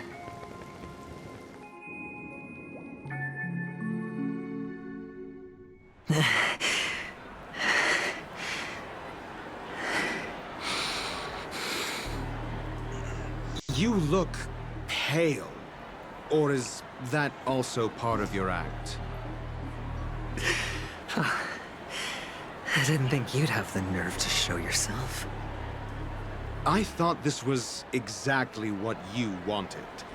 After all, I faithfully fulfilled my duties as you instructed. Just tell me if you can't hold on any longer. So, The genius of the Council of Mundanites wants to be my Undertaker now. My, what an honor. Yes, and I'm pretty sure the people at the Strategic Investment Department would love to be notified of your death in due time. But let's not forget, you won't be seeing them, because I'm the manager of this task. Great. Then tell your people that Aventurine is ready to go in 17 system hours. Oh, you've got a lot of nerve. How exactly do you plan on completing your task while your hands are tied by the Harmony? Well, my conversation with Sunday convinced me that there's a traitor in the family, and that they hold the secrets of Penacony. So, I took the opportunity to set everything in motion. I even managed to recover the gift money. Things haven't gone this smoothly since I walked through the doors of the Reverie. Now I'm only one step away from victory. Let's just wait and see. Sounds like a very elaborate way of saying that you failed. That's all I can say. Have you forgotten, Doctor? You betrayed me. Fair point. Go. Do what you must. I look forward to the sight of the IPC fleet surrounding Penacony. You've achieved what you desired, haven't you? That's true, but what's your plan? Did you conceal an orbital support beacon in that gift money bag? Well, who knows? Maybe that's why I'm handing out cash even when I'm about to bite the dust. You are indeed a gambler. An insane one at that. Well, maybe I am.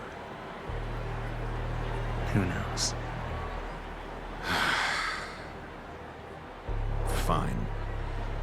Here, take this. Open it when you're on your last legs. You'll thank me. What's this? Medical advice?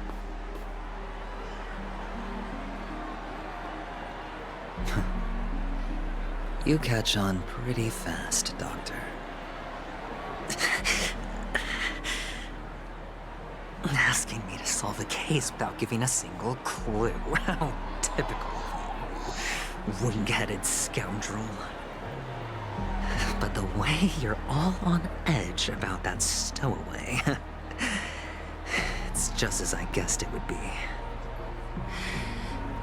As for now, let the rain of wealth from the IPC fall evenly on everyone.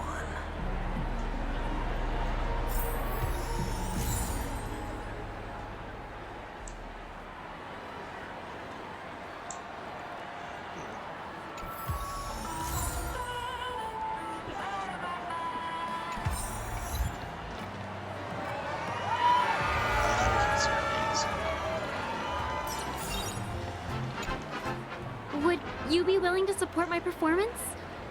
And keep the Song of Beauty alive in the cosmos? Wow, how fabulous! But why would you give such a wonderful gift to a random stranger like me? Well, you see, I can't bear to see anyone in this sweet dream suffering from poverty. That's incredibly kind of you.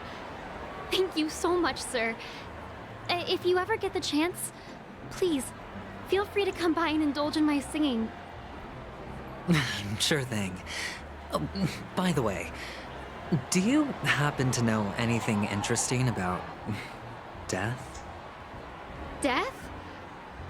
That's a pretty scary topic, and it doesn't really match the mood of this sweet dream. Oh, you see, I'm a tabloid reporter collecting ghost stories in Penacony. As you know, the more chilling the stories, the more attention they get. Maybe you could help me out. Well, if you're up for some gossip, it's not about death, But there have been some rumors about a guest at the reality hotel who fell into a deep sleep and didn't wake up. It was like they were in some sort of coma. Nobody knows what caused it, but luckily the customer eventually regained consciousness. Well, all customers are under the protection of the family, after all. Thank you. This will make for a very juicy headline. May Shibe protect us. Unexplained coma. That's actually what happens to your body if your brain dies in a dream. But unfortunately, the customer ended up waking up in the end.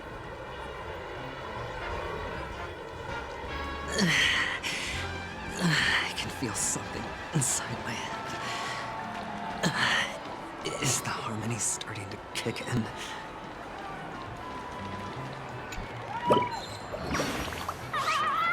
Foodie bird.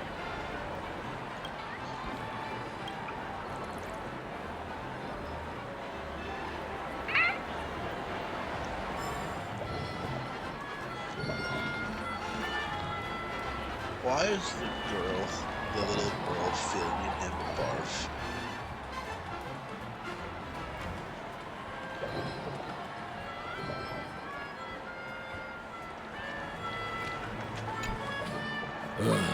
The world has truly lost its way.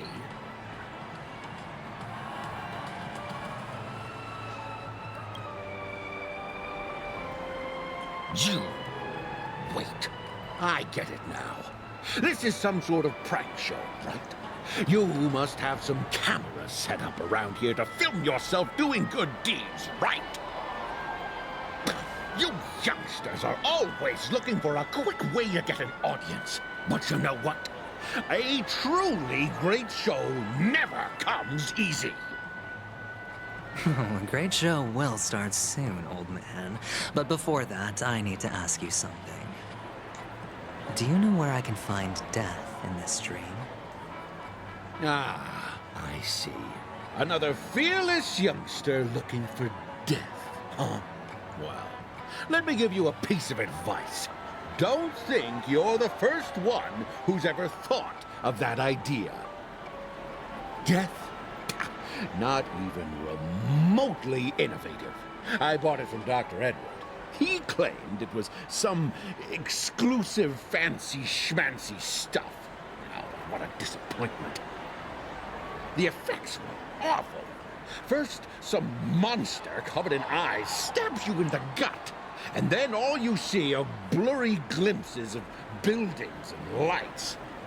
The sky was spinning so fast it almost made me puke. Is that all? Yeah, what else can you expect? Don't put too much stock in the Penacony movie industry. They even call this junk groundbreaking art. Can you believe it? What a joke. Well, I'll leave you be then. I hope you have a wonderful day. A monster covered in eyes. That sounds like the Memory Zone meme. But buildings and lights... I don't think those have anything to do with death. Well, that whole dream bubble was probably created using rumors and gossip.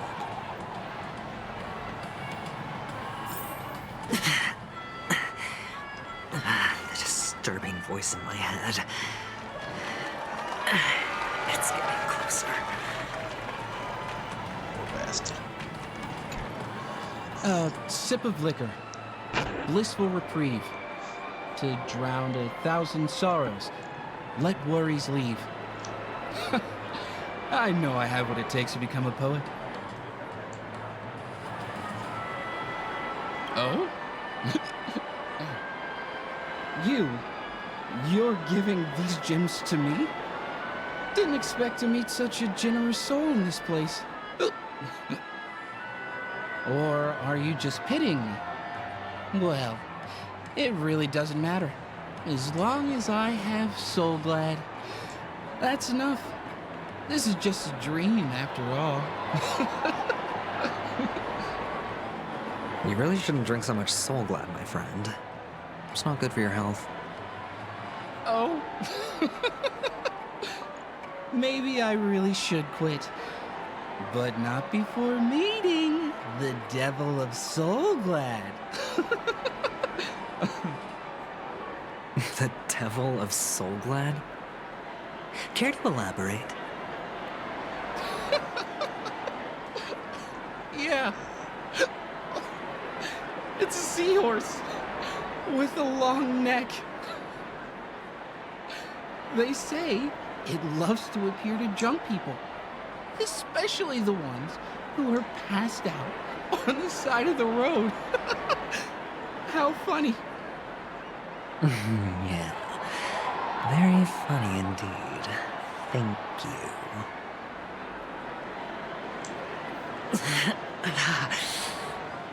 Does everyone have to go through so much torment before joining the family? Darn it. Now I just want to dig out my brain and use it as evidence.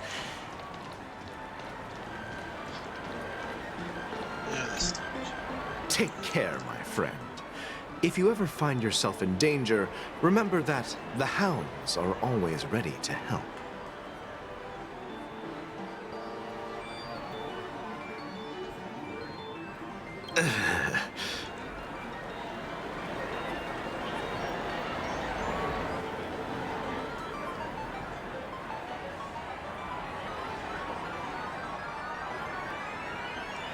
You don't look good, my friend. If you need assistance, I can contact the hotel and have them wake you up forcefully. That won't be necessary. I have some business to attend to. But thank you all the same. All right, then. If you ever need help, don't hesitate to reach out to us hounds. Well, actually, I do need a favor. As the most outstanding hound in Penacony, have you come across any stowaways recently? Stowaways? How could there be stowaways in Penacony? We've never had anything like that before. All right. Good luck with your work, then. What was I even thinking? Family would never share intel with the IPC.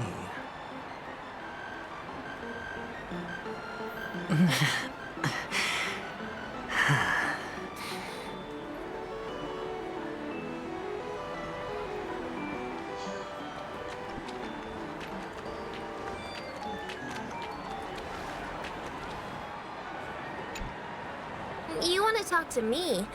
Sure, but nothing too sensitive, okay?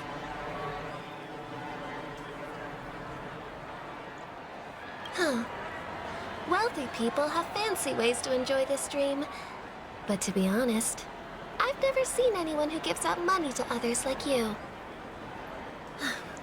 So, are you trying to be the prince from the tale, handing out his gold leaf garment and melting his lead heart in the fire? I'm flattered. I'm no prince, and I just thought these gems would help you speak. So, as an investigative reporter, maybe you've heard something about death? Ah, another curious soul. I see. Well, that was actually the topic I was most into when I entered the industry. But my boss shut it down. How did your boss talk you out of it? Well, she simply said, covering baseless urban legends like that would make us look like some third-rate tabloid. I thought about it, and she had a point. Reporting on stuff like blowing out birthday candles and getting spooked by nightmare ghosts isn't exactly professional material. Guess she's got a point. Thank you for sharing.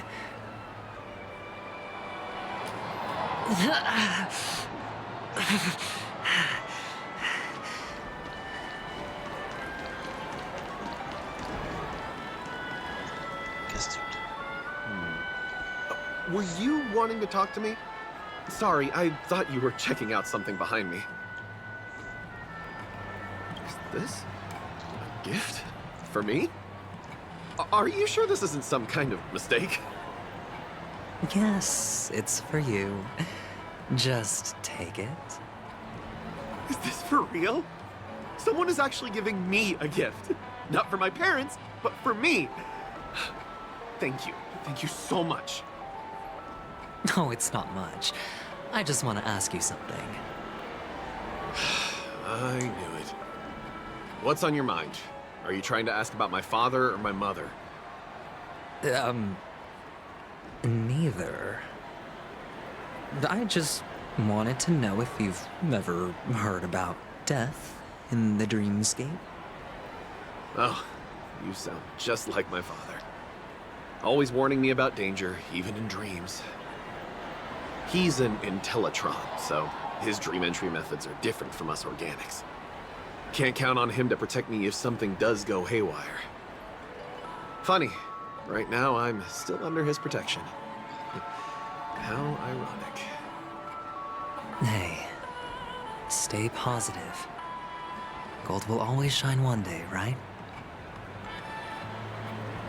The Devil of Soulglad, Dangers in the Dream, and Nightmare Ghosts. Well, surely death is a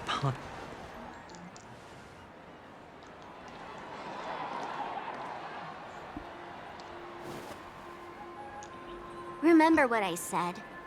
You Sigonians are better off hiding in the sewers. Look at you, snooping around and sticking your nose everywhere. Is the smell of death so enticing, my fine fellow?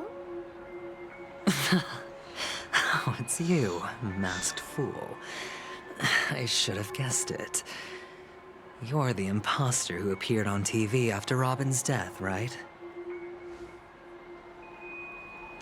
I heard you got caught by the family. I gave you a clear clue. Befriend a mute. Simple and straightforward, you know?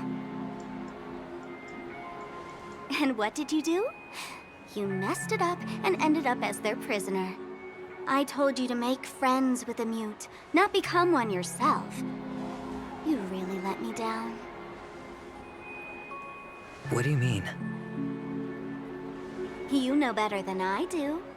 Who watched the little songbird that couldn't sing perish right before their eyes? You did, Blondie. No, I mean... What did you mean by becoming one myself? Well, it means you'll soon end up like her, unable to speak ever again.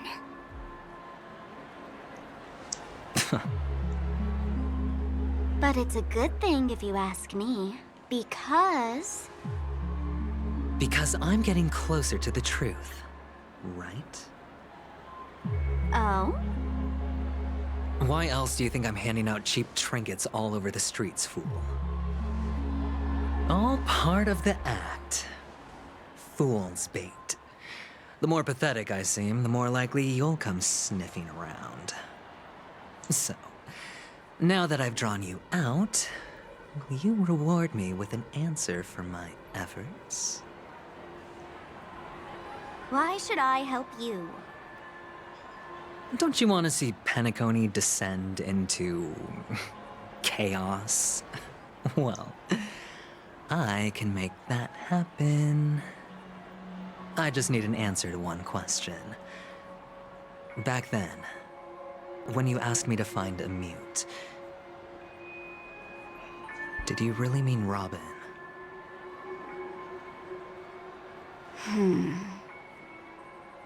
And what if I say no?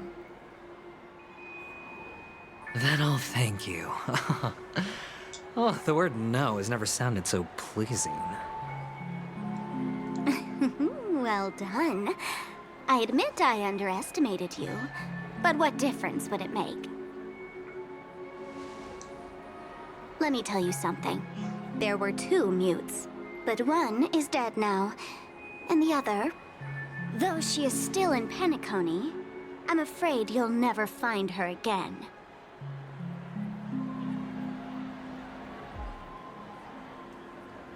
Now I'm completely sure that I was on the right track from the beginning and never strayed, fool. Right now, there are only two things missing from my grasp. The meaning behind the truth, and the means to expose it. How impressive. That's quite a fancy way of saying I haven't learned anything so far. Not exactly. I've gathered enough clues to prove its existence, and that's enough for me. As for the answers to my questions, I'll find them within 16 system hours. Oh, really? Only 16 system hours? Well, let me lend you a hand. Here you go. This is my precious, mutually assured destruction button, and I have one just like it. When either of us presses it, the other and the whole of Penacony will go up in smoke. If you're really so desperate for the IPC to take over Penacony, blowing up the chessboard isn't a bad idea. Start from scratch. That's where the IPC excels, right?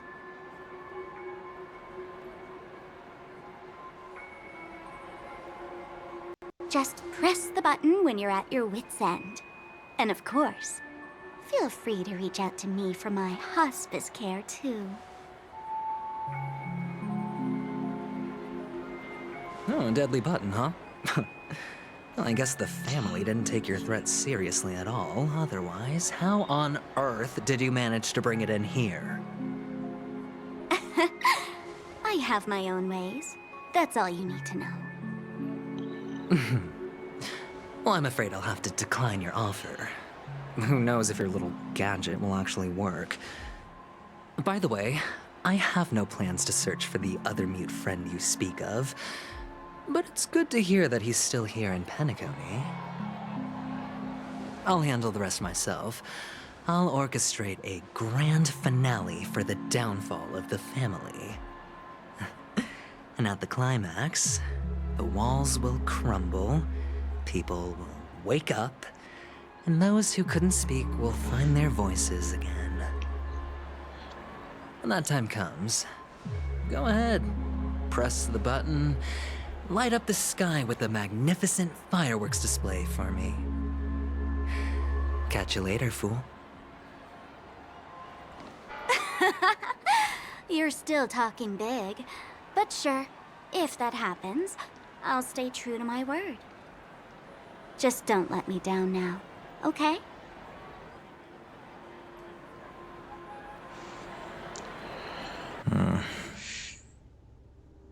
So, number 35. You're back. Like your new lucky charm? Can a commodity code really be considered a lucky charm? Silence! I didn't give you permission to speak, you Sigonian hound.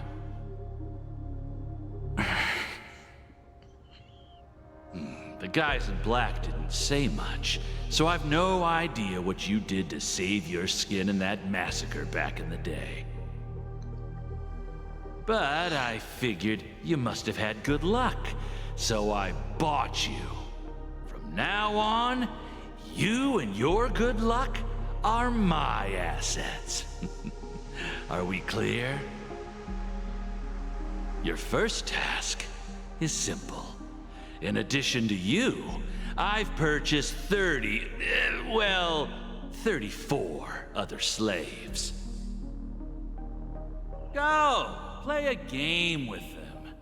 If you come out alive after 2 days, it proves that you're the real deal. You're insane. Testing out if you're a good product. Aren't you worried that the money you spent on me will go to waste? I've got stacks on stacks, Blondie. The slave market is never short of self-righteous brats like you. But you look good, and that's why many customers are betting their fortunes on a scrawny brat like you. So go along now, and don't let your master down.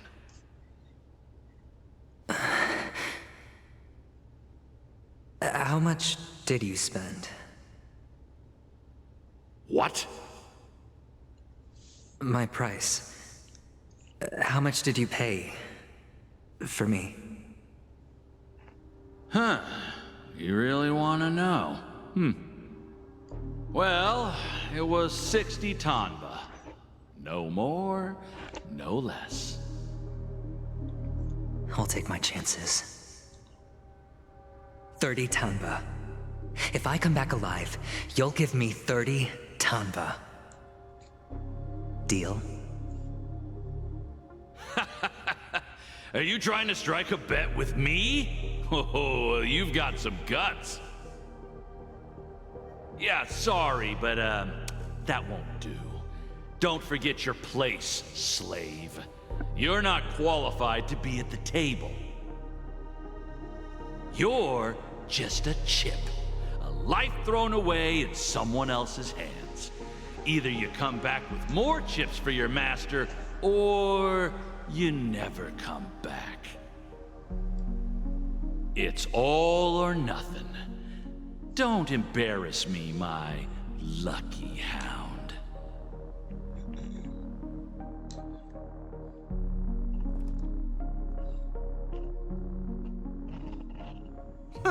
What brings you here, Gallagher?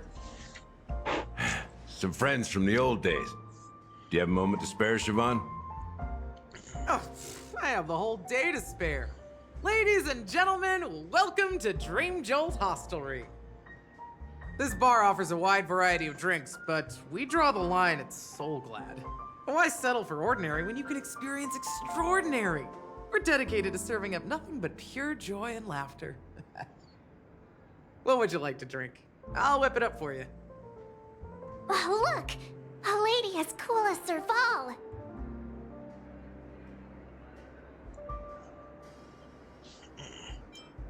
Who's Serval? Will you, introduce me to her? Huh? Oops. She's heard us. Just spare them, my esteemed bartender. I'll take over the bar today. I'm getting up there in age, and I need some practice before I forget the skills that used to put food on my table. Where did you stash the ingredients? They're all under the counter. Since our guests have traveled from afar, shouldn't you whip up some special drinks? That's exactly what I had in mind.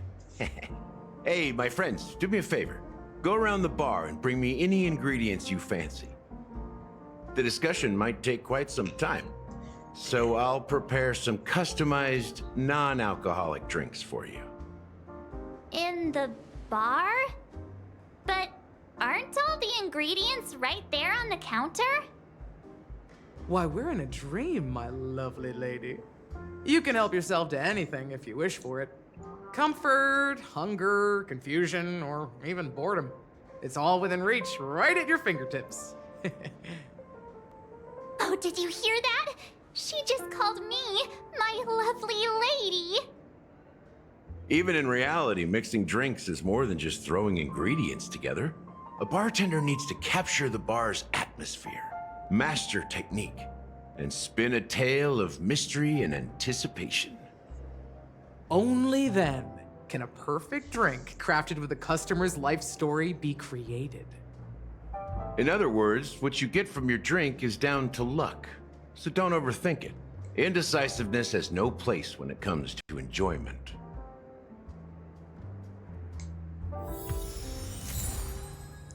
Midnight special.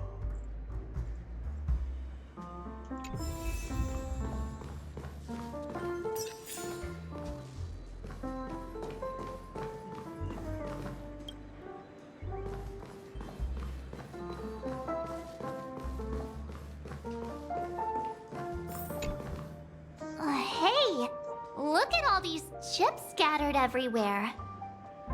A few days ago, an actor from the Iris family came. Caused a ruckus with Siobhan. Those chips must have gotten scattered during all the chaos. That's a clever metaphor. That being said, opening a bar in this place, filled with monsters, is quite a feat. Siobhan must have a lot of tricks up her sleeve, right? You'll have to ask her yourself to find out. But I have a feeling she won't budge unless you impress her with an incredible drink.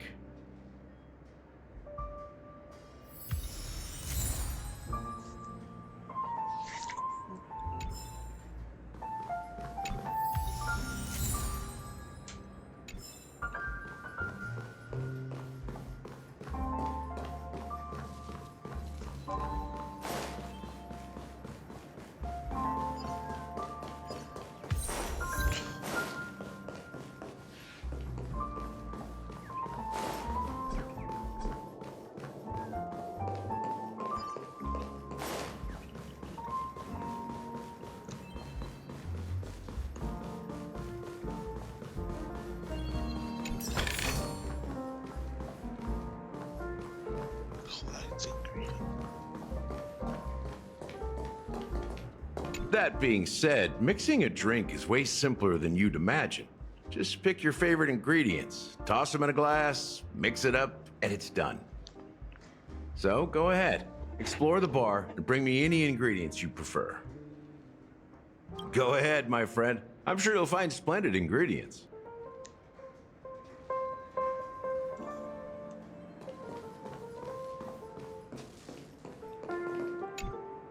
It's Soul Glad! But I thought they didn't sell Soul Glad at the bar. Let's give it a shake. Nice, it's still fizzy and has a long shelf life.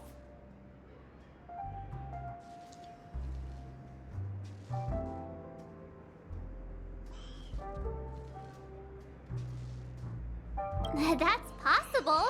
You see Soul Glad everywhere these days, so it wouldn't be a surprise if someone brought a bottle here. Why don't they sell Soul Glad in this bar? Did something happen? It's all about the bartender's pride. It wouldn't make sense for customers to come here and order drinks they can find anywhere else. That's the mindset I use when I brew my coffee. You're right, Himeko. That's quite a stash. Not sure if it's enough. Stay out of my way. I'm looking for Siobhan. Uh-huh? What's all the commotion about?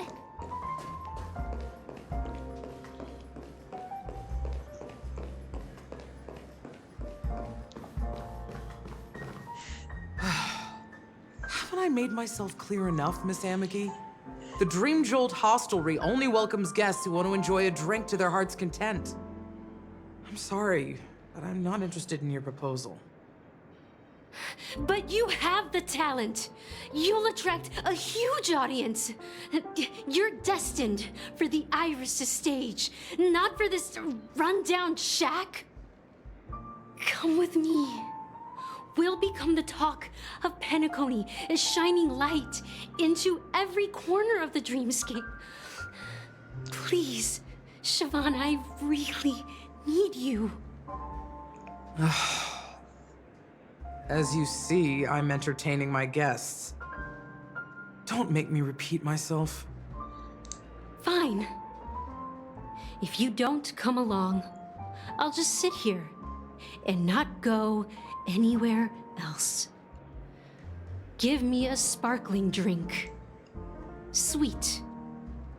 With extra ice. Just one moment. What's her deal? We can't discuss the case with other people hanging around the bar. Hey, can you do that clockwork trick of yours again?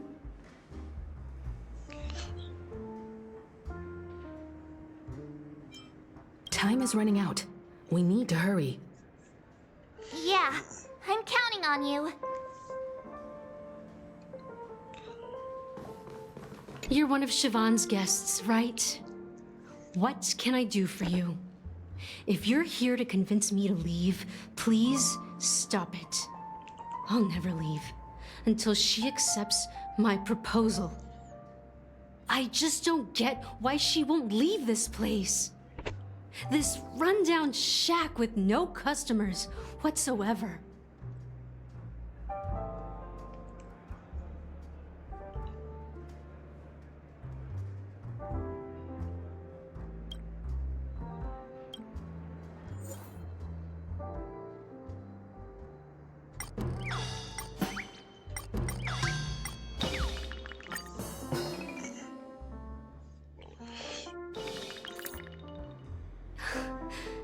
It's ridiculous, right?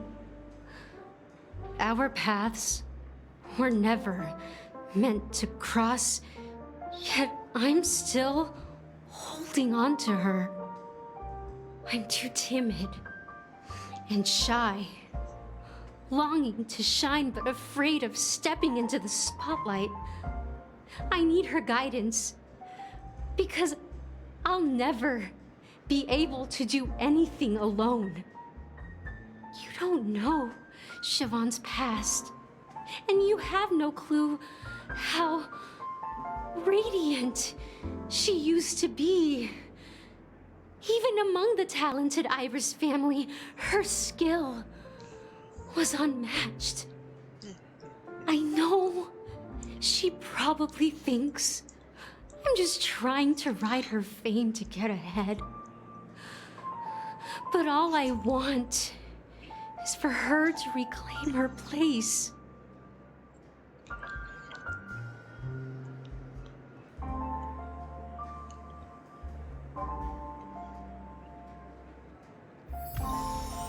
She's still not leaving. Maybe I just don't get why she...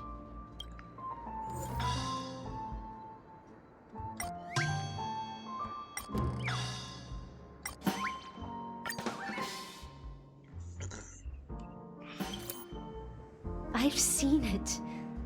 The moment when Siobhan and I share the stage. The crowd is going wild. Applause crashing like waves. The aroma of irises fills the air. A beautiful melody playing. Ribbons dancing around us. And the taste Clocky magic is sweeter than honey. I've seen that scene countless times in my dreams, and every time it mesmerizes me.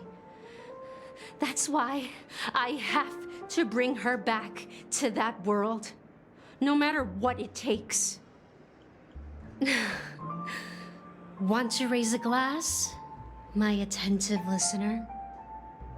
Let's consider it a toast to my far-fetched dream.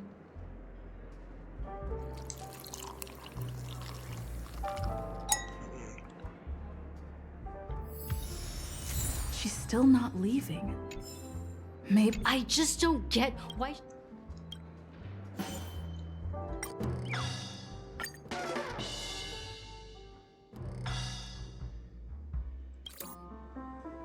Those darn Iris jerks! They're the ones who forced Siobhan into hiding here, running this pesky bar. It's all their dirty scheming. I get it now. She's not leaving because she doesn't want to run into them again. I can help clear the way for her. I can do her a favor.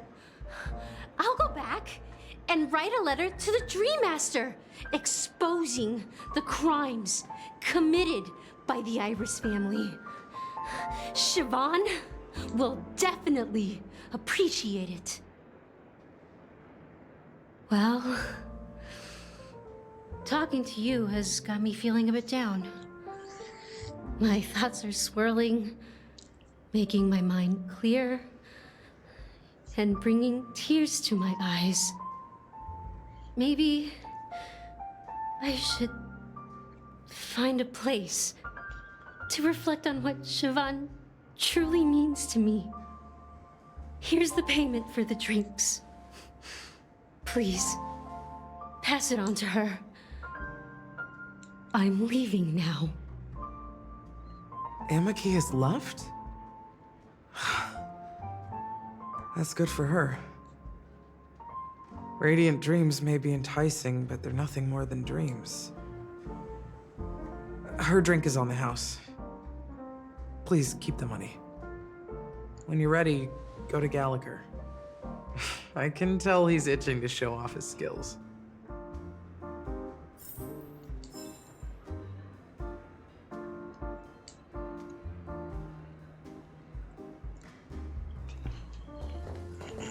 That being said, mixing a drink is way simpler than you'd imagine. So go ahead, explore the bar, and bring me any ingredients you prefer. Nice work. Let me take a look. You found some interesting ingredients there. Now, take your pick. Each drink has its own unique flavor, and the base ingredient sets the tone for the initial taste and the lingering aftertaste. So, which one would you like to use as the base?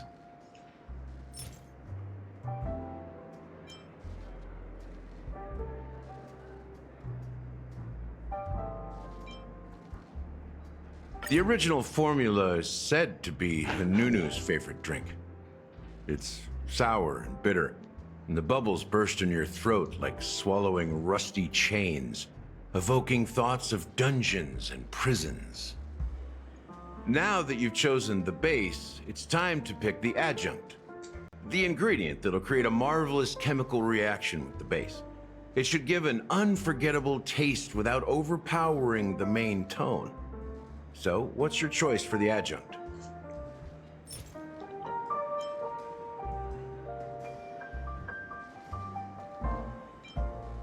The taste is not very intense, yet evocative. After those despicables sent Mikhail away, I found myself lost in the wilderness of my dreams. They say that even the dirt here oozes with sweetness. All I tasted was stoic bitterness. Mikhail. Almost there. Let's pick a decoration. Which style do you prefer? Anything you need, I've got it. Bro's got everything. The IPC's favorite. Ambitious, aren't you? Well, it's done. Here's to you, Trailblazer, with this glass of even the wicked. To the sad truth. Well done, Gallagher. You're not over the hill yet. So, are you satisfied? Oh, the flavors! They're way more sophisticated than Soulglad. The richness and layers of these flavors are a masterpiece, especially with the adjuncts. I can taste the spicy and sour notes with a hint of sweetness. I'm not entirely sure what it all means. Maybe Mr. Gallagher can shed some light on it. Well, if you're expecting a profound answer, I'm afraid I'll disappoint you. The imagery it implies is pretty straightforward. It's just a glimpse of what this dream truly tastes like. Nothing more. Does this true taste have anything to do with that Mikhail? Yeah, that name does sound familiar.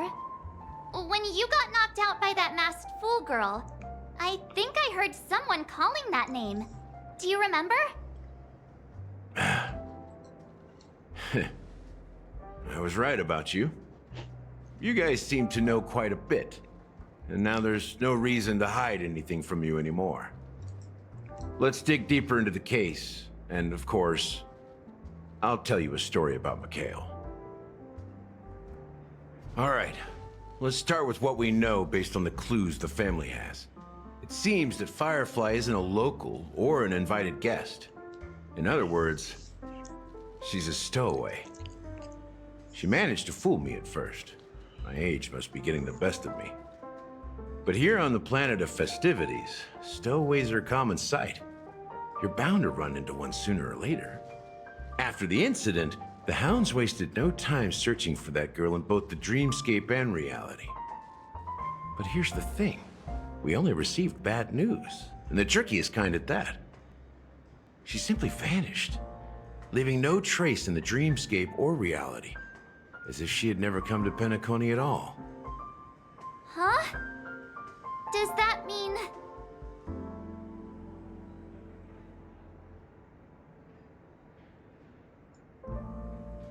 That's impossible. The problem now is not that she's dead, but that it's as if she had never existed in the first place. let me be frank. This case, actually, is unlike anything the Bloodhound family has dealt with before. Dealt with before? So, death does happen in Penacony, if I understand correctly. You've witnessed it, so there's no need to hide. Even the shiniest city has its dark side. We're all adults here. Surely I don't need to explain too much to you. Confronting the family based on that alone would be naive. Death may occur in sweet dreams. So what? Such events are highly unlikely and only affect a tiny number of people. If you really want to delve deeper into this case, you need to understand the true problem with the family. I guess it's time to tell the story of that Mikhail. You're very perceptive. The Astral Express has received that music box too, right? Do you know the secrets it holds? There's a message. Witness the impossible in the realm of dreams. Find the legacy of the Watchmaker, father of Penacony, and thus the answer to the question, why does life slumber? That's the exact wording. Hey, why are you laughing? Wait, did you write it? It's quite poetic. No, but I'm the officer in charge of this case, so how could I not know? I'm sure you must have noticed that this message didn't come from the family. You might have even guessed that the relationship between the family and the Watchmaker isn't as close as it seems. That's just our speculation. Actually, it's hard to believe that the father of Penacony and its actual managers are at odds. Now I can assure you that your speculation is absolutely correct. The family has considered the Watchmaker an enemy for a long time, but the Hounds haven't been able to track him down, as he seems to be living only in the characters and stories he created. Let me ask you a question. Have you ever wondered why the family allowed the Watchmaker to send out such a ridiculous message to the outside world, inviting you here and causing chaos? So, you want to seize this opportunity to expose the Watchmaker? Well, now you understand why the Oak family authorized the Nameless to assist in the investigation, but kept you in the dark, right? Because the Watchmaker is not the legend of the Land of the Dreams at all. He's the most shameful stain in the history of Penacony, and he's the root cause of all the anomalies in the dreamscape. You don't get it? Well, I mean, Mikhail, the betrayer of the family, he's the Watchmaker.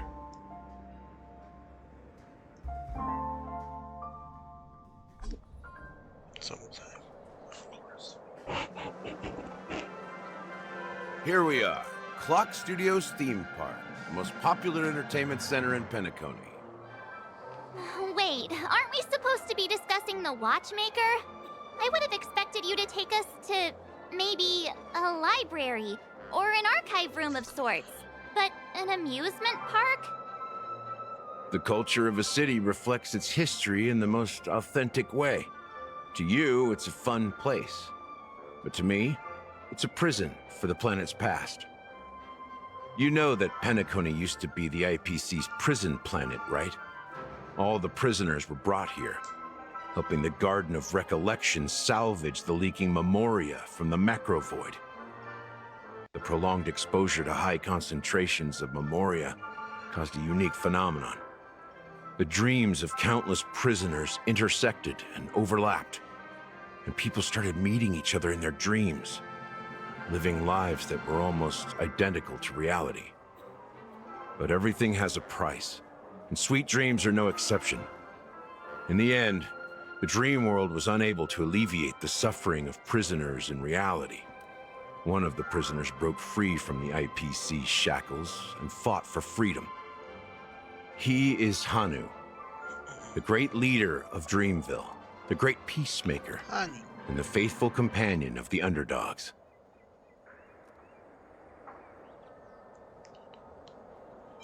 History is always written by the winners. However, it's undeniable that Clocky is an animation that draws from Penacony's actual history. These characters not only exist in Dreamville, but also in the distant past. Once you realize this, you'll understand why we're here. There are so many members of the Bloodhound family around here. They just received a lockdown order, supposedly from Sunday himself. Who knows what it's for? I think this is the best opportunity. We'll have to stop for a while, so I'm tired. So we're gonna end it here, guys. Dyro, thanks for lurking around and hanging out. A few other usuals have been lurking, so yeah. Thank you guys, and